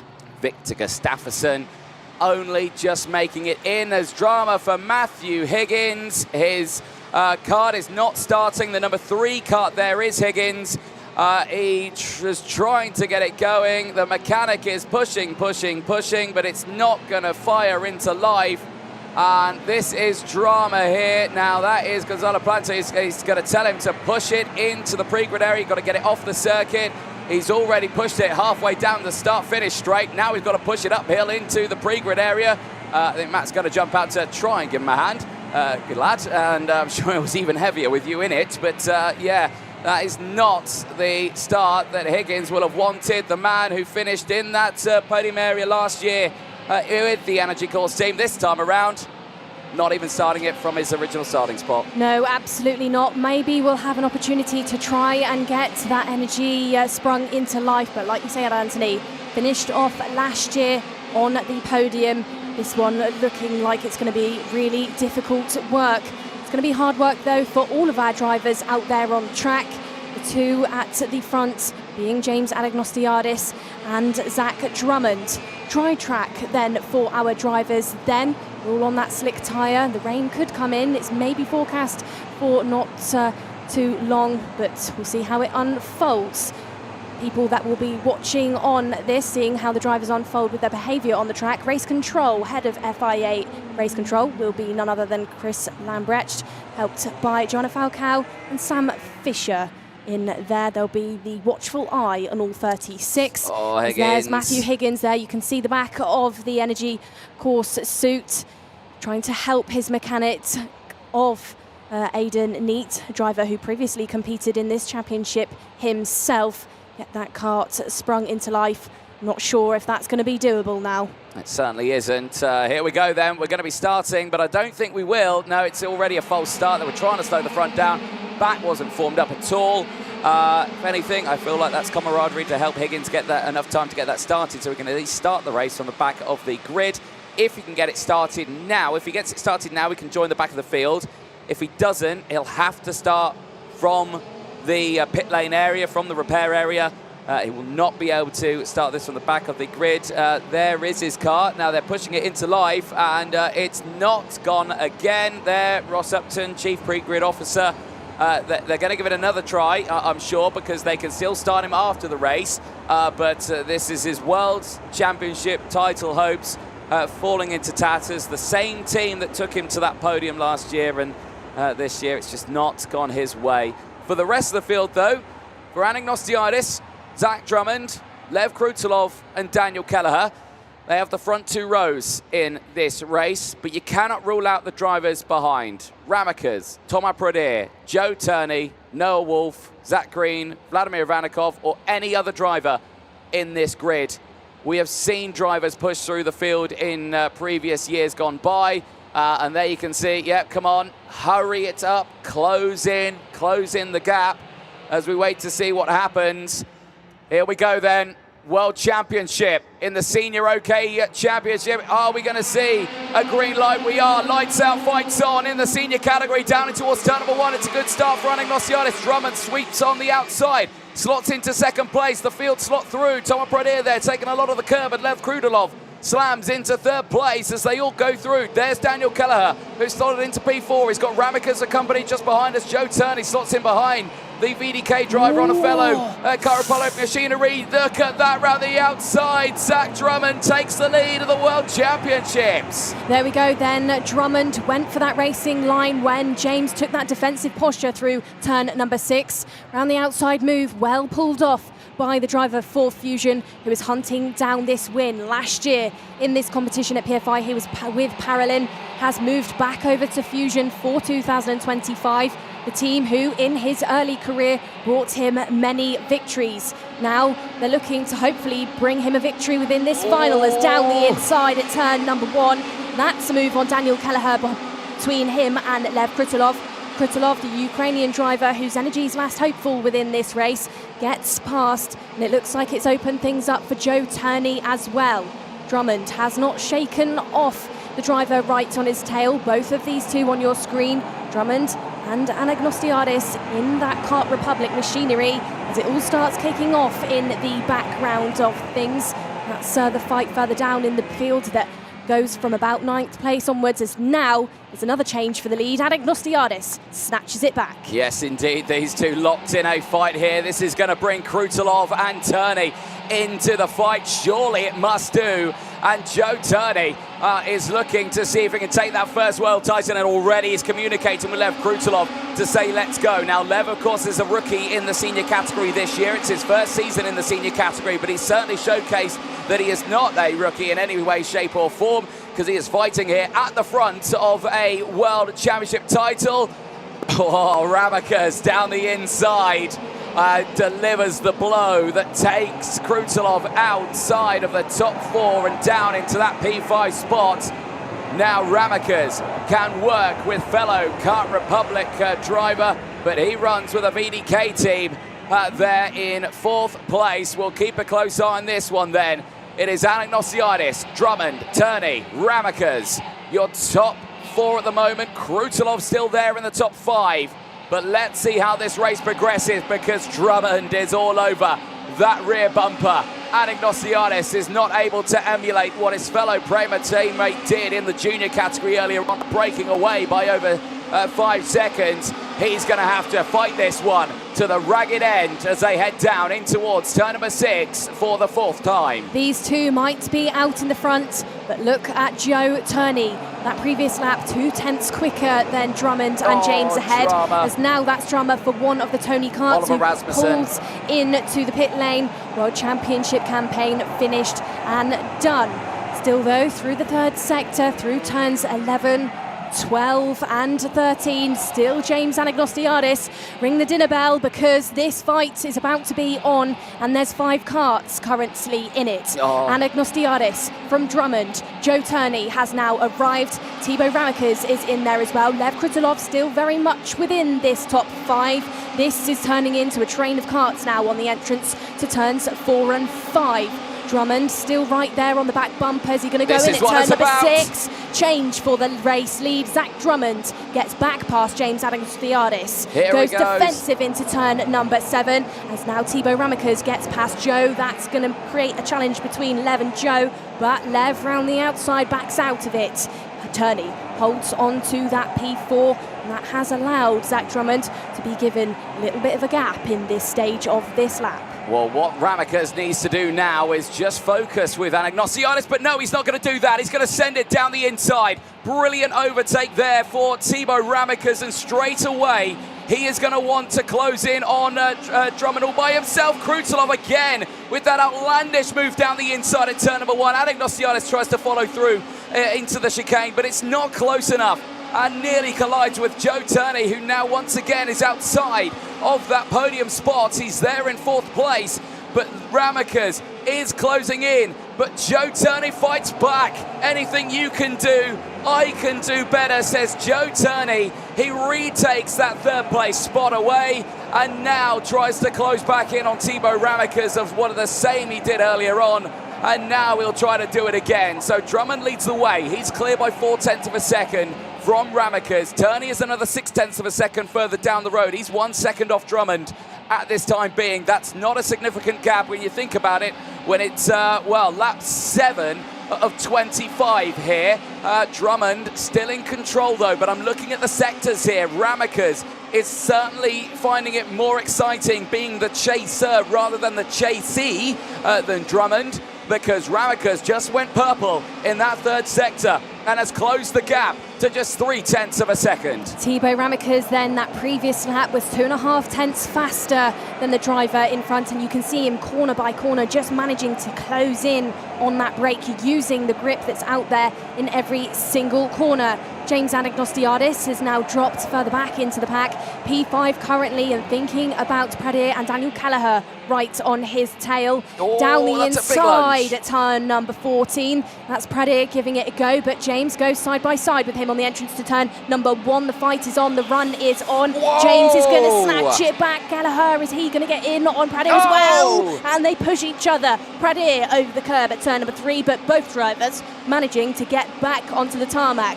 Oh, the fight is on now, Anthony. Look at this one. Thibaut Ramekers is now arriving on the door. He's going to go for it. Drummond straight down away. The inside. Turn number 7. Thibaut Ramekers gets past Zach. Yeah, that's smart driving from Ramekers, not wasting any time whatsoever, as the latest of the retirements, Matthias van der Kerkhoff, the driver who's been racing a lot in the Miami Euro Series, stepping up into the world of OK senior racing. Unfortunately, it's not gone too well. Drummond's fighting back, immediately nearly makes contact with Drummond, and here comes Joe Turney. Through goes Turney into 2nd place. The fight is on now, and Drummond really needs to think what he wants to do here now. Turney in front, now chasing Ramekers. The Belgian leads the way from the 2 Britons, but Lev Krutulov still sits there in P4. You can't rule any of them out. The pole sitter Anagnostiadis is fading in the background there. He's in P5 as Turney sends it on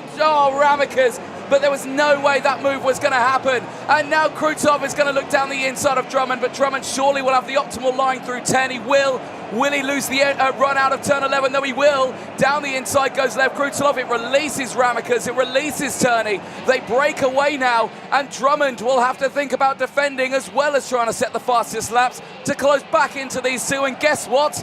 We're only going on to lap 10. This is a serious race, and like you said, lap 10, nowhere near even halfway through within this one.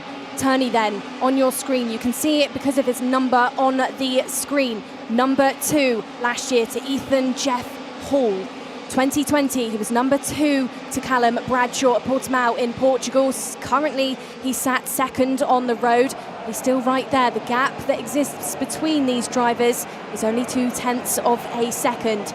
He tried a big lunge the lap previously at turn number 7.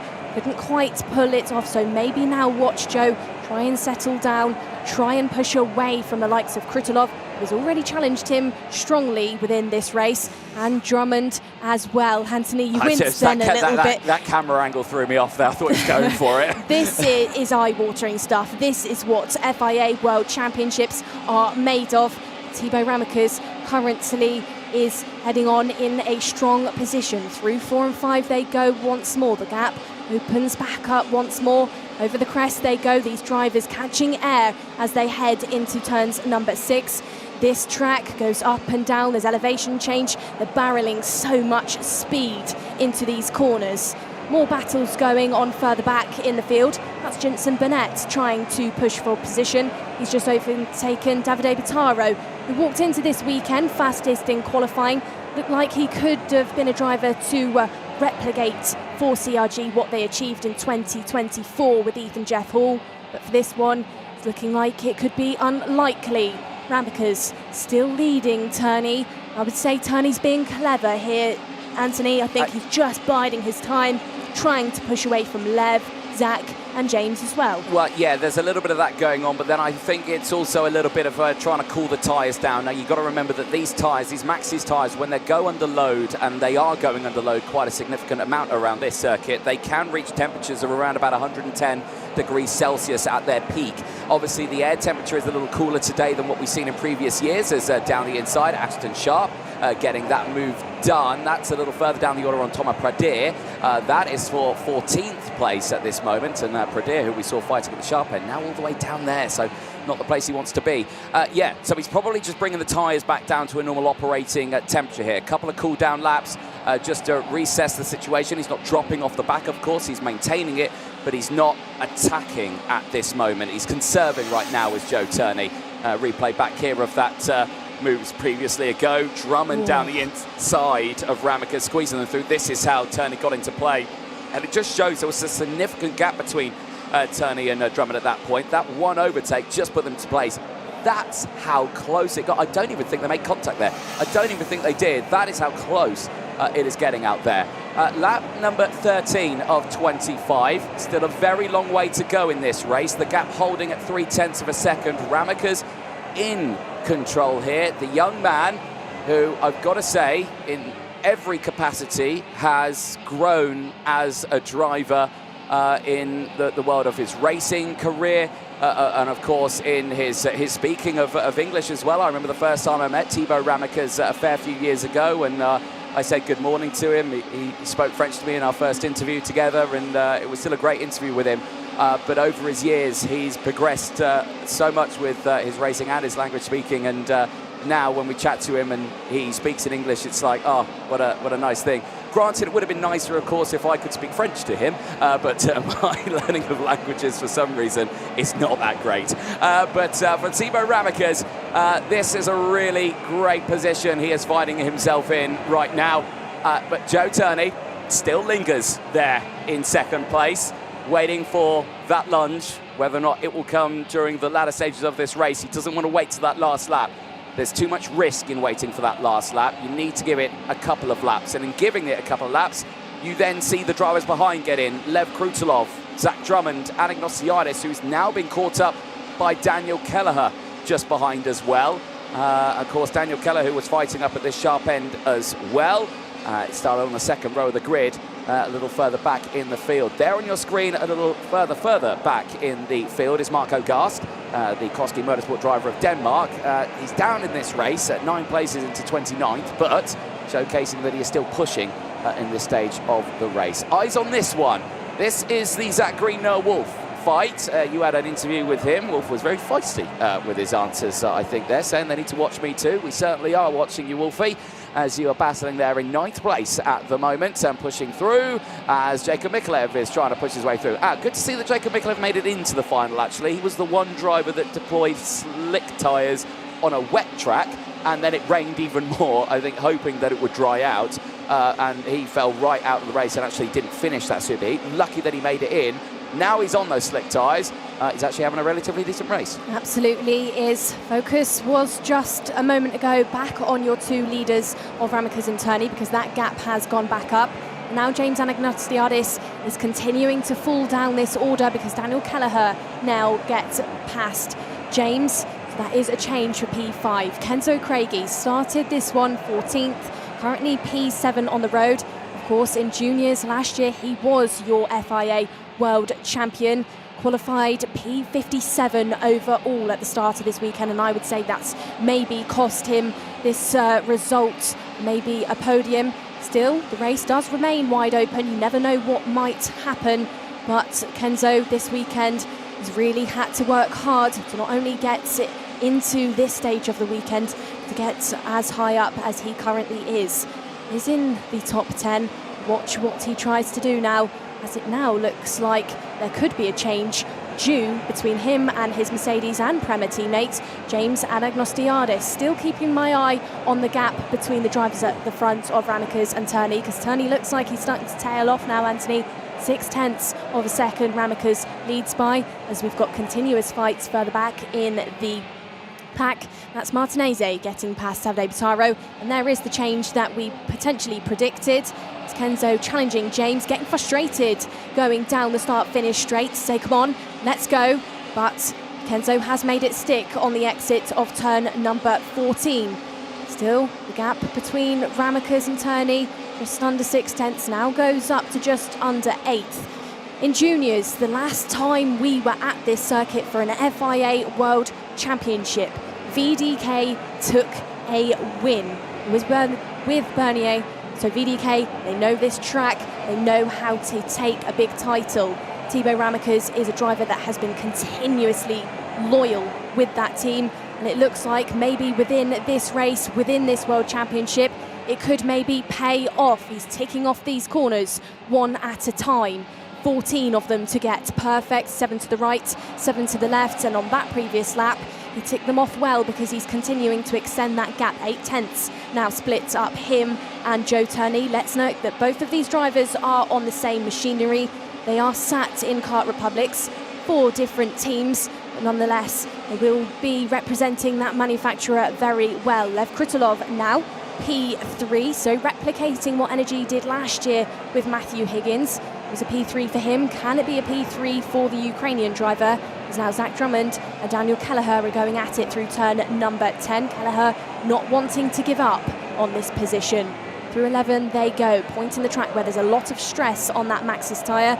Peaks in temperature there as the drivers go down the hill. They don't want to slide. They don't want to slide at this point in the circuit either. Through turn number 14.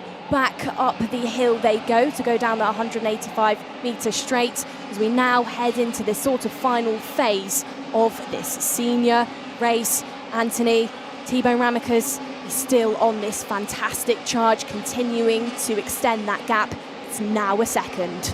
Yeah, indeed. Ramicus has done a brilliant job here. It's a replay of Ramicus getting that initial overtake on Zach Drummond earlier on lap number 8 of this race. And yeah, great little overtake there to get him into the lead. Drummond now under pressure from Daniel Kelleher. This is for 4th place.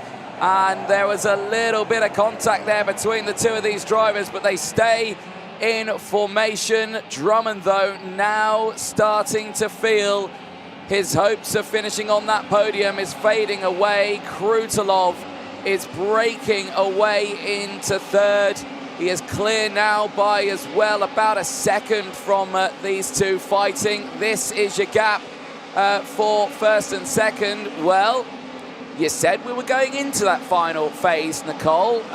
We're going into that final phase. I think the drivers are as well. Joe Turney, faster than Ramicus, sector number 1. He is closing the gap ever so slightly. And I did see a warning flag come out actually there to Daniel Keller, I think, for that initial contact there with Drummond. So the officials are watching these two in their racing right now. They are fighting for a non-podium spot here, but still fourth. If any one of the drivers in front have got a moment, they might be seeing it. There's James Anagnosiadis' dad, as that's heavy damage there to one of the Ward carts out of the race. Now, who is that? And that's right on the racing line for the field. Now, I can't see the cart number. It's the NAS panel's bent over. I think it might be Elliot Kaczynski in the number 35. It is Elliot Kaczynski out of the race, and that's a tough one for that brand new white liveried Ward Racing kart, the brand new colour scheme for their World Championship campaign in 2025, and I hope they continue using these livery colours over the course of their next seasons of racing. Still have the same logo from when they originally were concepted as a team. Daniel Kelleher and Drummond are fighting for position. Still, Drummond's got back through on Kelleher. Now Kenzo Craigy's got involved in the fight. Kenzo Craigie could be looking at a top 4 finish here if he can get his nose down the inside of Drummond. He looks to the outside. He's trying to go for the up and under. Too much grip on the track. There's no way he's going to find a way through unless Drummond goes defensive on lap 23, which could give Anagnosiadis the chance of finding his nose down the inside, but not just yet. This is defensive posture then from Zach Drummond, consistently looking over his shoulder to see where Kenzo is. Well, Kenzo hunting down hard, exits turn at number 11, but this defensive driving is backing Kenzo up into Daniel Kelleher and James Anagnosiadis as well. Still once more, hugging that white line is Zach. Will it affect his run down towards turn number 1? The drivers can pull out for a move, but not Kenzo just yet. He is not close enough. Now look at this battle, all caused because of Zach Drummond definitely going defensive. Once more, does a slightly similar thing. Kenzo trying to push him round into turn number 6. Kenzo looked like he was trying to open an opportunity, but it doesn't exist just yet. James Anagnosiadis jumps onto that racing line. The two drivers ahead of Kenzo and Zach going defensive, and that allows James now to get through on his teammate, as that was a wide moment for Daniel Kelleher. Well, it was assisted by Noah Wolf sending it down the inside, but yeah, still a very big lunge there. But look at this train now behind Drummond for 4th place. Anagnosiadis, Craigie still fighting for position. There's 3rd place. Lev Krutulov, rookie year for him, onto this final lap. Is looking at a P3 right now as Craigie and, well, they're all fighting with it. Drummond down 2 places now. Anagnosiadis goes through, so does Kenzo Craigie on this final lap. But crucially, at the front of the field, it is all calm and quiet for Thibaut Ramekes and Joe Turney, despite this 4th place battle raging on behind them. There they are. The gap had closed down to 0.7 of a second. But for Thibaut Ramekes, a world title is heading his way.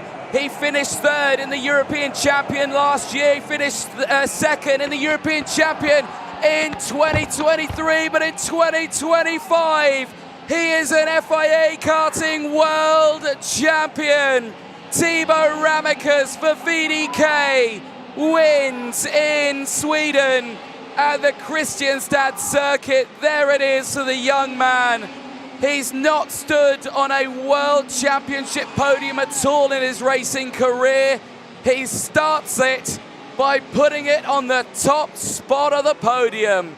Thibaut Ramekes, the Belgian, joins a multitude of drivers, and look what it means to the VDK team. They celebrate over the fence. If anything, if that fence wasn't there, there'd be a track invasion and they'd be all over it celebrating with him. But the fence keeping them at bay. But Thibaut Ramekes, what can you say about this young man? And look what it means to them. Smiles and celebrations all around. Oh, fabulous work for the team.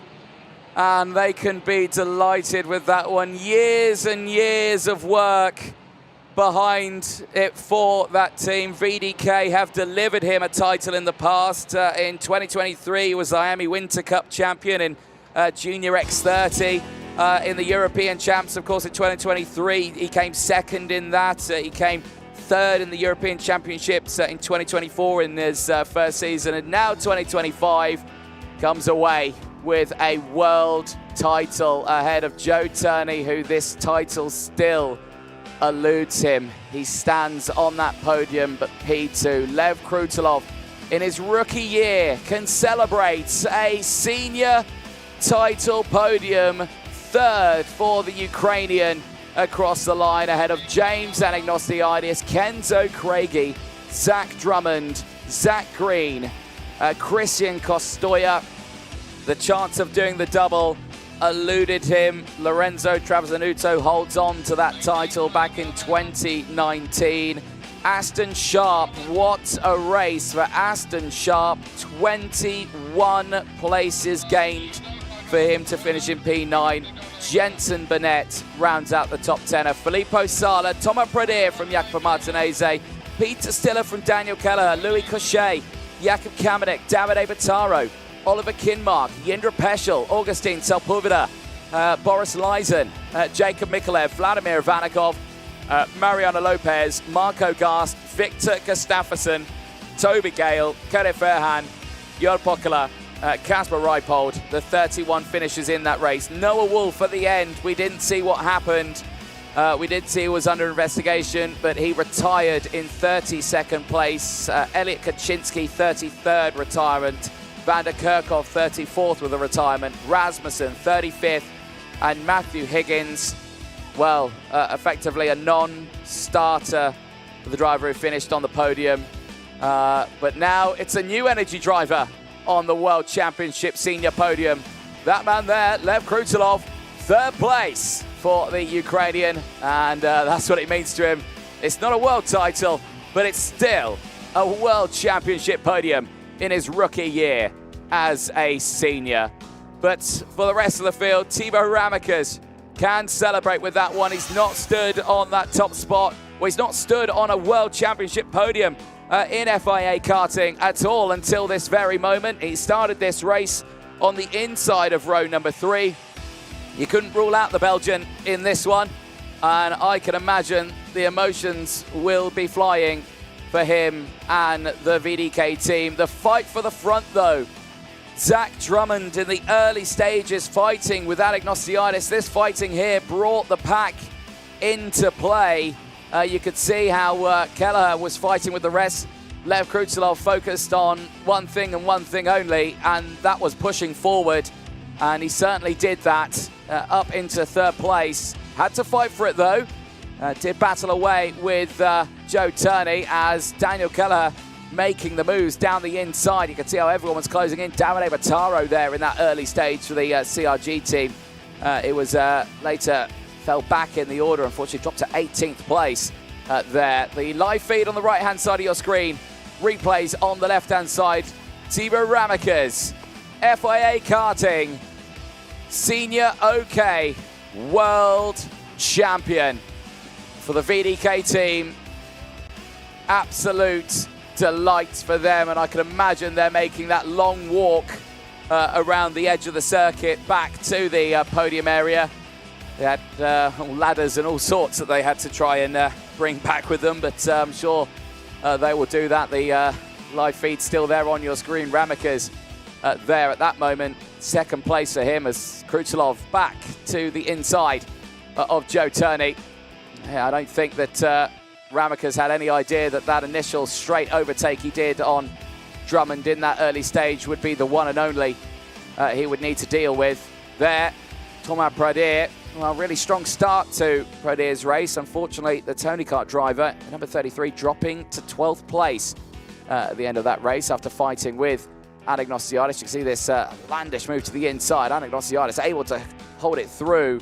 A little bit of contact there between himself and Daniel Kelleher. That's really what I think put him backwards at that point. The same for Daniel Kelleher. There was the change to the lead. Timo Ramakas down the inside. Superb drive. The early lunge here. Drummond back on it. This really was a wake-up call for Ramakas to see if he could hold on to this lead, and that was only on the opening stages of it. And again, he had a close moment with Joe Turney. All of them trying to get those karts down the inside in those early stages, but unfortunately the gap's just not being there for them, and the field slotting backwards. This was Jensen Burnett in his stages, pushing through the race of Davide Battaro. Aston Sharp as well, great race for Sharp. The 21 places gained to finish inside that top 10 in P9. Jacob Miklev as well, good recovery drive after a not great superheat earlier on, as Daniel Kelleher started to fight back at this point. He got back up the order a little bit, but later dropped back down. 15th place, Daniel Kelleher, unfortunately finishing that race. The Irishman who started on the outside of row number 2, not having the way. And, well, there you can see a little bit of frustration there between Craigie and Anagnostiadis. The number 4 and number 5 machine having a battle of their own. And Eli Kaczynski, unfortunately, heavy damage to him. Sees him one of the early retirements in that race, finishing 33rd place. There, the massive lunge down the inside in the final stages for Noah Wolf, which I think put him under investigation. And later, he did retire from the final race in this one, which is a big shame for him. This right here, Drummond, Anagnostiadis and Craigie, all fighting, but unfortunately not for a podium spot.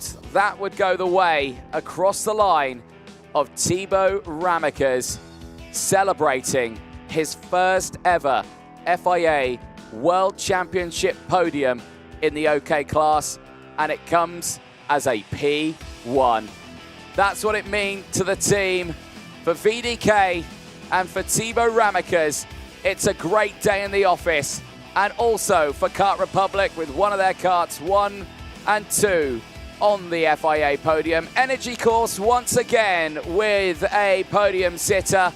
They can be delighted with a 3rd place for Lev Krutilov. And oh dear, I feel very sorry for anyone who had an earpiece on in that VDK team. I was yelling down the microphone, but there is what it means. Mr. Kennard there with the VDK team. The Belgian team have done a brilliant job with their driver and have really pushed him forward in his racing, as yes, it can be heartbreak for others. For Joe Turney, once again, he misses out on that title. But for Thibaut Ramekers, he celebrates as that top one, and it doesn't just mean it to the drivers. It is a team sport. No matter what you say, the drivers have a big role to play in it, but the teams deliver the drivers to the circuits. They deliver the karts. They deliver the package that these drivers need to go to battle on the circuit. And in 2025, they see their young man, Thibaut Ramekers, in his 2nd year of senior racing, stand on that top step of the podium for the first time in FIA World Karting Championships. What a world it's been, what a weekend it has been for the OK and OKJ classes. The FIA Karting Championships for the direct drive comes to a conclusion, but let's head down to the podium and over to Nicole Sutherland. Thank you very much then, Anthony. Lev, last year on the podium for Energy, a P3 in seniors with Matthew Higgins. This year, a P3 for you. Yeah, I'm lost. I don't know what to say. I'm just really grateful to everyone that was involved in this. And I'm grateful for the opportunity that I can be here, I can participate, I can bring my flag. I'm really proud of what I achieved today. Lev, it's a huge achievement for you. It's a huge achievement once more for Energy Course. Congratulations, you'll be on that podium, as will be Joe Turney. Joe, P2 this year for you once more, vice champion to Thibaut Ramekers this time. Driving round behind Thibaut, you know, great race for him, but it's still a good achievement for you. Yeah, for sure. I mean, well done to the team, well done to VDK as well. We got the 1-2 in juniors and then 1-2 in the senior with the kart as well. So obviously a really good job by all the team, and yeah, I think a good result for myself. Probably hurt a bit the pre-final, and then maybe I could have done a bit different in the final, but yeah, in the end didn't quite have enough. Well, Joe, congratulations nonetheless, P2 for you today. But the driver who has taken the FIA World Championship is none other than Thibaut Ramakas. Thibaut, firstly, congratulations. The race, tell us everything about not only that race, but this weekend, and tell us about the emotions that you feel. Yeah, I'm very happy. It's been a really good weekend with DNF, but anyway, we had the win and we are really happy. I want to thank everyone, especially my mechanic Dino, VDK and Ulyss, and yeah, I'm really happy. And, you know, for yourself and the team, what the celebration's going to look like, because this is an incredible thing to go and achieve. You are a world champion. Yeah, of course we will celebrate with the team and everyone, but I just want to say thank you to everyone and really happy. And then Thibaut, looking to the near future, what comes next for you now that you've got a world championship on your belt? What are you going to be looking at in the near future? For the moment I don't know, and we will see in the future. Well, for now though, Thibaut, we'll be seeing you on that top step, which Anthony Jordan is going to be introducing these drivers onto. Thank you very much, Nicole Sutherland. After a very dramatic senior final there, we have got our top three at the end. And it starts with a young man in his rookie year in the senior category for Energy Course, and representing Ukraine, it's Lev Krutalov.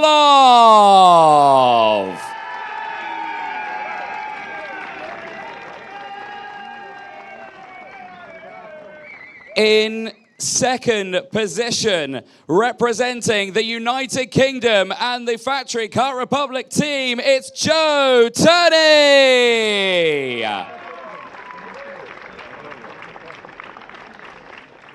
And your winner in this year's FIA Karting World Championship in the senior category, it's his first World Championship podium, it's Thibaut Ramakas.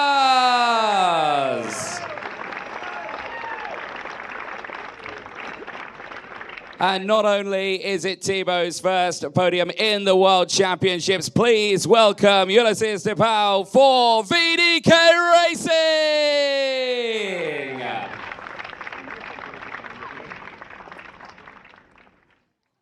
We will now listen to the national anthem of Belgium.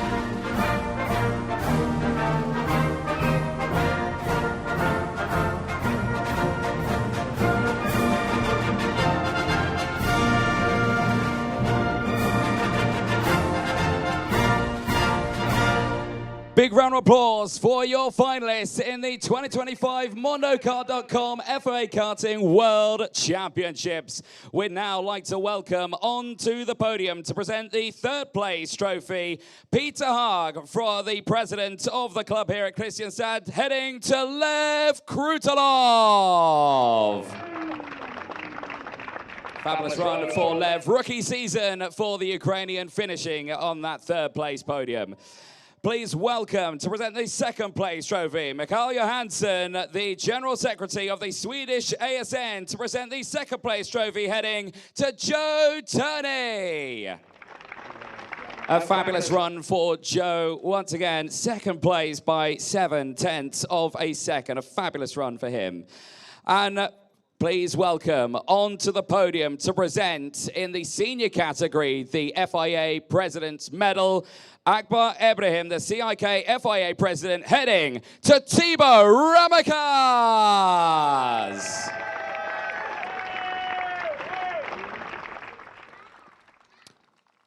And once again, please welcome the CIK FIA President, Akbar Ibrahim, onto the podium to present the winner's trophy, heading to, once again, Thibaut Ramakas. And finally, please welcome to present the team's trophy from Mattel Kauda to the manager of Mondo Kart Racing, heading to VDK.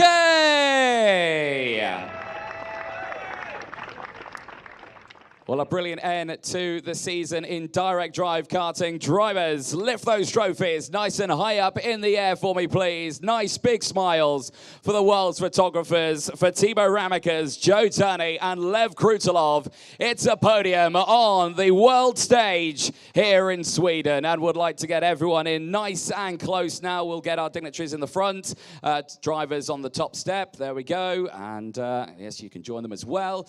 Squeeze all in nice and close, and once again, nice big smiles for all of the photographers out there, and a fantastic end to the season in 2025 with Timo Rämäkäs coming away with his first World Championship FIA podium, and it comes away with a P1. Well, it's now time for that last spot. Anyone in nice clothing, we'll ask you to duck and cover, as always, on these podiums, because we'd like to present the drivers with those bottles of champagne. With 2025 done and dusted in the direct drive for the last time, it's time to say, are we ready? Are we steady? 3, 2, 1, champagne! Well, there you have it for Timo Rämäkäs, Joe Turney and Lev Krutelov. The job is done. The rookie stands on the podium, but the two senior drivers in multiple years of racing have put it back on that top spot. And unfortunately for all the viewers at home, that is an end to our season. But for you guys, a big congratulations. Well done, Timo. Well done, Joe. Well done, Lev Krutelov on the podium. But that's it. The season is done for direct drive karting in 2025 in the FIA OK and OKJ categories. But don't despair, because in Cremona you will see the Academy Trophy, you'll see the OKN and the OKNJ's battle on the Italian circuit. And then, of course, in the gearbox categories, we'll be heading to Italy, to the Franciacorta circuit for KZ and KZ2 for their World Championship. So look forward to that one. But from us here in Sweden at the Kristianstad circuit, it is goodbye for now from myself, Anthony Jordan, and Nicole Sutherland. We will see you in 2026.